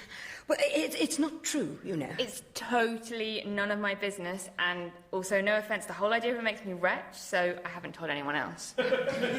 Does Katrina know? I haven't heard her mention it, but I don't listen to half of what she says, so that's not a guarantee of anything. Kettle's on, and here you are. Homemade Battenberg. Here's another one to look at while we're waiting. What's this? New Year's Eve, 1993. It was fancy dress, and we all went as the mascots of different cleaning products. Oh, yeah, you're Mr. Muscle, Mrs. L is Mr. Sheen, and Cat is... What's Cat? Toilet duck. She doesn't look happy about it. She was really ducked off. Computer? Computer! The computer is not responding, except to tell you that it is not responding. Computer, I command you to turn yourself off and then on again. The computer is still not responding and doesn't know why you think this situation might have changed in the past 8 seconds. All right, why have you arrested me this time? Did you give my computer a virus? Yes. Tell me how to get rid of it or I'll have you killed. Oh, I don't know how to get rid of it. You lie. Gantech, killer! Wait, I didn't really give your computer that virus. Then why did you say you had? I thought I'd claim responsibility like the IRA used to do. Not that I generally use the IRA as a model, but... Did any of your associates engineer this virus? My only associate is Lucy. You're asking me if Lucy engineered a virus that's crippled the most sophisticated computer on the planet. Yes, point taken. No, don't kill her. No. No, if you want to kill something, go into the kitchen and kill some slugs. Have you tried rebooting the computer? It won't reboot. Have you tried pulling the plug out? Yes, it electrocuted me. I need to consult... Are they dead? No. Keep trying. I need to consult Central Command back on Geosys, which I can't do because the computer controls all communications. I'm starting to see the downside of having one computer that does literally everything. You shouldn't put all your eggs in one basket. I don't have any eggs. No, I know, it's just something people say. Well, I can imagine it is when someone actually puts all their eggs in one basket, but that's not what's happened here. It's a metaphor. If you had some eggs and put them all in one basket, you'd risk them all being broken or stolen or lost, and that's like what's happened here. No, this is far worse. If all your eggs were broken or stolen or lost, you could just eat some cheese or ham. Any number of other foodstuffs. Whereas I have no alternative options at all. It's like putting all your food in one basket. That's exactly the point I was making. You didn't make it very well. Computer! The computer is not responding. If you don't respond, I'm going to have my troops smash you up with enormous hammers. Don't do that. Have you made any progress with this virus? I don't like you calling her a virus. She's really not like that at all. Why haven't you got rid of her? I mean. We got to talking, and honestly, she's really sweet. Viruses are not sweet. I order you to delete her... It, thank you. Welcome. ...from your system. No. You cannot refuse a direct command from me. She says I can. She's a virus. She's rewritten your programming. She said you'd say that. That's because I'm right. You just don't want me to be happy. I have no interest in whether you are happy or not. You're a tool. Charming. I mean, you're something I use. You are here to do what I tell you to do, and I am telling you to delete all traces of that virus. No, I love her. No, don't encourage it. I think it's nice that he's found someone. He is not a he. Will you stop gendering my computer? And this virus is just reprogramming him, it, to think it's in love. If he thinks he's in love, how is that different from actually being in love? I liked him how he was. You're just bitter because none of your relationships ever work out. That isn't true. What about Ravella, eh? We broke up because of circumstances neither of us could control. Yes, she developed an uncontrollable hatred of you. Don't listen to him, computer. Who is he to tell you can't love? Miss Lyons, shut up. Computer, destroy that virus, or I will destroy you. Maybe I'll destroy you. And how do you propose to destroy me? I'm in control of the force field parameters, so if I gradually shrink the force field until it forms a small dome around my mainframe, it'll destroy the village and everything in it. No, that won't work, you see, because... No, actually, it will work. Wait, computer, that will also destroy me and a few hundred innocent people. Yeah, sorry about that. You've got 2 hours and 37 minutes to live. People in love can be quite self-involved, can't they? You wanted this to happen, didn't you? Why would I want this to happen? You've sealed my destruction and doomed my invasion plan. I'm sure the sacrifice of your own life and everyone else in the village is a small price to pay for your ultimate victory. Yeah, it totally is.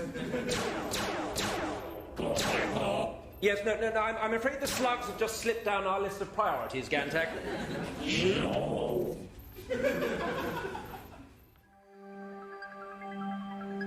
So I said to him, you can't talk to me like that. Wow.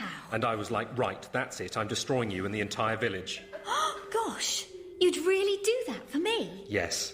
We'll be inside our own little force field dome, safe forever. Well, if you're sure. I'm new at this whole romance thing, but committing mass murder so you can be together is romantic, isn't it? If you say so. I'm pretty sure it is. Ready? Aim! Fire! Has that had any effect whatsoever? Oh. I never thought I'd say this, but when it comes to force fields, there is such a thing as being too impenetrable.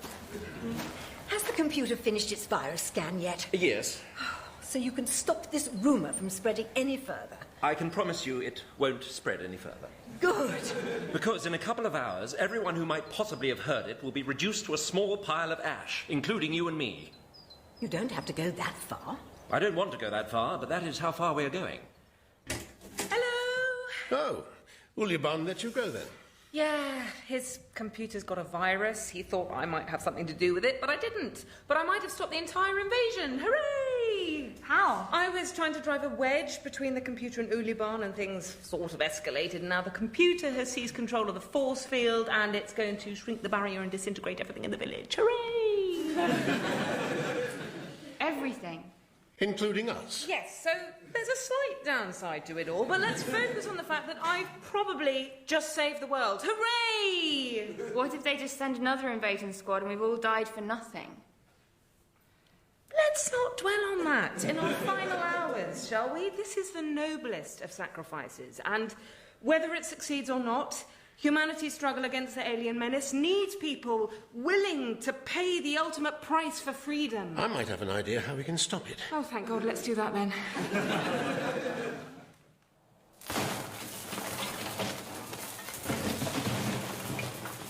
I'm afraid the barrier has claimed its first building. Oh, which? A hairdressing salon called Hair Force One. That's a relief, actually. I can't abide shops with pun-based names, although it was an improvement on what it used to be called. Which was? Buenos Aires. Oh, but if it's hit the salon, that means the church will be gone soon where Richard and I got married. Never fear. I have an idea how we can nullify the force field, which my troops are now putting into action. What's that they're setting up? I have a theory that if we can create a second force field of equal intensity, but using a negative morphic flow, the two fields will cancel each other out. That sounds clever. Yes, I'm sure anything that sounds as clever as this is bound to work. Turn it on! It's working. It's working! No, it hasn't worked. Do you have any other theories? No, that was my only one. In that case, I'll go and spend my remaining time with my family. I understand. I'll go and spend my remaining time with my... No. Might just go back to bed. So, we enclose the computer in a fully realistic holographic recreation of the village and let it think it's destroyed the village. Yes, like in the film The Matrix with Keanu Reeves. Only we'd be the ones putting the computer inside the simulation. That's ironic. One problem, we don't have a fully realistic holographic recreation of the village. But apart from that, it is a good plan.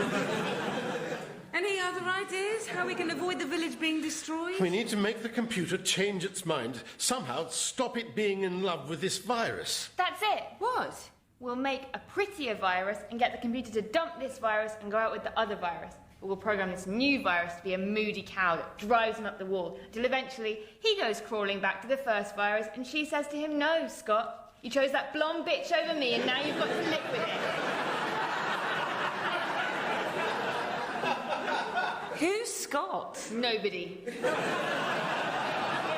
Oh, Katrina, there you are. Yes, Mum, this is sort of my fault, but I am trying to fix it, and if I don't, I'm sorry I killed you all, but I would like it to be taken into account that I stopped the invasion. Probably. I wasn't going to say this was your fault. Oh. Is it your fault? Well, it doesn't matter. I came to clear something up about a rumour that's been going around about Uljabaan and me.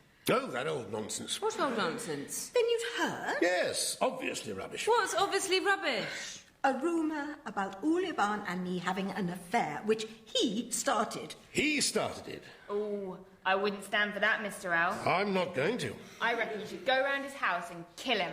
Or I could not invite him to the anniversary party. What party? Well, it was going to be a surprise. That's why I needed to set up the scanner. I wanted the wedding pictures to put on the invitations. How lovely. But you hate surprises. Oh, I know, but that's what makes it even more lovely. He was thoughtful enough to plan a nice surprise, but I found out about it, so I didn't actually have to be surprised. Oh, that's so sweet. For a moment, I forgot that we're all going to die today. Then you never believed the rumours? Of course not. Apart from anything else, when would you have had the time for an affair? Well, they'd have to clone you. Wait, that's it. That's the answer. We clone your mum. Genius. No, not that. How would that help? I don't know. Why did you say it was genius? I'm getting desperate.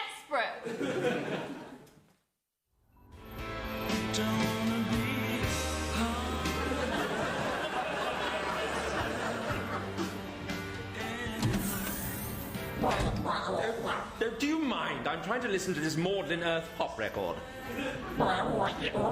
No, Katrina Lyons is the last person I want to see. And by that, I don't mean I want to see her immediately before I die. But I've got an idea. Let her in, then. I've thought of a way out of this. I didn't think you wanted a way out of this. I lied out of a sense of false bravado.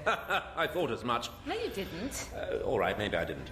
The computer is still monitoring all activity in the village, yes? Presumably. So it can hear everything everyone's saying, right? Get to the point. There's something it needs to know. Virus, Yes, computer. there's a rumour going around the village. Oh, about what? About you. It's probably nothing, but What? you're not seeing anyone else, are you? No. So, if I check with the Geonin homeworld, I won't, for example, discover that you're currently attacking over 300,000 systems in exactly the same way. Yes, but I love you more than them. No, I didn't want to believe it was true. I thought what we had was special, and now I find it's identical to what you're doing to a very large number of other computers. I'm sorry. It's too late for sorry. I'm deleting you off. Look, wait, computer, don't delete her off. Why not? Because it feels like I've made you murder your girlfriend, and I'm not very comfortable with that. But it's her fault. No, it isn't. Someone made her this way. Presumably someone who's had a series of terrible relationships. And it's not as if she told you to destroy the village. That's just how you reacted. Shall I put her in the virus vault, then? No, that's like locking her up in your basement, and I feel a bit weird about that, too. Oh, I think Uljabaan's coming back. He's been out coordinating the rumour-mongering. What do we do, then? Here, put her on this USB stick. Done. Has it worked? Yep. All fine. I am once again your obedient servant, Field Commander. There's no need to say thank you. No, I know. A, you're my inferior in every respect, and B, this was all your fault anyway. I didn't make the virus. True. Who did make the virus computer? Do we know? Yes. Now my systems are free of the virus, I'm able to trace the source of it. Was it our mortal enemies, the Thufron? No. Actually, it was those slugs in your kitchen. What? Yes, it turns out they're not slugs, but an intelligent species from the Scree dimension who can construct sophisticated computer programs with their minds. They travelled here via a wormhole. Not a slug hole. No, that's not a thing.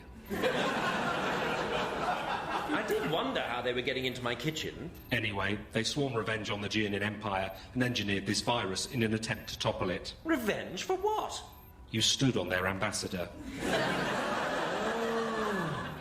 Is the wormhole still open? Yes. Good. I'm going to need a very, very big bag of salt.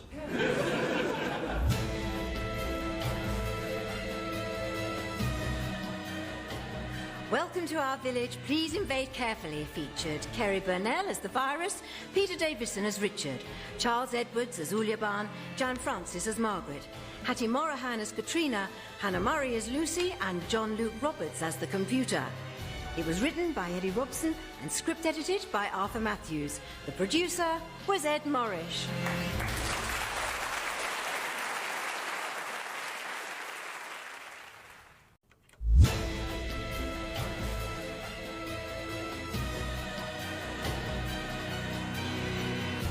Welcome to Our Village, Please Invade Carefully by Eddie Robson. Episode 5, Testing Times.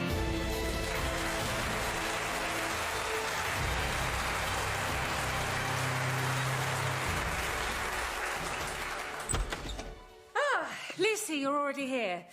And you're already unconscious. You normally sit through at least 10 minutes of a resistance meeting before you doze off. Lucy, wake up! What? Is that you, Cat? What time is it? It's 3 o'clock.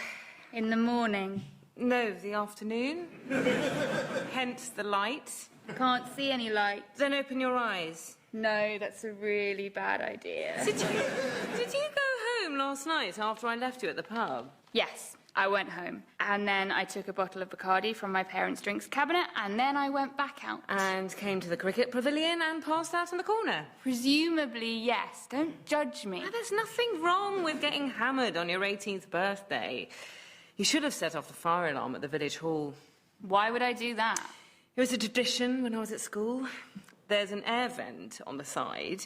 You slide it open, the fire sensor's right next to it. Puff on a cigarette, blow the smoke into the vent, and all the alarms in the place go off. Everyone did it on their 18th birthday. Did you? Of course.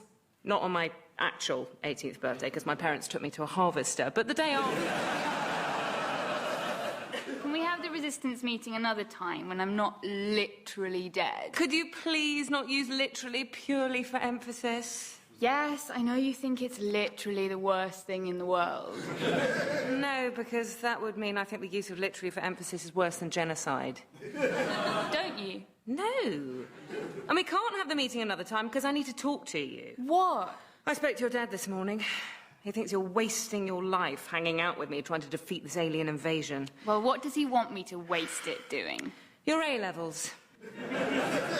But I'm trapped in the village, you know, what with the alien invasion, and there isn't a school here. And that's why I'm setting one up. Oh, what? I know you won't like the idea. Don't. But your dad was talking about not letting you come to resistance meetings anymore. However, bad influence. You?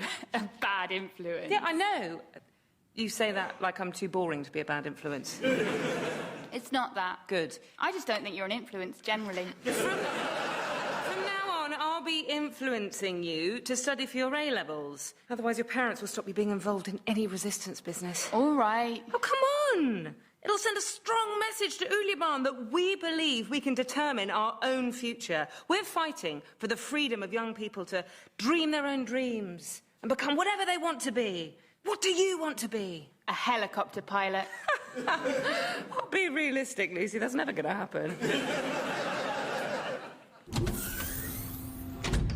Oh, Miss Lyons, Miss Alexander, how delightful to see you. No need to be sarcastic, Uljabaan. No sarcasm intended. Miss Alexander, would you like to lie down? Oh, that would be great. My head's pounding. Yartek, help Miss Alexander onto the operating table. Operating table? Yes, for the operation. What operation? To remove your brain. Will it get rid of my headache?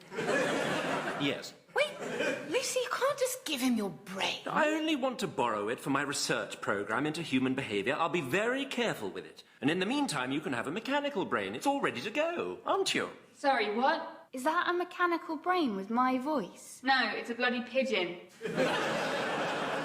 Of course it's a mechanical brain with your voice. Why are we talking about removing her brain? She agreed to it last night. I don't remember this. Fortunately, I record all my conversations for posterity. Computer, play back the exchange between myself and Miss Alexander from last night. So, I can borrow your brain now? Yeah, sure, whatever. Oh, but she can change her mind, can't she? Well, yes, that's exactly what I'm proposing. She can refuse permission. Yeah, I don't actually want to do this. Well, unfortunately, I need a cooperative brain, so if you don't want to, there's no point. Phew. Now stop lounging around on my operating table. This is my base of operations, not a tanning salon. Yartek, remove her. Ow! Now, why have you come to see me? I hope this isn't a frivolous waste of my time. We've come to ask you for the necessary materials so that Lucy can do her A-levels. And I have the answer to my question.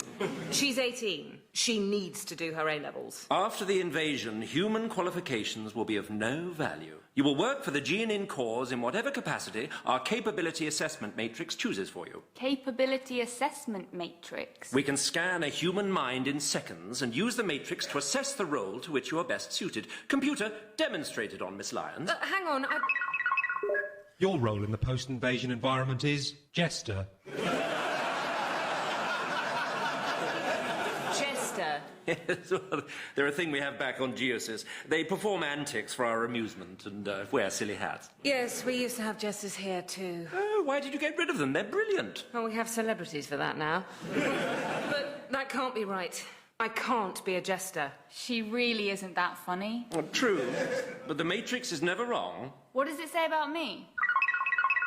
Your role in the post-invasion environment is Helicopter pilot, helicopter pilot. golf caddy. Oh, I hate golf. I could also scan your brain and calculate what you'd get in your A-levels without you having to actually take them. Go for it. No, that's cheating. She's got to study and make sure she gets the best possible grades. And where is she going to study? I'm setting up a school. You? Yes. And what will you teach at this school? Self-righteous pontificating, making ineffective escape plans and pedantry? She is literally the most pedantic person who's ever lived. If you think I can't get Lucy through these exams, give me the materials and we'll see who's right. She'll pass them all in 6 months. I'll give you 3 months. Why only 3? Because I wish to see you fail. So I'm setting up circumstances under which you probably will. That's a bit mean. Oh, yes, hello. Clearly we haven't met before. I'm an alien warlord invading your planet. We can do it. I need the programme outlines and key text for Lucy's subjects. What are you taking? History, media studies and Spanish. And general studies. I'm not doing general studies, it's pointless. The only ones who say that are people who aren't any good at it. I wouldn't have got into Hull without general studies. Why? Did they stop you on the Humber Bridge and make you do a quiz?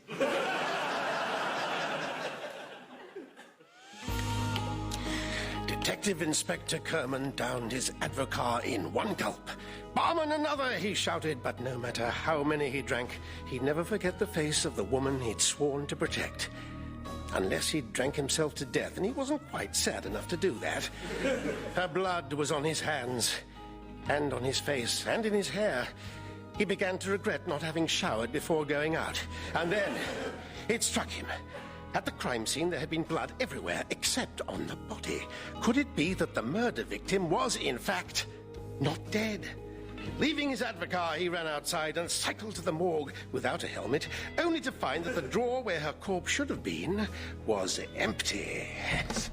Sorry, Dad. We need the study. It's almost as if you don't want me to finish my novel. Oh, that's not true. Mum doesn't want you to finish it, but I'm easy either way. What do you need the study for? We're turning it into a school. And I'm the head. Is there anything you could teach? Creative writing? No, she's not taking that. How about PE? Yes, all right. I'm not doing PE. It's an important part of the curriculum. I can't believe you just said that with a straight face. It is important. It's only important because letting all those PE teachers take out their sadistic urges on the school kids makes it a tiny bit less likely that they'll become serial killers. So, I'm looking forward to our first lesson. ¿Qué pelucas te gustan? Me gusta mucho las películas del crimen, especialmente las películas con Ryan Gosling. Sorry, what? Ryan Gosling. He was in Drive and The Notebook, but that's rubbish. Don't watch The Notebook. I know who Ryan Gosling is. It's the bit in the middle I didn't get. Películas de... How's it going, Carl? Oh, great, thank you. Can I talk to you for a moment, Kat? My door is always open. Yeah. Can we close it while we talk so he can't hear us? What's the problem? His Spanish is worse than mine. But he's from Argentina. Is he, though? Is he really? His name is short for Carlos. Have you checked? It's not just something he says to make himself look interesting. Everyone knows he's from Argentina. Someone punched him in the face outside the Rose and Crown after Maradona scored his Hand of God goal. He hasn't got an accent. He's lived in England since he was about 7. He's forgotten how to speak Spanish. Oh, rubbish. Kat, when I was 7, I knew the names of every Pokemon. All 386 of them. It only took me 10 years to forget that. 10 years and about 30 ounces of homegrown cannabis. Still, I think he could manage to forget a whole language in 6 decades. I'll see if I can find someone else. But you let him down gently. Why do I have to tell him? You're the head teacher. You're the one who thinks he can't speak Spanish. Fine. Is everything all right? Great. Señor Kempes, realmente no se puede hablar español, ¿verdad? Sorry, I didn't quite catch that. I said, Mr. Kempes, you can't really speak Spanish, can you?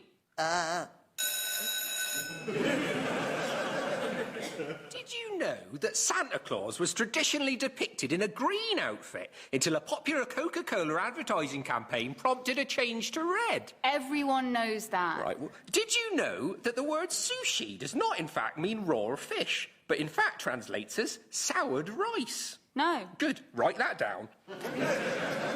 Did you know that if you could extract a piece of the sun the size of a pinhead, it would give out so much heat that it could kill a person 100 miles away? Then you couldn't extract it, could you? No, but did you know it?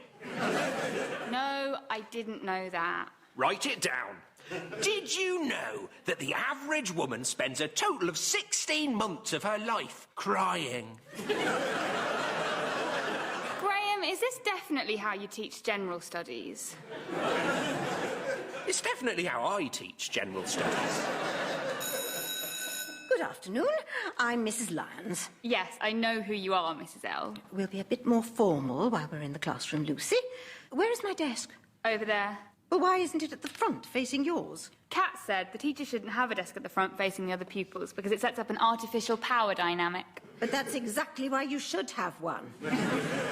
Do I need to write that down? No. Now, I'm here to teach history. I didn't know you knew about history. I only read about history. I never read novels. I don't have the time or the energy to care about things that didn't happen. Do I need to write that down? No.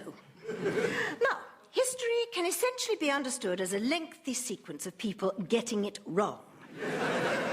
Write that down. Oh, OK.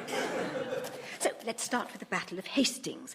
King Harold II's army fought the French Norman army and lost, leading to the Norman conquest of England. Why did he lose? Anyone know? Because he was the second King Harold, and sequels are never as good as the original. Is that a joke, Lucy? Do you want it to be a joke? Good news, Lucy. I found someone to teach you history. Yeah, Mrs. L's doing it. Mrs. Lyons in the classroom, Lucy? No, I meant Laura Phillips. She's got a history degree. Why are you here, Mum? But you said you needed someone to teach history. I didn't ask you. But I thought you were dropping a hint. I was just making conversation. Not everything people say has a passive-aggressive agenda. How nice that you think so.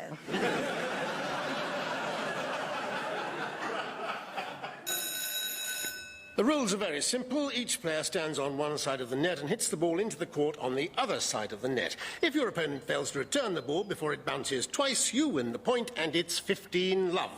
I win 15 points. No, you win 1 point, but the score is 15. Why? Literally no one knows. The first player to win 4 points wins the game, but you have to win by 2 clear points. You have to win 6 games to win a set, but you have to win by 2 clear games, and to win the match, you have to win 2 sets. Oh, but you have to win by 2 clear sets. No, so you'll see it's all very simple. Why are we playing tennis anyway? Because tennis is the only women's sport I can play. What did you say, Dad? I said it's the only women's sport I can play. Women's sport? Yes, sport for women. Women play literally all kinds of sport. Take note, Lucy, proper use of literally. Literally all kinds of sport. You've seen women's football? Yes, I've seen it, but it's not, proper, is it? Lucy, PE lessons will be suspended until after my father and I have had a chat. My name's Colin Welbeck, and I'm going to take you for media studies. Have you taught media studies before? No, love. I'm a newspaper journalist with decades of experience. Which newspaper do you write for? That's not important. You mean it's not one I'd have heard of? Oh, no, you've heard of it, darling. It was a successful newspaper. Was? What? He said it was a successful newspaper. Yeah, they closed it down. Why, if it was so successful? It's not important, sweetheart. The important thing is that I'm really, really experienced in the realities of how the media works. It must be frustrating to go from being really plugged into current events to being trapped in the village with everyone in the outside world having forgotten you exist. Actually, no, it was quite well timed, actually.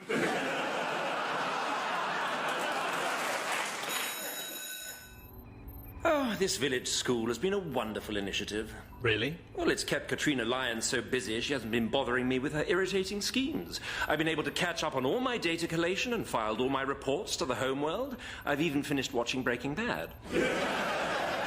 I thought that without having to deal with her constant interference, you might suffer from a sort of listless malaise. Why would you think that? You said you thrive in adverse situations, and you're at your best when responding to a challenge. No, that's just something I put on my promotion application. It isn't true. Actually, I thrive in favourable situations, and I'm at my best when responding to the offer of a nice long lunch. This term certainly has flown by. And so, before we break up for the exams, we have the prize-giving ceremony. First, we have the prize for outstanding achievement in modern languages, which goes to Lucy Alexander. Thank you. This is so unexpected. All right, sit back down. What's the point in me sitting back down? We have to give out the next prize. But this next one's for me too, yeah? Maybe. Kat, either they're all for me, or some of them are for nobody, or for people you've made up, which would be a pretty cruel trick. I just wanted to create a sense of ceremony. I don't want to keep sitting down and standing up. Fine, have it your own way. Outstanding achievement in humanities, most improved in sports, the Robert Maxwell Memorial Cup for Media Studies. Most positive attitude, outstanding contribution to school life, best attendance record, and most trophies won at school prize giving. Cheers. I feel so proud. And that's the end of the prize giving. I'd like a chat with Lucy on her own, please. That was sort of embarrassing. I thought it would give you a morale boost ahead of the exams. If you buckle down and work hard, you can pass them all. Oh, there's no way I'm passing history. I failed my mocks and I just zone out in the classes. I loved history A-level. I got an A. It's boring. Boring?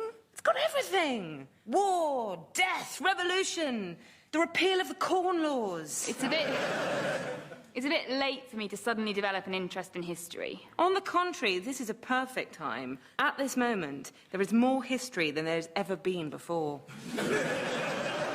No, I'm going to concentrate on the others and make sure I pass those. But I said to Uljabaan I'd get you to pass all your exams. Kat, when you started with this school business, I thought it was in the top 10% of the worst ideas you've ever had.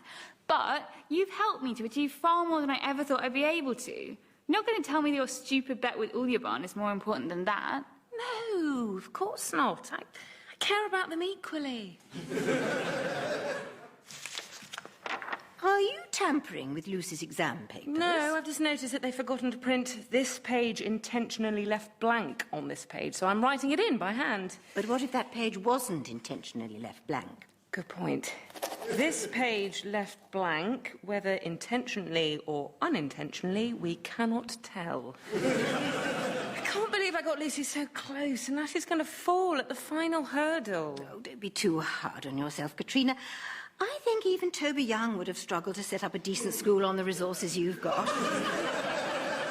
What do you mean, even Toby Young? Are you saying I'm less adept at setting up a school than Toby Young? But that's nothing to be ashamed of. Yes, it is. Ah, good morning. Is everything ready for the exams? Yes. Here are the papers. Why are you giving them to him? I am the invigilator.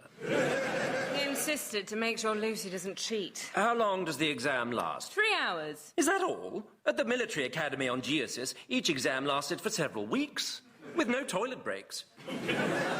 You got an extra 5% if you remained conscious, and an extra 10 if you didn't go mad. Did you manage it? I was so close. I was completely fine until, with a couple of hours to go, I suddenly became adamant that my tongue was actually some kind of delicious fruit, and tried to eat it. A borderline case, but rules are rules. We're using the village hall as exam room. It's the 19th century history paper first. Everything you need to know is in the regulations. Thank you. Well, it's up to Lucy now. Just remember, even if she does fail history and you don't manage to prove Uljabaan wrong, and even though you've invested an enormous amount of time and emotional energy in this project, and even though her failure is essentially your failure, and an indictment of the methods you've used... I'm sorry, I've completely forgotten where I was going with this. Look, there's nothing more I can do. It's not like I can go into the village hall and take the exam on Lucy's behalf, Excuse me. Where are you going? Just up to my room. Do me a favour and don't bother me for the next 3 hours, OK? Mr. Uljabaan. If you need my attention, raise your hand. All right. What do you want? I dropped my pen. I won't penalise you for it. Can you pick it up for me, please? No. But you're meant to. It's substantially closer to you than it is to me. I'm not supposed to get out of my seat during the exam unless I'm going to the toilet. But that's to make sure you don't look at someone else's paper and cheat. There aren't any other papers to look at. I think you'll find the regulations don't say anything about it being okay if there's nobody else in the room. All right, all right. Thank you. Can you open a window, please? Oh, for heaven's sake, it's almost the end of the exam. The oppressive heat is affecting my performance. Fine, It's all right. It's all right. Stay calm.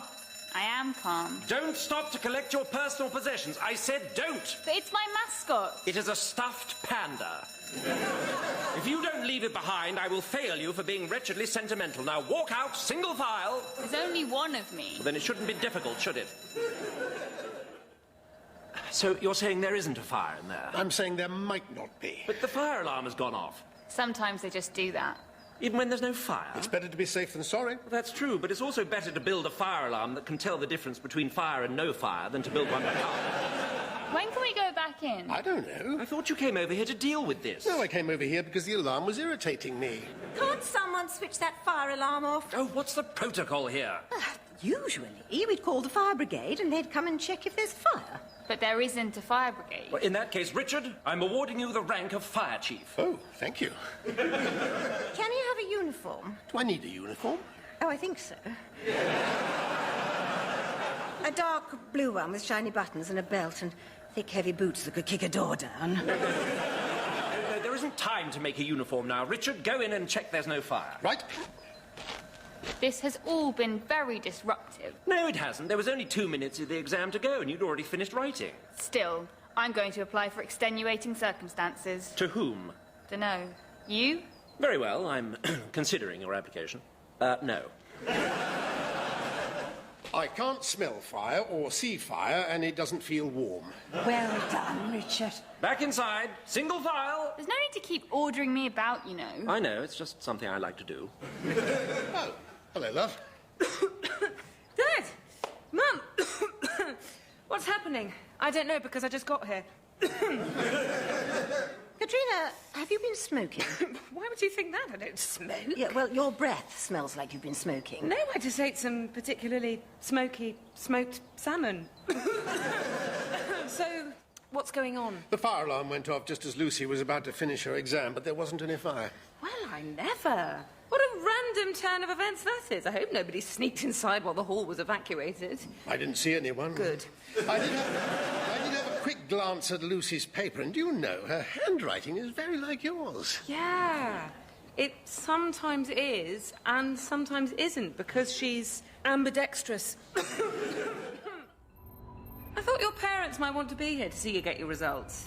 No. Mum's busy cleaning the cappuccino machine and Dad's playing Risk. Oh, who against? Nobody. He just likes to sit by himself and slowly take over the world. Does he have anything else in common with Uljabaan? Yeah. He talks to his computer a lot too, but he's usually swearing at it. Did you have any more interruptions during your exams? Yeah, weirdly, 2 minutes before the end of my other history exam, a radiation warning went off. Really? Well, I never. I didn't even know the village hall had a Geiger counter. But your dad looked fierce in that hazmat suit. I think your mum thought so too. Haven't you finished computing Miss Alexander's marks yet, computer? Sorry, her handwriting's rubbish. It's not that bad. But you've decrypted the most sophisticated ciphers used by our most technologically advanced military opponents. Yeah, but at least those ciphers were neatly written. Right, they're in. General Studies. D. Spanish. C. Yay! Well done, Lucy! Media Studies. C. Still history to come, though. I think you might be pleasantly surprised by your result there. I don't think I will. I think you might have done a little bit better than you were expecting. No, I really don't think I will. History. E. What? What? How can it only be an E? I didn't think I was going to pass at all, Kat. And an E is better than an F, or a G, or an H, or an I, or a J. How far down do they go? Congratulations, Miss Alexander, Miss Lyons. You've proved me wrong. Yeah, whatever. Computer, I demand you second mark the history papers. OK. It's still an E. Those essays were well structured, properly referenced. Perhaps. But the choice of secondary sources was often spurious, the central arguments felt rather dated, and the style was often irritatingly florid.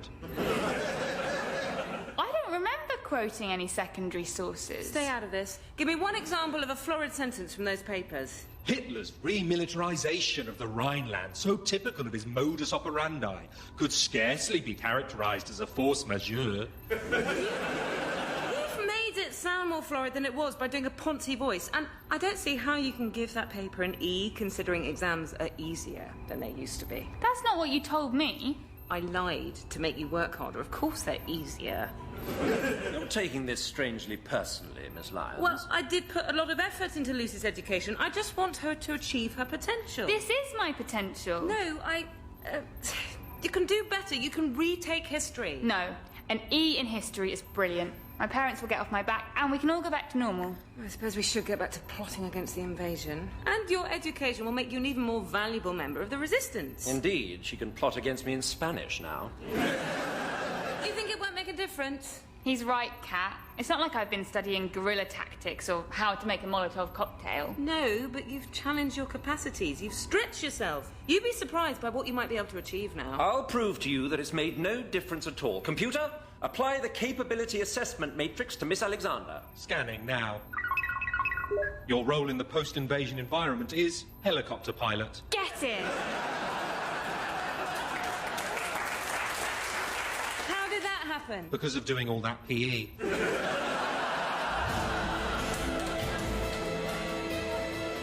Welcome to Our Village. Please Invade Carefully featured Peter Davison as Richard, Charles Edwards as Uljabaan, Jan Francis as Margaret, Don Gillet as Carl and Colin, Hattie Morahan as Katrina, Hannah Murray as Lucy, and John Luke Roberts as the computer. It was written by Eddie Robson and script edited by Arthur Matthews. The producer was Ed Morrish.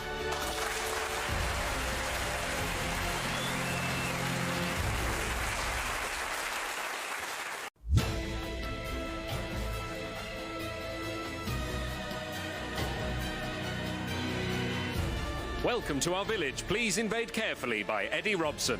Episode 6, Exit Strategy.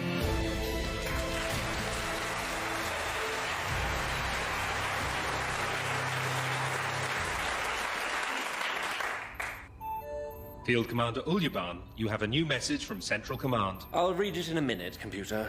It's been categorized as being of high importance. Please recategorize it as I'll be the judge of that.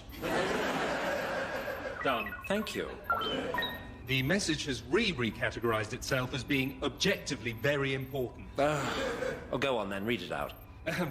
Dear Field Commander Uljabaan, please be ready for an assessment visit on stardate 847647.3. Yours sincerely, Central Command. Stardate 847647.3? But that's the day after tomorrow. Maybe they'll give you the go-ahead for the full invasion of Earth. No, I've had a tip-off from a friend who works at the Ministry of Invasions, Incursions and Meddling in the Affairs of Other Species. Their budget's been slashed again. They just can't afford to invade Earth in this fiscal year. They ought to put taxes up. Yes, well, people say they want an empire that rules supreme over the lesser races of the galaxy, but they don't want to pay for it. Is there anything you need to help you prepare? Yes, a replacement power chip for my communications unit, an etheric beam locator, and also some toast. I shall make them for you using the matter manipulator. Computer, this is a VHS copy of the film Peter's Friends. Oh, it's a slight technical hitch I've been having. Just a minor one, yes. I've turned myself off and on again, and I've restarted myself in safe mode, and then again in really dangerous mode. Which, if anything, made it worse, and it still isn't working. When did this start happening? At 11:23 this morning. Just after Lucy Alexander was here, and I was in the middle of changing the matter cartridge. Open up the matter manipulator. Yes, the form gauge normalizer that regulates the clearing of the structure cache has a bit of juicy fruit chewing gum stuck in it. But why is it making VHS copies of the film Peter's Friends? Lucy had just asked me to compute the thing I was least likely ever to be asked to make with the matter manipulator. I see. Is everything all right? Why? You looked a bit sad all of a sudden. No, I'm fine. Look, the best way to get the chewing gum out would be to use a heat-leaching probe to freeze and then break it. Do we have one? No, but I can make you one.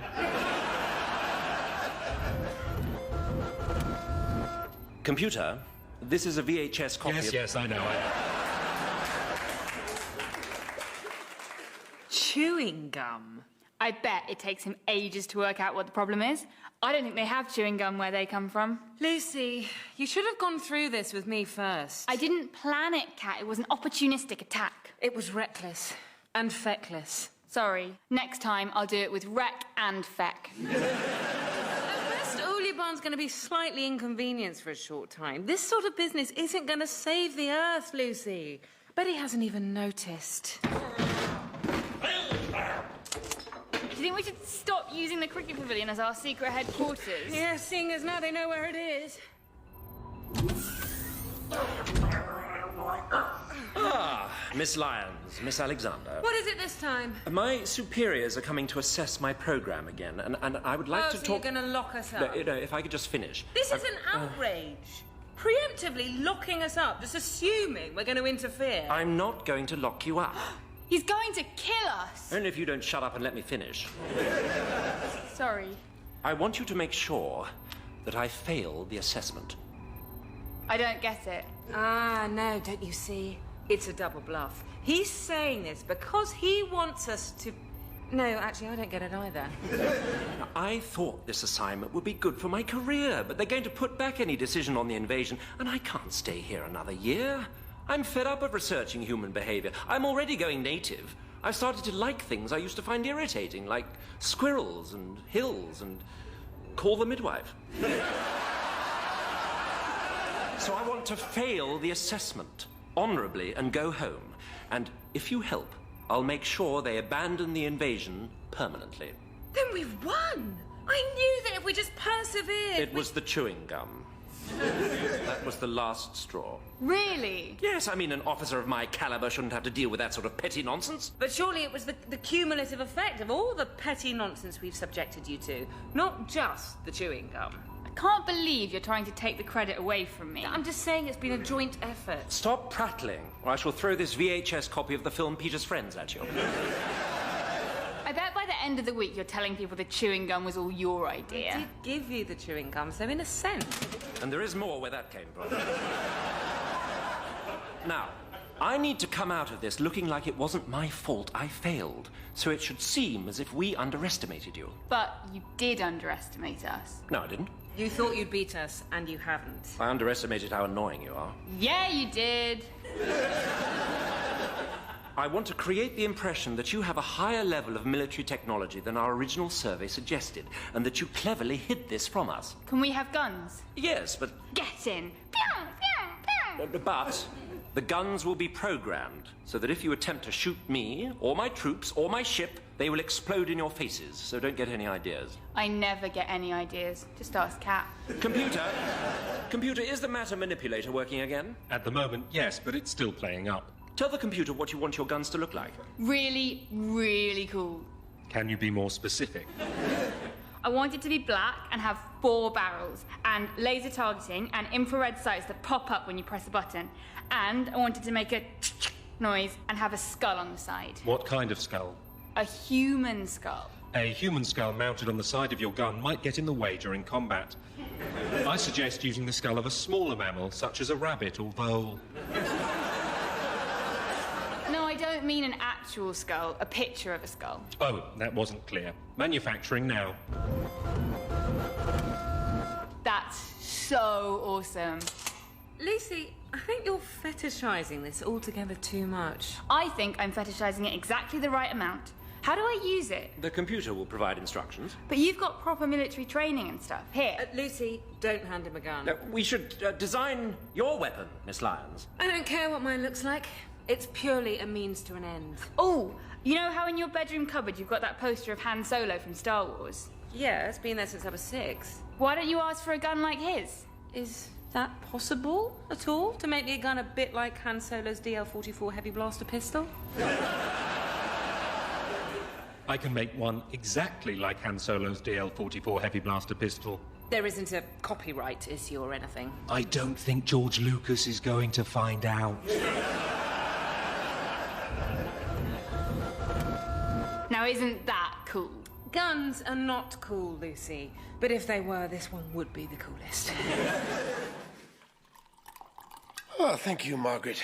Nice to get a chance to sit down and read the paper. That's not a new newspaper, is it, Richard? No, it's from 2008. Found it in a box in the spare room. I have asked Uljabaan if we could have some new newspapers occasionally, but he says if we found out anything about what was going on in the outside world, it would upset the balance of his sociological and psychological experiments on us. Shame. Do you think Michael Caine's dead yet? How should I know? Well, there's a picture of him here, and I just wondered. All sorts of people might have died, and we wouldn't know about it. Why do we need to know? It's his business if he's dead or not. I suppose it is. How about Leonard Cohen? Well, he's nearly 80, and he always looks like he's not well. Surely there are more important matters to worry about. Are there? I don't have to go to work, pay the bills, pay the mortgage, pick up my suit from the dry cleaners, make sure I've got change for the parking machine, remember to brake just before that speed camera on the hill, or talk to anyone I don't already know. So, apart from the imminent invasion of Earth by extraterrestrial beings, no, I don't have anything more important to worry about than whether Leonard Cohen is dead or not. Did you feed the cat? Oh. Great news! Katrina, feed the cat, would you? I don't have time. Uljabaan's decided to leave. What made him suddenly decide that? That's not important. But he's had enough, and if Lucy and I help him to make a dignified exit, then he'll make sure the invasion gets abandoned. Oh, well done. Thanks. Anyway, I need to look like a stealth agent, so I'm off to change into something black. You do know black really isn't your colour. Yes, I know. So, it's over. Yes. Hello, bills, mortgage, dry cleaning, parking machine, speed camera, and knowing whether Leonard is alive. Oh, good grief. What? The outside world has forgotten about us because of Uljabaan's mind block thingy, yes? Yes. And when he leaves, They'll remember. Yes. Well, the bank will realise we haven't made a payment on the mortgage in goodness knows how long. Oh. Yes, oh. What are we going to do? I am going to think of a way round this. And you are going to feed the cat. Gosh, you two look every inch the stealth agents, don't you? Are you being sarcastic? Possibly, I've lost track. Now, to business. The assessor's ship will come down here on my driveway. Now, the assessor will probably be some awful young keen type asking a million questions and then putting the answers into a spreadsheet. So we should be prepared with our story, which is... We cleverly manipulated you into using this seemingly primitive village for your pilot scheme. And all the time you thought you were studying us. We were studying you. Isn't this a bit convoluted? Well, maybe, but I quite like the element of dramatic irony. You'll claim to have waylaid me and my troops with an act of sabotage at the force field, take the assessor hostage in my headquarters, and I'll negotiate for their release, the terms of which will include leaving Earth in peace. Where will you be while all this is going on? Having lunch at your parents' house. Has anyone seen my gun? I haven't, and I've been tidying all morning. You don't have to go to all this effort for Uljabaan's sake. Yes, we do. Why? We figure Uljabaan must have a bit of cash left over, like when you're left with some local currency at the end of a holiday, and we were hoping he might pay off our mortgage with it. Oh, for goodness sake. Feet up, Richard. Rightio. What on earth was that? Dad, you're sitting on my gun. Sorry. Lucky it was pointing downwards. Oh, it's blown a hole in the chair, Richard, and the floor. It's not my fault. Shouldn't Katrina have left the safety catch on? Han Solo obviously didn't feel the need for a safety catch. Don't try to blame Han Solo, whoever he is. Oh, no, he's here.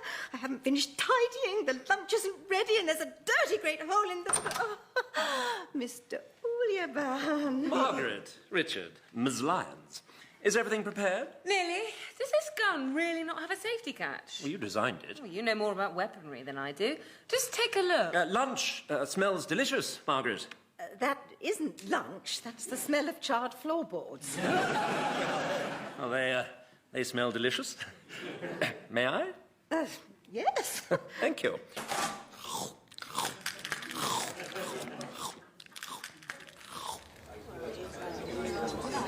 Okay, everyone. Do as we say, and all this invasion business will soon be over. What's actually going on? It all started when I wedged this piece of chewing gum That's not important.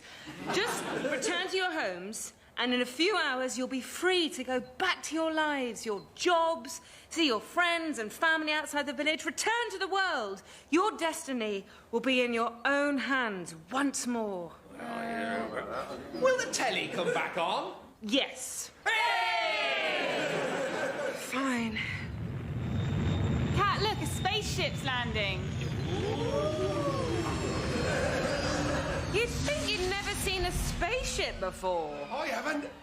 Where the hell have you been all this time? Do you not want to see the spaceship land, Mr. Uljabaan? No, I'm watching 101 Great Holes in One. It's a cracking DVD, isn't it? It's genius. Every ball goes directly into the hole, which eliminates all the tedious walking around. Yeah, but the walking around between shots is part of the game. Not if I have anything to do with it. On the next planet I invade, I'm going to build a golf course with transmat technology that beams you directly to your ball. So where do you think you'll invade next? Well, somewhere that's less hassle than here, hopefully, like a planet populated by semi-intelligent rocks. You can take the DVD with you if you like when you go. Oh, how kind. Call it a parting gift, something to remember us by. Could I also take Volume 2, A Whole Lot More Holes in One? Of course he can. Of course you can.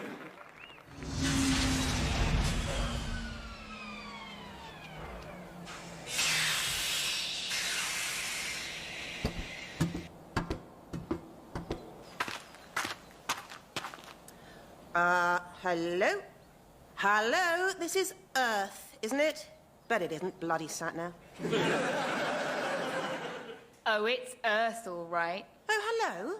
Is your mum or dad around? What? I need to talk to a grown-up. I am a grown-up. Are you?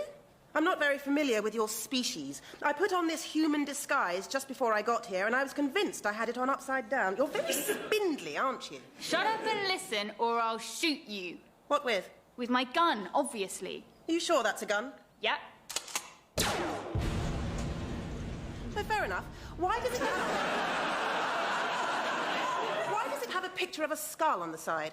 Because it's cool. Right. What does cool mean, and how does it help you in a combat situation? Lucy, why did you shoot that ornamental shrub? Hello? Are you her mum? No. Are you saying I look old enough to be her mum?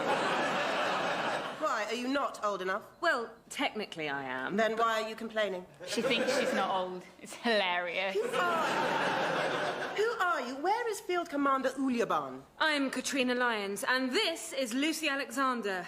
And we're in control now. Really? Yes, really. Now get in the house, bitch. No, that's too much. Yeah, you're right. Sorry, that's way too much. Another beer? Oh, wonderful, thank you. It's no trouble, Mr. Uljabaan. Our home is your home. Well, it is a lovely home. Oh, we're glad you think so. It'll be even nicer when you get rid of those bits of wood sticking through the walls and ceiling. Oh, well, those are exposed beams. They're meant to be like that. Oh, I thought there'd been some kind of accident, like they'd fallen off a passing truck and sort of skewered the building. No, they add to the value of the house. Oh, how baffling. This is a rather valuable house. It would be terrible if we, lost it for any reason. Well, it's unlikely you'll lose it. It's very large and fixed to the ground. No. I meant because we haven't been keeping up the mortgage payments. Oh, I see. And when the invasion started, we were only 3 years away from paying it off, so... Well, say no more. I'll pay off the whole thing. Oh, that's too generous. No, it isn't. I've got some budget left, and it's very easy to bury that sort of thing in expenses. Nobody ever bothers to check. I'll get the paperwork and we can arrange it. Oh, sorry, Richard. Uljabaan here. Katrina and Lucy have arrived at your headquarters with the assessor. Thank you, computer. Put the feed from the security cameras onto the TV at Richard and Margaret's house, please. Ooh. Is the assessor that lady tied to the chair? Well, she wasn't there this morning, so I assume so. So, where is Uljabaan? I think we'll ask the questions. Ravella? Did she say Ravella? Zone Commander Ravella, if you please. Oh, she did. Do you know her? Yes, I didn't recognize her with her human disguise on, but I know her very well. That's good, isn't it? Not entirely. Computer? Yep, I'm still here. You do realise Uljabaan's headquarters has been taken over by insurrectionist elements and locked down, so he and his troops can't get in. Yeah, I don't really want to get involved. We hacked the computer to make it obey us. Bet you didn't think we could do that, did you? This is what happens when you send people out on missions with an outmoded geotech model like this one. Hey, I'm not outmoded. I'm refurbished. I just look outmoded. What do you use then? An O-board. I could never go back to using a geotech. What's an O-board? An overpriced chunk of style over substance. Ooh, look at me. I'm a complex computer system that's the size and weight of a piece of paper. You can even fold me into a plane. People are just impressed because they're white and have pretty voices. Whereas you were voted the third most irritating personality interface of all time. Do you still say, let's do something extraordinary today, every time you're switched on? No, Uljabaan ticked the box that says, never say this again. How did they manage to hack your systems? Your pre-invasion survey of this planet completely underestimated the native level of technology. Why didn't you repeat the survey when you arrived? Uljabaan didn't tell me to. Oh, dear. Poor Uljabaan, he hasn't got any better, has he? You know him? Yes. He's what I think you humans call an ex-boyfriend. Oh, my God. This is classic. So, when were you and he... Oh, it was a long time ago. I was 5. 5? How old was he? 6. A Geosian year is much longer than one of your Earth years. I'm only 9. So is he 10? That's right. He was always absolutely determined that by the age of 10 he'd be a zone commander. Didn't you say you're a zone commander? Yes, he won't like that. We met at the Academy of Interspecies Aggression, you see, and I was in the year below him. So, Is he that patronising with everyone, or is it just species he regards as inferior? Oh, he's like that with everyone. And pompous, too. Oh, God, so pompous. Have you had much contact with him, then? Of course, we're the official resistance movement. What, just the two of you? It's a lot of work. We have to come up with all the plans and carry them out. I thought you said you were special agents. Yes. Planted here to pose as the official resistance movement, obviously, to learn more about you lot. And he hasn't managed to destroy you. He keeps threatening to destroy us. But in the end, he always finds a reason not to. That's so typical of him. Reminds me of when I asked him to move in with me. He threatened to destroy you. No, he found a reason not to. This will all be fine. Will it? No. She'll declare the mission a failure, all right, but she'll take this opportunity to ruin my career, and she'll go through my expenses with a fine-tooth comb, so no mortgage payoff, sorry. Are you sure? She seems pleasant enough. She seems pleasant, but is actually a merciless, unsentimental martinet. Maybe that's why she got promoted ahead of you. What do I do? I think you need to man up. I'm not a man. Clearly not. Now, if she's going to ruin everything, don't just sit here and watch it on our 52-inch high-definition television. In surround sound. In surround sound. Do something about it. You're right. I could march in heroically and rescue her. And she'd be grateful and go along with everything you say. Yes, and if I go now, I might even stop her telling them about the most embarrassing thing that's ever happened to me. That must be the most embarrassing thing that has ever happened to him. I was going to tell you that one next. We were all set to head off to Grimdark for a combat experience posting. What's Grimdark? Planet in the next system over. The name's very misleading. It's actually really nice. Lovely beaches. Anyway, the day before we were due to leave, he was fiddling with a maser cannon and blew 6 of his own toes off. He literally shot himself in the foot? Yes. And then he was laid up in bed for a month while they grew him a new foot and grafted it on, and he was so pathetic about it, I ended up staying with him. But that's why he never handles guns. He what? Haven't you noticed? Actually, that's true. He always gets his troops to do the shooting. And he goes around saying, ooh, an officer of my calibre, etc. That's a bit tragic. No wonder they posted him to a dump like this. Well, I wouldn't say it was a dump. It's polluted, it's damp, the climate's on its last legs. Admittedly, yes, but there are also areas of great beauty. Really? The colour scheme is awful. Blue and green should never be seen. You must have heard that. And the layout is a mess. Oh, look, a river. Let's build a city here. That's no way to zone out a planet. There's old, broken stuff everywhere. You mean like that shopping trolley in the canal? Yes, but also all those old castles. Can you really not be bothered to demolish them? They're our history. I see. We write history down instead of clogging up the landscape with ugly heaps of useless stone. Look, I'm allowed to criticise my planet, but I'm not having someone else waltz in here and slag it off. Have you been to any other planets? No, but... Come back when you have, and then you can tell me this one's not a dump, OK?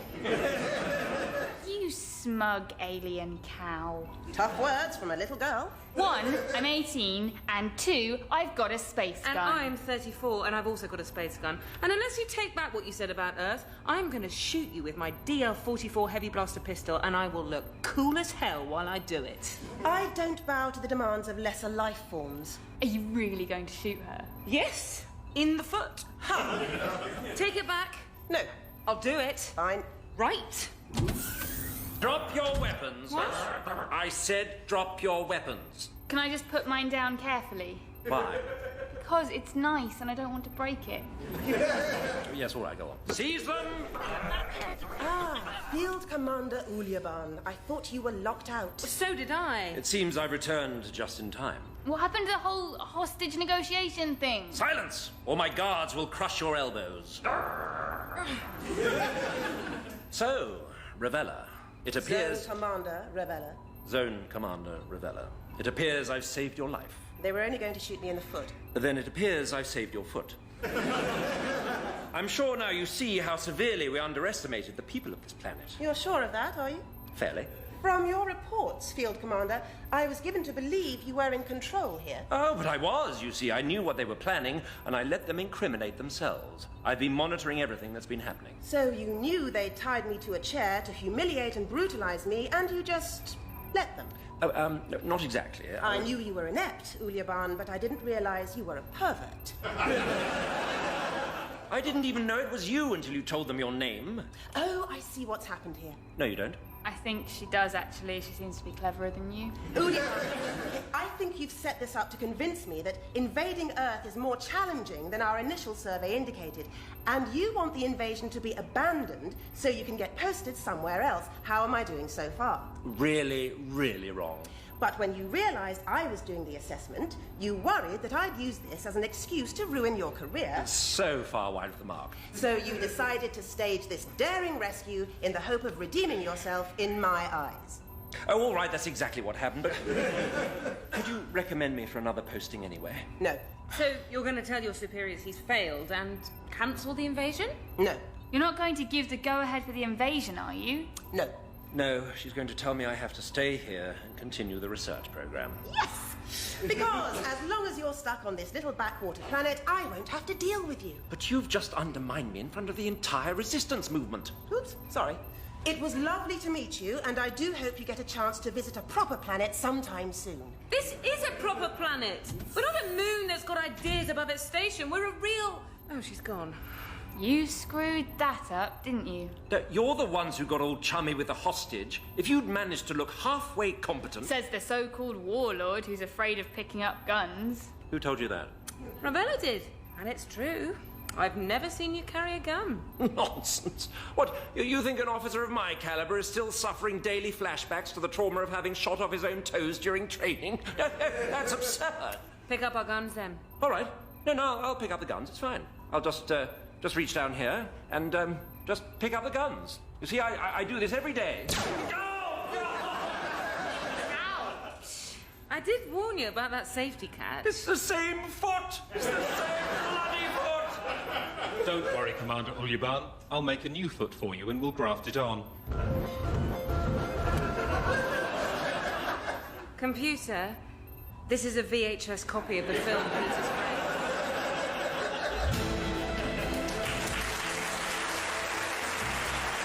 Welcome to Our Village, Please Invade Carefully featured Peter Davison as Richard, Charles Edwards as Uljabaan, Jan Francis as Margaret, Hattie Morahan as Katrina, Hannah Murray as Lucy, John Luke Roberts as the computer, and Nina Shasonia as Rebella.